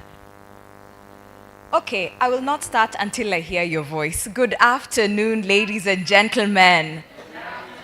Awesome. That's the energy. Let me leave the stage all for you so that you are able to interact with us a little bit. I think we'll give you about 5 to 7 minutes, and then we'll proceed on to the next session. Great. So my name is Jacqueline Kitony, and I come from Tetra Pak, or I'm representing Tetra Pak. We are a manufacturing company, processing services, and we cater to different customers around the globe. And I am here today to talk about sustainability, more so focusing on recycling and the circular economy. And later on, you'll have panelists who will support me on bringing the story closer to us. So how will I deliver this message without getting the heads coming down and going up? So I'll start by who we are. I'll introduce who we are as Tetra Pak. We'll talk about the waste challenge. I think I'm standing in your way. Yeah? So we'll look at the waste challenge from a global perspective and touch a little bit from a local concept. Then climate change. I think from morning, that is the story that has been mentioned by almost every speaker I've heard, and also impact on nature. And finally, we'll look at some of the few things that we are doing from a Kenyan perspective to support circular economy in the country. So, who are we as Tetra Pak? We are committed to our future. And Shireen mentioned earlier that as Tetra Pak, we have a brand promise, which is protecting food, protecting people, and protecting futures. And we make sure that we do this. Please go to the next slide. And we make it possible by making sure that food is available everywhere. And we protect what's good. And for us, what's good is what is inside the product. So like the water that you're drinking now, we ensure that that is good. So safety is critical for us. So we are 71 years old globally, and we are in more than 160 countries. But that's there. How about here? Next slide. In Kenya, we are actually 67 years old. Yeah, so we have quite some history and some heritage in this market. So we understand what consumers are looking for, and we try to collaborate with stakeholders to ensure that we make the food safe and available everywhere. We cover 13 different countries, and it scopes from what you see. Yeah, next. And I see some of our customers in the room. All protocols observed. Those are my bosses, and they are here. So we cater to, we work with various partners, and these are partners who are in the dairy sector, in the juice sector, in the alcohol sector, also in the plant-based. We're moving into plant-based products as well, so we also play in that space. So why am I here today? We've been talking about sustainability, we've been talking about recycling, we've been talking about climate change, but all in all, what we're trying to say now is that sustainability is no longer on the sideline. It's now on the table, yeah? And we have to address it, and it is our license to trade. Without it, we have no future, yeah? And looking at the sustainability journey, we can go to the next slide, please. So looking at the sustainability journey, we can start with some data. And there's a research that was done by McKinsey several years ago. And what they said is that 40% of the respondents were saying that sustainability is going to create value for the business. But 90% actually said there's perceived value in terms of creating, setting yourself apart as a business if you address sustainability or if you actually embrace it and run with it in your strategies. Next slide. But we know that it's quite complex, especially in the food industry, yeah? And why is it complex? We know that 1/3 of all greenhouse gas emissions come from the food industry, correct? And with that comes waste, because the food industry requires packaging. The food industry requires products to be taken out there. So you find that there's waste, and it's expected that by 2050, the waste is going to go up by about 70% if we do not address it. 90% of the products are actually wasted. Yeah? So like this carton, if it wasn't going to be recycled, what happens? It's tossed. So what does that mean? It just goes out the drain. So there's a lot in terms of the complexity of the food industry, and that is why we are all here today, to make sure that we address it. You can move to the next slide. But what do consumers say? For me, as I stand here, I stand as the voice of the consumer. I stand as the voice of the industry. And what are they saying? So coming from a consumer point of view, their main issue is pollution, plastic litter, and deforestation. Yeah? So on Monday, we'll all be planting trees. So one issue, tick, I hope you'll all be planting trees. But when it comes to pollution and litter, what do they say? They say that only 49% believe that it is their responsibility. So we have a long way to go in terms of consumer awareness. And I'm so happy to see that segregation is even now beginning, even at the home level. And that is fantastic, but more awareness needs to happen. But 61% of them say it is our problem. So if it is our problem, how are we going to address that issue? Next slide. So as Tetra Pak, we make sure that we embrace all of these challenges and tackle them one by one, looking at the Sustainable Development Goals. So I know all organizations have a sustainability report or have a plan in place, and they've linked it to that, to the goals. So as Tetra Pak, we also do the same, but we embed it in our entire business process. You can go to the next slide. And for us, it's about food, people, and planet. And that is supporting the entire ecosystem of packaging. Proceed. So, next slide. So there's a lot that we do as Tetra Pak with our customers, because we do not operate in a vacuum. We operate with our customers, we operate with our stakeholders, like PACPRO here, there's government. There are various stakeholders that we engage with to make sure that we are able to get to the sustainability agenda.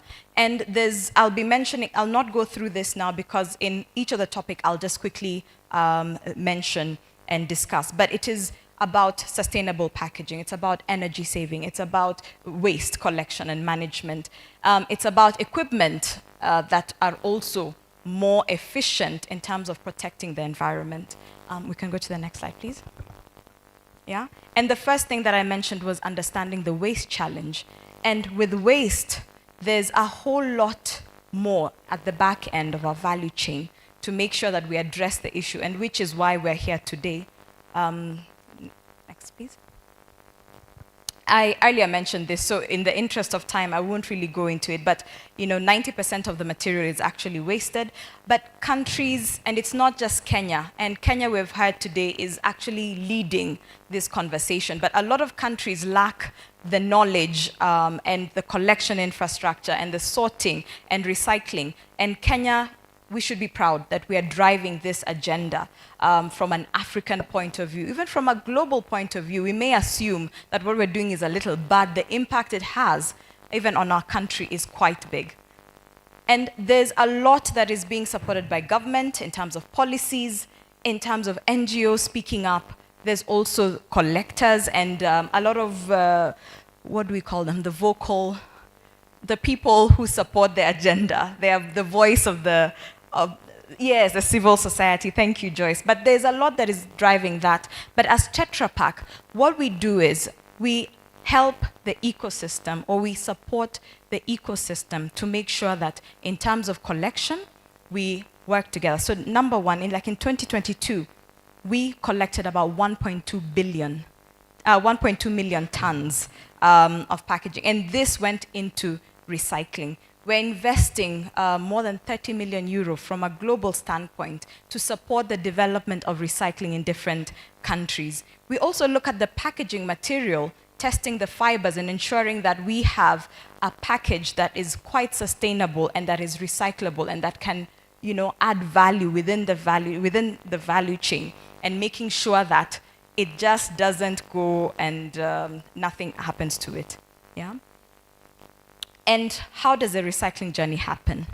So I'll show a video later on, but it starts with us. After we finish this water that we have consumed, I'd like us to just open the flaps, flatten it, and then we toss it somewhere. Because from there, the carton will be collected. It will be taken to the right place, which is the recycler, and it will be converted into something else. And there are two ways in which it can be converted. There's pulping that happens, so it is mixed with water, and it's like a big blender, you'll see in the video. And it can be done in two ways. There is paper fibers that come out from it. And those paper fibers actually have very high quality fibers that can be used for tissue paper, for the bags, carrier bags, the paper carrier bags. And you have another way of polymers. So the little aluminum foil there and the plastic is also removed and creates things like crates, cartons. We can move to the next slide, then you can see some of these things. But I'd like us to see the actual work that happens within the recyclers here. You can go to the next slide and play the video. I'll go into this later.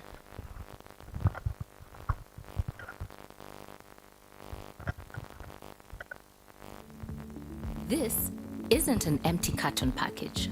So what is it? It could be a table, or a bench, or paper towels, or a pallet. That's because when a Tetra Pak carton package is empty, it can be recycled and its component parts, paper, polymer, and aluminium, can get a new life as a range of useful products. This means less litter, less demand for the world's finite resources, and lower climate impact. Recycling contributes to a low-carbon circular economy by keeping valuable materials in use. On average, more than 70% of our packaging material is made from long, strong paper fibers from a renewable and well-managed source, trees. We ensure that 100% of the paperboard in our packages comes from sustainably managed, fully traceable, Forest Stewardship Council certified forests and other controlled sources. The fibers can be recycled several times over and become new paper products. And the thin layers of polyethylene and aluminium that keep the juice or milk protected and safe can also be used in new products like roof tiles or outdoor furniture. In Kenya, the facilities involved in cartons recycling are Ramani Converters and Recyclers Limited in Thika and Ecotech Limited in Industrial Area, Nairobi. They have adopted state-of-the-art machineries for effective recycling processes. At Tetra Pak, we take a holistic value chain approach to recycling. This means considering everything from consumer awareness and collection and sorting infrastructure to developing end products that bring recycled materials into our daily lives. As part of our efforts to improve the recycling infrastructure in Kenya, we are working to improve all stages of the value chain to ensure that empty carton packages are recycled. It is expected to pave the way for other industries and the waste sector to engage in new collaborations for the recycling of carton packages. At Ramani Converters and Recycling, the recycling process starts with the selection of carton packages at the factory. The movement of this blender-like machine separates the high-quality paperboard fibers from the layers of polyethylene and aluminium. The fibers are moved to the next steps in the production line, where they are conditioned and converted into a variety of high-quality, high-strength products like cardboard boxes, greyboard, gypsum board paper, and cardboard gaskets. At Ecotech, the process is more or less the same. The carton packages are selected, and the recycling begins from start to the end, where the boards are arranged and stored. This is then extruded into granules that can be used for a wide range of new products, from pallets and containers to playground equipment, benches, and sun loungers. Tetra Pak East Africa partnered with Kangemi Resource Center to refurbish the library and computer lab with ecoboards made from recycled cartons as part of Recycling and Sustainability (CSR) campaign. The bookshelves and computer lab tables have helped the Resource Center in provision of educational support services to the underprivileged children in the neighborhood. So, thanks to the high quality and largely renewable materials used in Tetra Pak packaging and to investments in recycling infrastructure, this really isn't an empty package. It's a carton full of possibilities.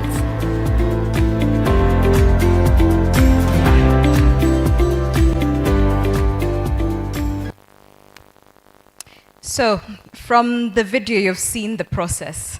So once that carton you've used reaches its full end of life in your household or wherever you are, it has another life that it can take on. And it's a cycle because it can be reused and reused over and over again. But what can we be able to do as Tetra Pak? Number one, we need to promote recycling, and we do it together with like-minded individuals like you, with our customers and with stakeholders like PakPro, the government, to just ensure that all this is considered in all the decisions that we make and in the policies that we do. And another thing is also looking at how to use the end products in our daily lives. You can actually make a house with that board. You can do desks, any furniture that you're thinking of, it can be done. Yeah? And we have 2 recyclers here, as you've heard in the video. Next. This is just a picture from a collaboration session we had earlier on in the year. And you can see there's still stakeholders, and I'm sure some of you can see yourselves in the picture. Please let's move to the next. But for us to realize this dream, there's a lot that needs to be done, and there are several steps that we saw fit for recycling to take place. Number one, design for recycling.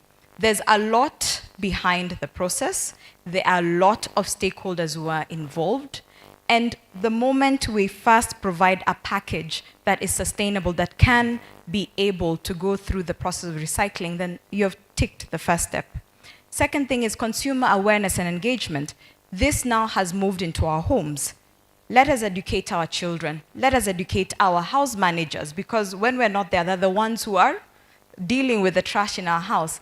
Let's educate each other so that we're able to carry out that journey. There's collection and sorting, and that happens from the dump sites, from the waste collectors. Let's ensure that we also support that process. The next step is recycling capacity and solutions. As you've seen, right now we only have 2 that can do the carton. But there's potential to get a lot more if we all adhere to what we need to do. So that is a business opportunity right there, correct? And recycled material use and application. So look into it, visit Ramani, visit Ecotech, see those boards, see how you can use them and communicate to others about it. And finally, industry coalitions. And this is a very good example of what industry coalition can be able to do. Next thing on climate change, I won't delve so much into it because of time, so please let's move to the next slide. On climate, I think we all know what's happening in terms of the greenhouse gas emissions, the stress on the environment, and the fact that we cannot produce the food that we need right now due to climate change. And we are getting more and more people, so we need to make sure that we are able to address these issues. So climate change is a real factor, but what is it that we are doing as Tetra Pak on climate change? Let's go next. So on climate change, we ensure that, number one, we work with our suppliers, with our partners, to support them on water savings, energy savings, electricity savings from the factory side, from the supply side, so that we are supporting the climate. Yeah, we can move to the next slide. The next one, sorry. So, as I mentioned, reduction in water, waste, CO2 emissions from the supply chain and from the customer side, and now going into the consumer side. So we ensure that our machines and our equipments are able to be efficient so that we are supporting that journey. Next. And I remember Dr. Ayub mentioned earlier, avoiding unnecessary use of resources, recovering resources from their side, optimizing from our operational efficiencies, and neutralizing the emissions that we have from planting and all that. And we have various equipments, and we can discuss this after this session if you're interested. And this is all being done through the collaborations that we are having, such as this. Please, let's go to the next slide. Sorry, I'm rushing, but I'd like us to have a conversation more on this once we have the panel discussion. So on nature as well, this is more or less looking at our environment. What are we doing? And from a global standpoint, we know that there's a lot of degradation, and 40% of the global population are affected by land degradation. We have species that are being extinct as we speak. And what are we doing from a global or a local landscape is there's legislations that are being set up, yeah? Even in Kenya, right? There are legislations on forest cover, there's legislation on biodiversity, there's legislation on sourcing, deforestation, and we need to support all of that. And as Tetra Pak, we are also doing that. And I'll mention, let's go to the next slide. I'll mention one of the examples that we are doing, and not from a global scope, but from a local scope. We're working with the Kenya Forest Services, and we're working with Ololua Forest to ensure that we improve on the forest cover. And each year we plant trees, and we have a goal to reach 1 million trees by, Stella, next year? Yes, but it's something that we're actively working towards. Please, let's go to the next slide. Yeah, so it's about looking ahead, trying to support the climate, trying to meet nature's needs so that we do not end up harming the environment. Let's move to the next step. So in Kenya, what are some of the initiatives? We talked about food system, but there has to be sustainability within the value chain system. And one of them is working with local farmers who are following sustainable farming practices to make sure that they provide products that are sustainable. Thank you. I was just checking if heads are going down or up.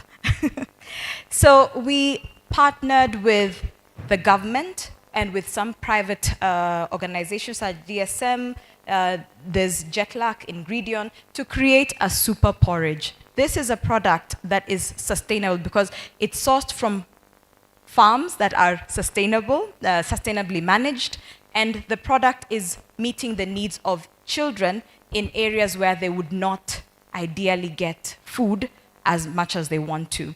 And this project has a back end when it comes to recycling. All the packs that are consumed are brought back and repurposed into usable items in the schools, right? So that is something that circularity in action, sustainability in action. And it goes further, using some of these products still to create the desks and the chairs, going back into schools as a CSR project. You saw the Kangemi Resource Center that was mentioned. But above all, there is also the element of sustainable packaging. And that is what Tetra Pak offers, a pack that can be recycled, a pack that can meet the standards of the consumers as well as the legislation, and ensuring that we give options where it's not the usual option. And let's go back to the next slide. That slide. And this is an event that just happened. How many were in the Stanchat Marathon last week? Woohoo! And you ran. Oh, yes, yes. But this was an event where the water would ideally be packed in plastic bottles, right? But we came in this year to offer a sustainable packaging option. And the water was well accepted, it was used, the packs have been collected, and it will be converted into something that will be repurposed and reused. So let's go to the next slide. So as a business, we aim to lead the sustainability transformation, and this is a message from our CEO. And we focus on ensuring that we support the government, we support stakeholders, we support other businesses to just make sure that we're all walking in the same journey. And this is all through collaboration. And with that, I would like to say thank you, and I would want us to have conversation and engage more, because it's in the conversation that we learn from each other and get solutions. Thank you. Thank you so much. A round of applause to Ms. Kitoni. Yeah, so I was about to tell her to wind up, but I didn't want to be accused of gender-based violence. Over lunch, we were having another conversation, and people were having a different conversation. Great. So this is ideally a session for. We can take it up as a class, right? So if you're the student, then I'm the professor. and I don't know if you watched back in the day. It was a comedy called Mind Your Language. So it was a beautiful piece. So I want us to take that approach. And at this point, allow me to invite my panelists. Of course, we have Ms. Kitoni here with us.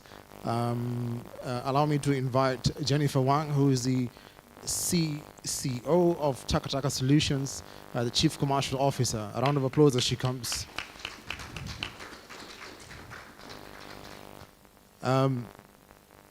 The next panelist is one that I've known for quite some time now. She used to run a different organization, but now she manages a company called Pak Pro. So initially she was running Petco, but I believe it's also under her bag somewhere as a portfolio of companies. So probably sometime now we'll be referring to her as a group CEO. So allow me to invite Joyce Gashugi, CEO of Pak Pro. A round of applause, sir. You know, I'm having some problems with when you're settling into Kenya a little bit. We'll tell the Tetra Pak guys. I saw the CEO is called Adolfo. Okay. I thought it's the way some of our mates call Olive, but say Oriv. But anyway, it's a good one. Our next panelist is Anastasia Vialu, who is the Environmental Compliance Officer at NEMA, Kenya. Oh, she's not in the room. Okay. So just that gives me a room to invite a gentleman to the table. It seems it was about to be a women's affair. But anyway, we'll continue with our session. So allow me to begin the conversation with Jennifer. Jennifer, you can tell us a little bit about who you are and your company, just in about 30 seconds as we begin the conversation. Thank you. So hi, everyone. So my name is Jennifer. I'm the Chief Commercial Officer with Taka Taka Solutions. So we are an integrated waste management company located in Kenya. We currently have 3 material recovery facilities, and we also compost our organic waste and recycle our both rigid and flexible plastic in-house. Currently, we process about 19 tons of waste per day. And we work with quite a lot of brands here to help them with packaging designs and to make sure that these brands are closing the loop. Thank you so much, Jennifer. Joyce, I know so many people know about you, but let me just go through the process and tell us a little bit about PACPRO. PACPRO. It's on?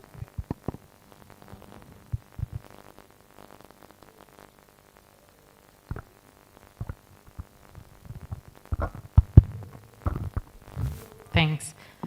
So I'm Joyce Keshugi Waweru, Chief Executive Officer of the Packaging Producer Responsibility Organization, known as PACPRO. We were previously trading as PETCO. Our mandate is to ensure that we collect and treat, not necessarily recycle, could be other options, our members' packaging material. Great. Let's stick with you for a moment, Joyce. We're talking about multi-layer packaging, and you're part of the industry supporting companies to join your umbrella as a producer responsibility organization. So what are the innovations that you're seeing in the market in terms of multi-layer packaging? And while you're at it, will you tell us if your levies will change when the innovations begin to change for the companies? Because I believe that question will be somewhere at the back of the minds of businesses that are here today. Thanks, Ebenezer. So multi-layered packaging is a complex packaging material. I know Jennifer is here. She'll tell you more about it because she's really in the thick of things. But for us, as a PRO, that's why we sought to delink multi-layered packaging. So in our packaging material categorization, we don't have liquid board packaging as part of our composites. So we kind of separated that because we have different types of multi-layered material. So when we talk about liquid board packaging, the complexity comes in the fact that, of course, you have the plastic, the paper, and the aluminum, like Jackie explained earlier. And with that, you find that when we talk about recycling, what is optimum recycling? It's recycling that can go back into original packaging. This is what real circular economy is about. And the challenge with multi-layered packaging, especially where capacities are hampered, you find that we're not able to do that. Because the best way to recycle liquid board packaging is to shred it completely, to separate the different types of layers. So you'd have your plastic separated from your paper, from your aluminum. And with that, we are actually able to get 100% recovery going back into new packaging. And so in our case, right now, the recyclers we have, they are not able to do that. So we are kind of keeping the material together in a board, making functional, different things we can use. It's not optimum, but it's really, it's the best case we have right now. And I think for me, the beauty with Tetra Pak, not just because they're my member, I feel like they've taken a proactive approach in trying to interrogate better options. Like how can we improve recycling capacity to more advanced pulping level, recycling in the country. And so I know there's something they are working on to be able to do that, and that will completely shift the product in terms of recyclability. And from a PRO standpoint, once that happens, you'll see the fees going down significantly, simply because the demand will be so high for the collectors to purchase from the recycler directly. We will need to put in additional support to purchase the product. So right now, they're on the other side of the scale. Okay. Jennifer, I think Kitonya, I think it would be beautiful for you to take that clip and use it the next time when you have the innovation, and take it to Joyce and say, so now our packaging has changed, this is new innovation, please reduce our fees. She's nodding her head anyway. Jennifer, as a waste service provider and also looking at going through this phase of also recycling, how are you dealing with recovery of material from the household level, and what challenges are you facing as a waste service provider? We just want to pick that lesson and see how then the businesses will also be able to adjust how they look at packaging. So I think one of the biggest challenge is that currently, I think NEMA is trying to implement the waste segregation from source. So for a long time, for years, that we've been trying to implement that within the household level. So I think we have our head of marketing and communication, Brian Segala, that we did training with the household level. We have flyers, we have electronics, like videos, we have face-to-face training to promote waste segregation. Unfortunately, that's not happening. So the waste still comes into a mix, organic with recyclable. So that has been really challenging for us. So we're really looking forward to the new law and regulations changes that will reinforce that to happen. By having segregation from source, which will actually increase the recycling rate because there's less contamination. So yeah, that's one of the thing. And you mentioned the second part when it comes to businesses is currently the way that we speak to businesses is that you need to do an audit internally on the baseline of the plastic that you have. So there are several brands that we partner with, and they're really transparent when it comes to their multi-layer. They will say, hey, this is actually mixed with PET, mixed with a PE, which then now we can tell them it is not recyclable. By sharing such information, it makes the recycler life a lot easier because oftentimes we don't know what's inside the multi-layer. And there's so much additive and complexity to that. So it's been really fantastic actually working with a lot of manufacturers here that a few of them actually started switching their packaging from multi-layer to mono-layer. So that has been a massive win in our manufacturers. The second thing I think businesses could do is also to separate waste from source in a way. That's so important, and actually measuring that data and understanding that you're producing X amount of PET, X amount of Tetra Pak, and what does that mean when it comes to, I think you said the waste problem, right? Is your service provider actually recycling?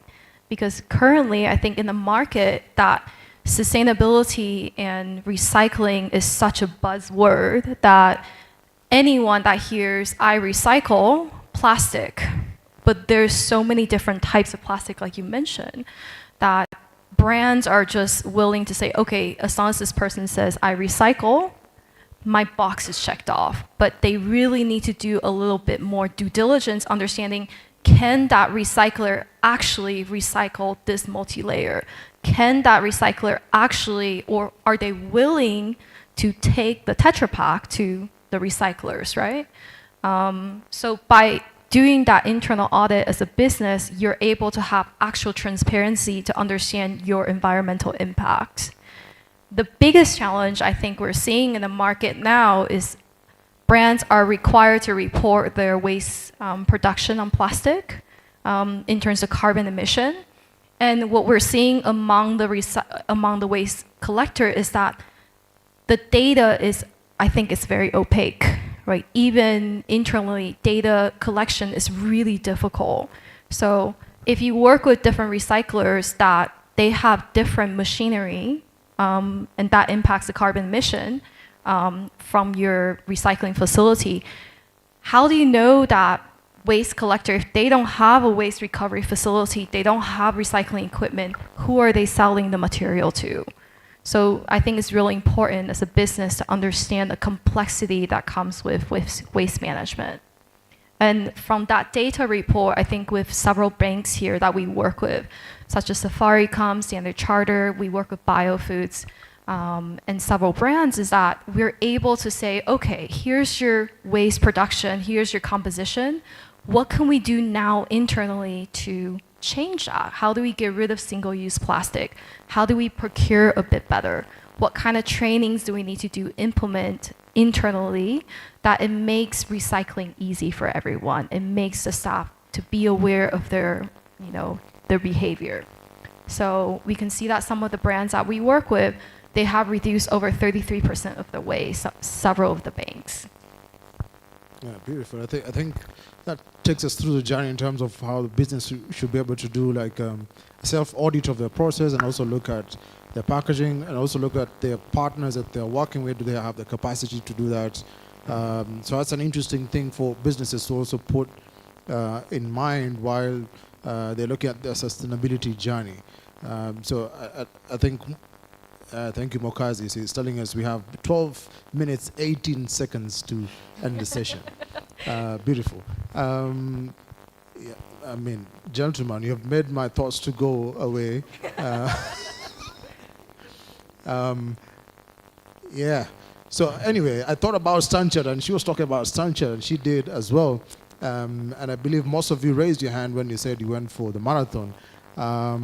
I had a card, I had a T-shirt ready to go. I mean, I also had a number.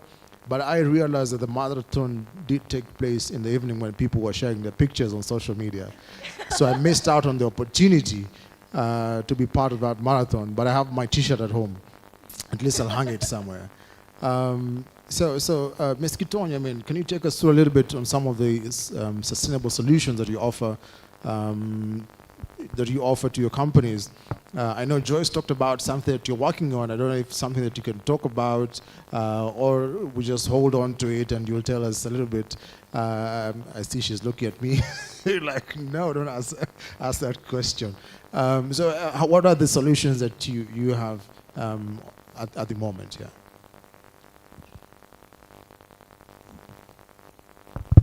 So from an organizational level, there are several solutions that we offer as Tetra Pak. And the first one is in terms of information sharing, best practices, and that's why we have someone like Shireen coming here to share her knowledge on what happens from a global landscape. We work very closely with stakeholders. Whatever we know from a global scope, we can be able to exchange and improve our systems, policies, and governance. Second thing is looking at our equipment base, because remember, as Tetra Pak, yes, we do offer packaging material, but there's also business in equipments that we do support our customers with. And we ensure that the equipments that we supply are efficient in terms of energy savings, water usage, waste, so that we do not end up harming the environment or the society that we live in. The other thing that we do support, or what we do offer as sustainability options, are the packaging, the paper packaging that we do supply. And there are various caps. So for instance, there are some packs that you will look at and you will think that this is a plastic cap, right, from fossil fuel. But there are alternatives that we use to make the caps, and this is from sugarcane. Yeah. So we do offer, sustainable packaging in terms of that. We are investing heavily in terms of having a package that, we remove the aluminum, and there are some markets that are already testing it out, and that supports, the multi-layer discussion that we've just discussed right now. So there are several offerings that we have as Tetra Pak on sustainability that we do share with our customers and various stakeholders to ensure that we are supporting the one cause. Nice. I didn't know about that you have some of them that you're making from sugarcane. That's interesting. I would love to see that. and just get to understand how you are able to run that. I think it's something that people are also looking to test in the food industry, where you're looking at food packaging. I saw that in Zambia or Zimbabwe, I forget the country, but they're trying to test it and using a heat press so to make the liquid not penetrate through the packaging. So that's a problem that they have. Same as straws that people are using and testing right now. So Joyce, EPR is here with us, and businesses are here. So we also want to use this as an information session. What do businesses need? I heard Dr. Ayub say, find a PRO. What do businesses need to comply? Because we want to be partners with businesses and help them to comply so that they don't face a risk in the future, because risk management is also a business aspect that should be considered wisely while you're looking at your future business. So EPR is here, it's not going anywhere, and I assure you globally this is the trend. So it might look like Kenya is being presumptuous, but the reality is this is the direction business is taking everywhere. What Dr. Macharia said is really the best piece of advice that he can give to producers.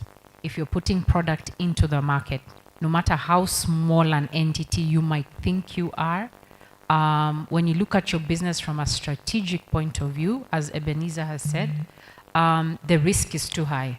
The risk is too high for you not to want to comply with this particular regulation, because you will be caught flat-footed. I assure you, you will be caught flat-footed. And you heard what Dr. Macharia said. He's going to the rivers first. Of all the worst places he can sample for product, the rivers, you will definitely find your brand there. So there's no hiding. It is better to come to the PRO, negotiate with the PRO, okay? Negotiate with the PRO about what you know, let's talk, is what I tell business. Come, let's talk, because it's going to be impossible for you as a producer to engage with the regulator. And we cannot represent your interests if you're not a member of a PRO. So you will be highly exposed. And beyond that, remember, we are living in a very different world today. The consumer today, and I know if Jackie was to tell you in terms of market segmentation, the average brand user right now in terms of the consumer, they are actually concerned about what is happening to your package. Yes, we still have a littering problem. The culture is not right. But from a marketing standpoint, it does make business sense to care about the environment. It really does. It does shift you beyond just having your product on the shelf and doing business as usual.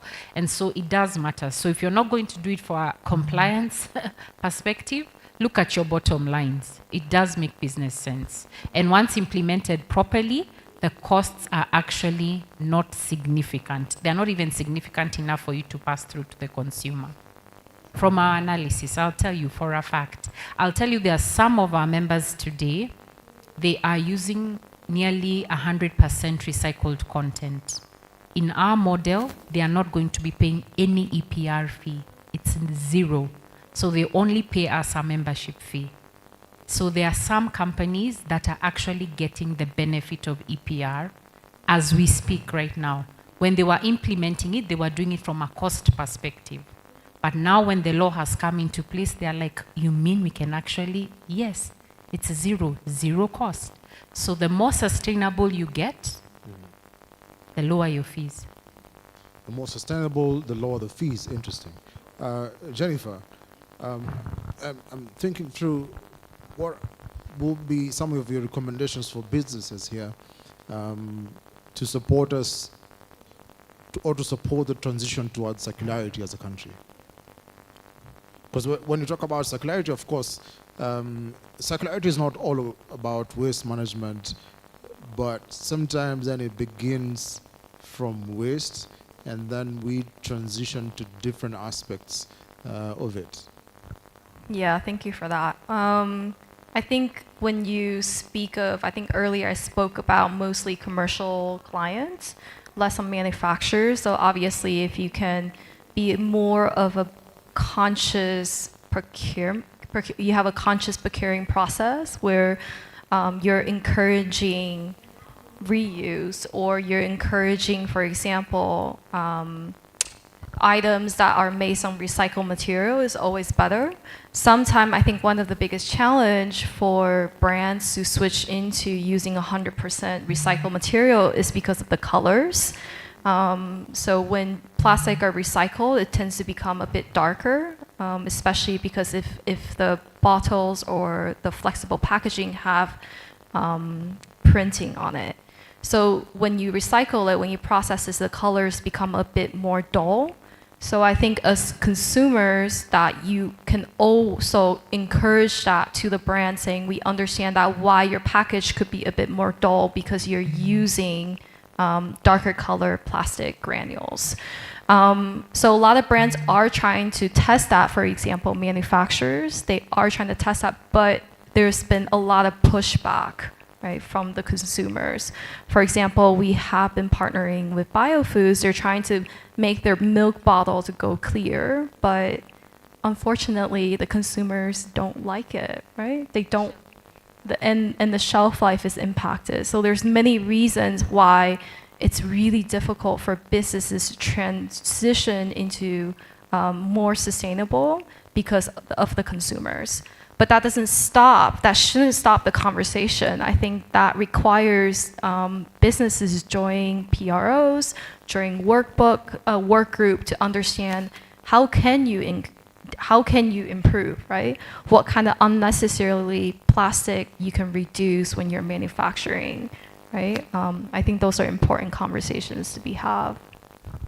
Yeah, thank you so much, Jennifer. Mokazi says we have 1 minute, 27 seconds. Let me allow you, okay, so I see 2 hands, but I will give one opportunity. We'll give one opportunity. Since they're all ladies of the panel, I'll give the gentleman the chance to speak. Mokazi, please give the gentleman the mic for him to ask the question in 30 seconds, please.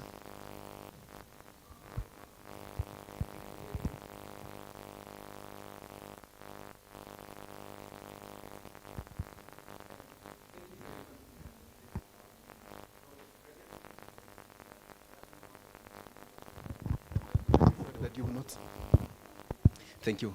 Moderator, I have a little kind of concern, very unprecedented that you finished the session and there is no time for questions, honestly. And this, you know, the questions You said got the the president. you're wasting the time, so go ahead and answer the ask a question. She has a question then. She has a question. Okay, please That go was ahead. the complaint. Hi, thanks for your presentation. I wanted to say, so multi-layered packaging is a great invention, but as we know realistically, and as you guys have raised, it's really difficult or almost impossible to recycle, especially with some of the technology we have here. And sustainability, I mean, single use and sustainability are not, you know, really the same, I mean, go in the same sentence. And so my question to you is Tetra Pak trying out any innovation to promote reusable packaging? Yeah, thank you. Great.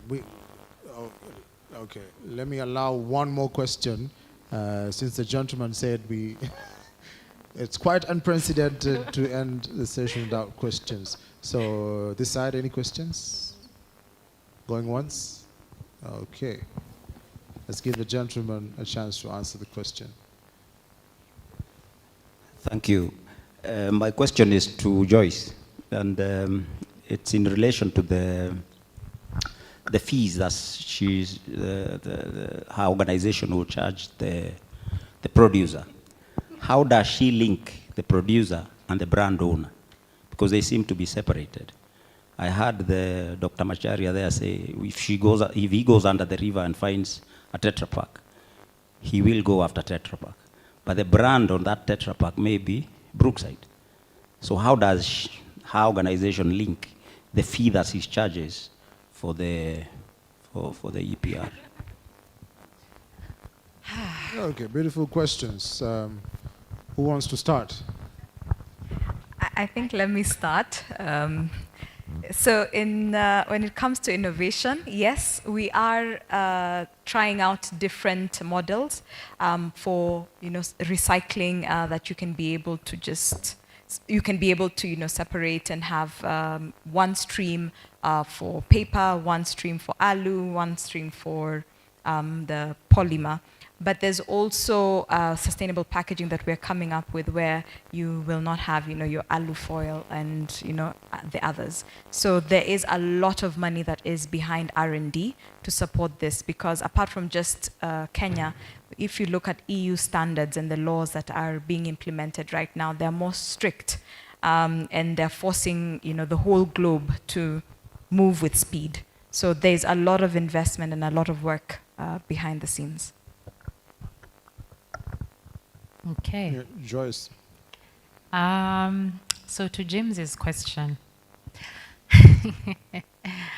the converter brand owner relationship and how fees are distributed. So in an ideal market, you find that converters are the ones who are paying forward the cost, then because they know who the brand owners they are selling to and they can declare, so they are able to charge that cost to the brand owner without necessarily having to register very many brand owners. So it works like that. I'll give you an example. In South Africa, in the PET sector, for instance, they work with the converters, and the converters are then able to register who their members are for the different brand owners.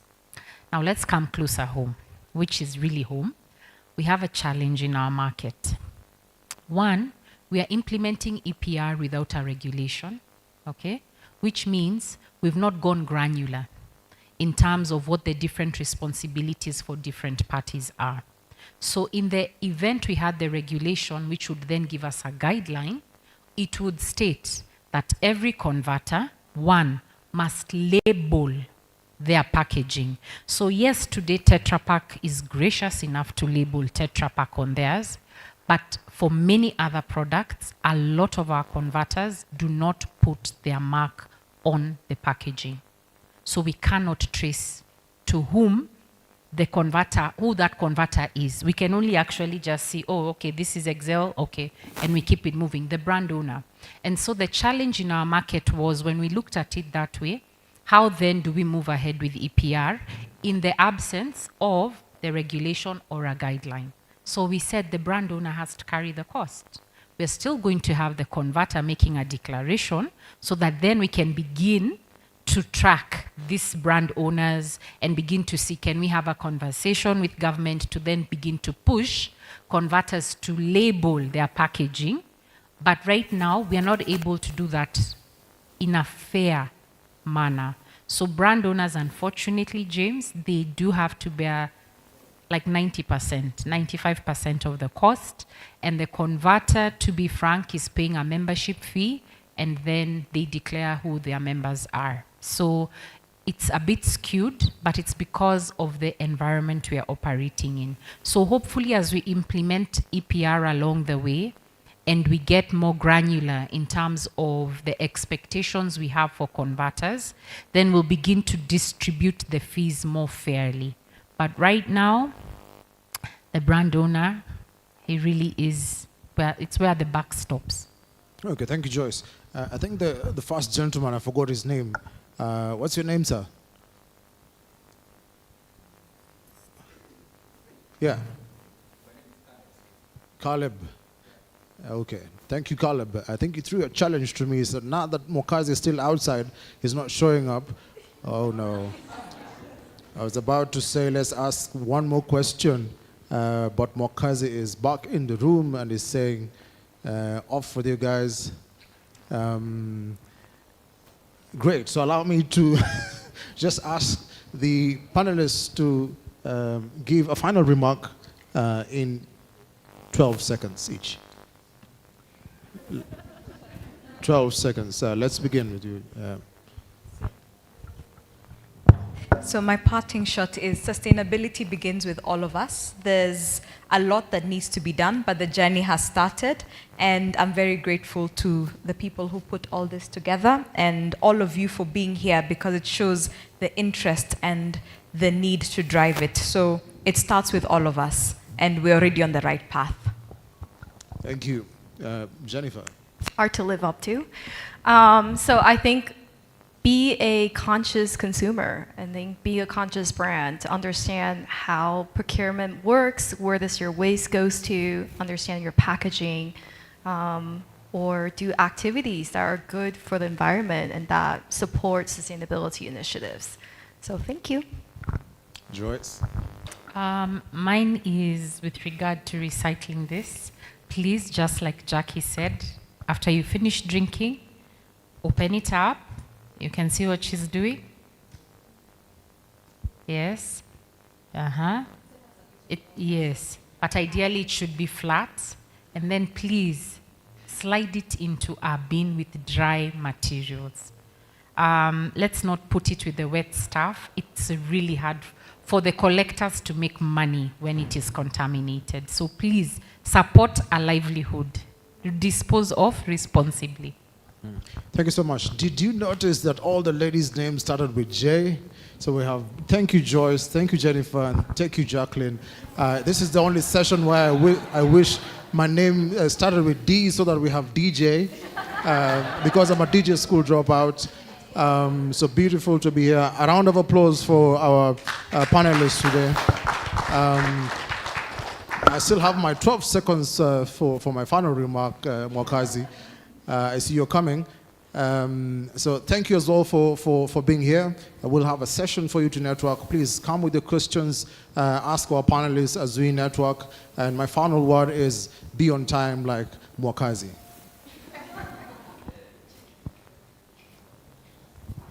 Another clap for them, please. And then we take a group photo. And we have a package for you. Some of you have been very blessed today to have more packages. If I were you, I would make friends with Joyce. Sorry, to add on to that, we also have a package for the other presenters from Tetra Pak, so you get double. Group photo. All right, let them finish first. And then,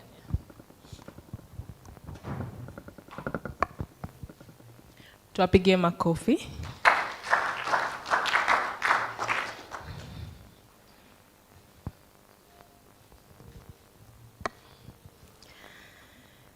Thank you very much. Some of us will never have that much media attention in our lives.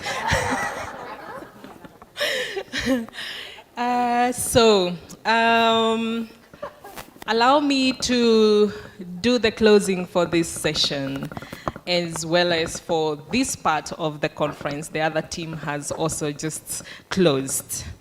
So first, I want to thank Tetra Pak for facilitating this session on sustainability, collection and recycling of multi-layered packaging. I do hope that it was super informative, and the Tetra Pak team, I'm sure you have also provided your contact so that people who are willing to contact you or looking forward to contact you have that. They still have a desk outside, so after this, feel free to walk in there and ask as many questions as you would like. Seek partnerships, you never know what comes out of it. And we always say, the Circular Economy Conference is not just about listening, it's also about creating those connections. So, this brings us to the end of the 8th Circular Economy Conference, Kenya 2023. It's been an honor hosting you. We do this every year, and hopefully next year you will also be with us, and the other year to come, and the other year to come. Yet, after we finish with the conversations in the room and we go on the ground, we urge you to please take the right actions.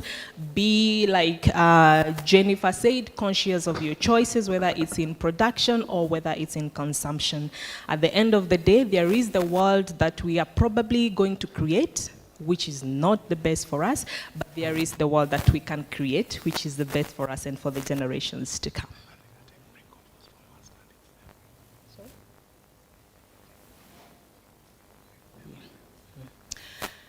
Now, Although we are officially closing the official part, there's tea. Kenyans and tea. You have to take a cup of tea. Na unaambiwa usitoke kama hujakunywa chai, sawa? So there's a cup of tea. The stands for exhibitions are still open. Please network if not visited them. Also make sure that you meet someone new and exchange contacts, all right? So one more favor before you go, whether it's inside here or outside there with someone you met today or someone you know or just by yourself, take a picture. All right, a selfie, a picture of a product that you liked, and then go on social media, Twitter, Instagram, LinkedIn, Facebook, whichever that you are on, and use the hashtag CE for Circular Economy, CE Conference Kenya. We will find you, we will like, we will tweet, we will engage. All right, promise you'll do that?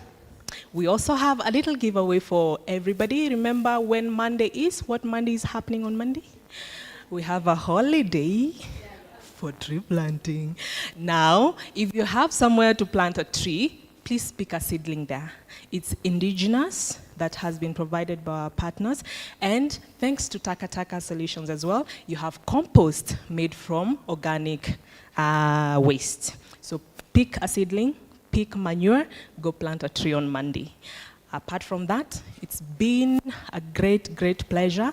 I would like to thank our tech team for making this happen for both the online audience and for us. I want to thank all our other partners. I want to thank Mwakazi for keeping the panelists and the moderators especially on check with time, and also for being an amazing host for our plenary session. For all our speakers and panelists, asanteni sana for your day and for your time, and especially for sharing your very knowledgeable experiences. It's been an honor to also work with an incredible team from KEPSA and the Sustainable Inclusive Business. Asanteni sana for the incredible job that you have done. It's been a pleasure to host you. My name is Josephine Wawira.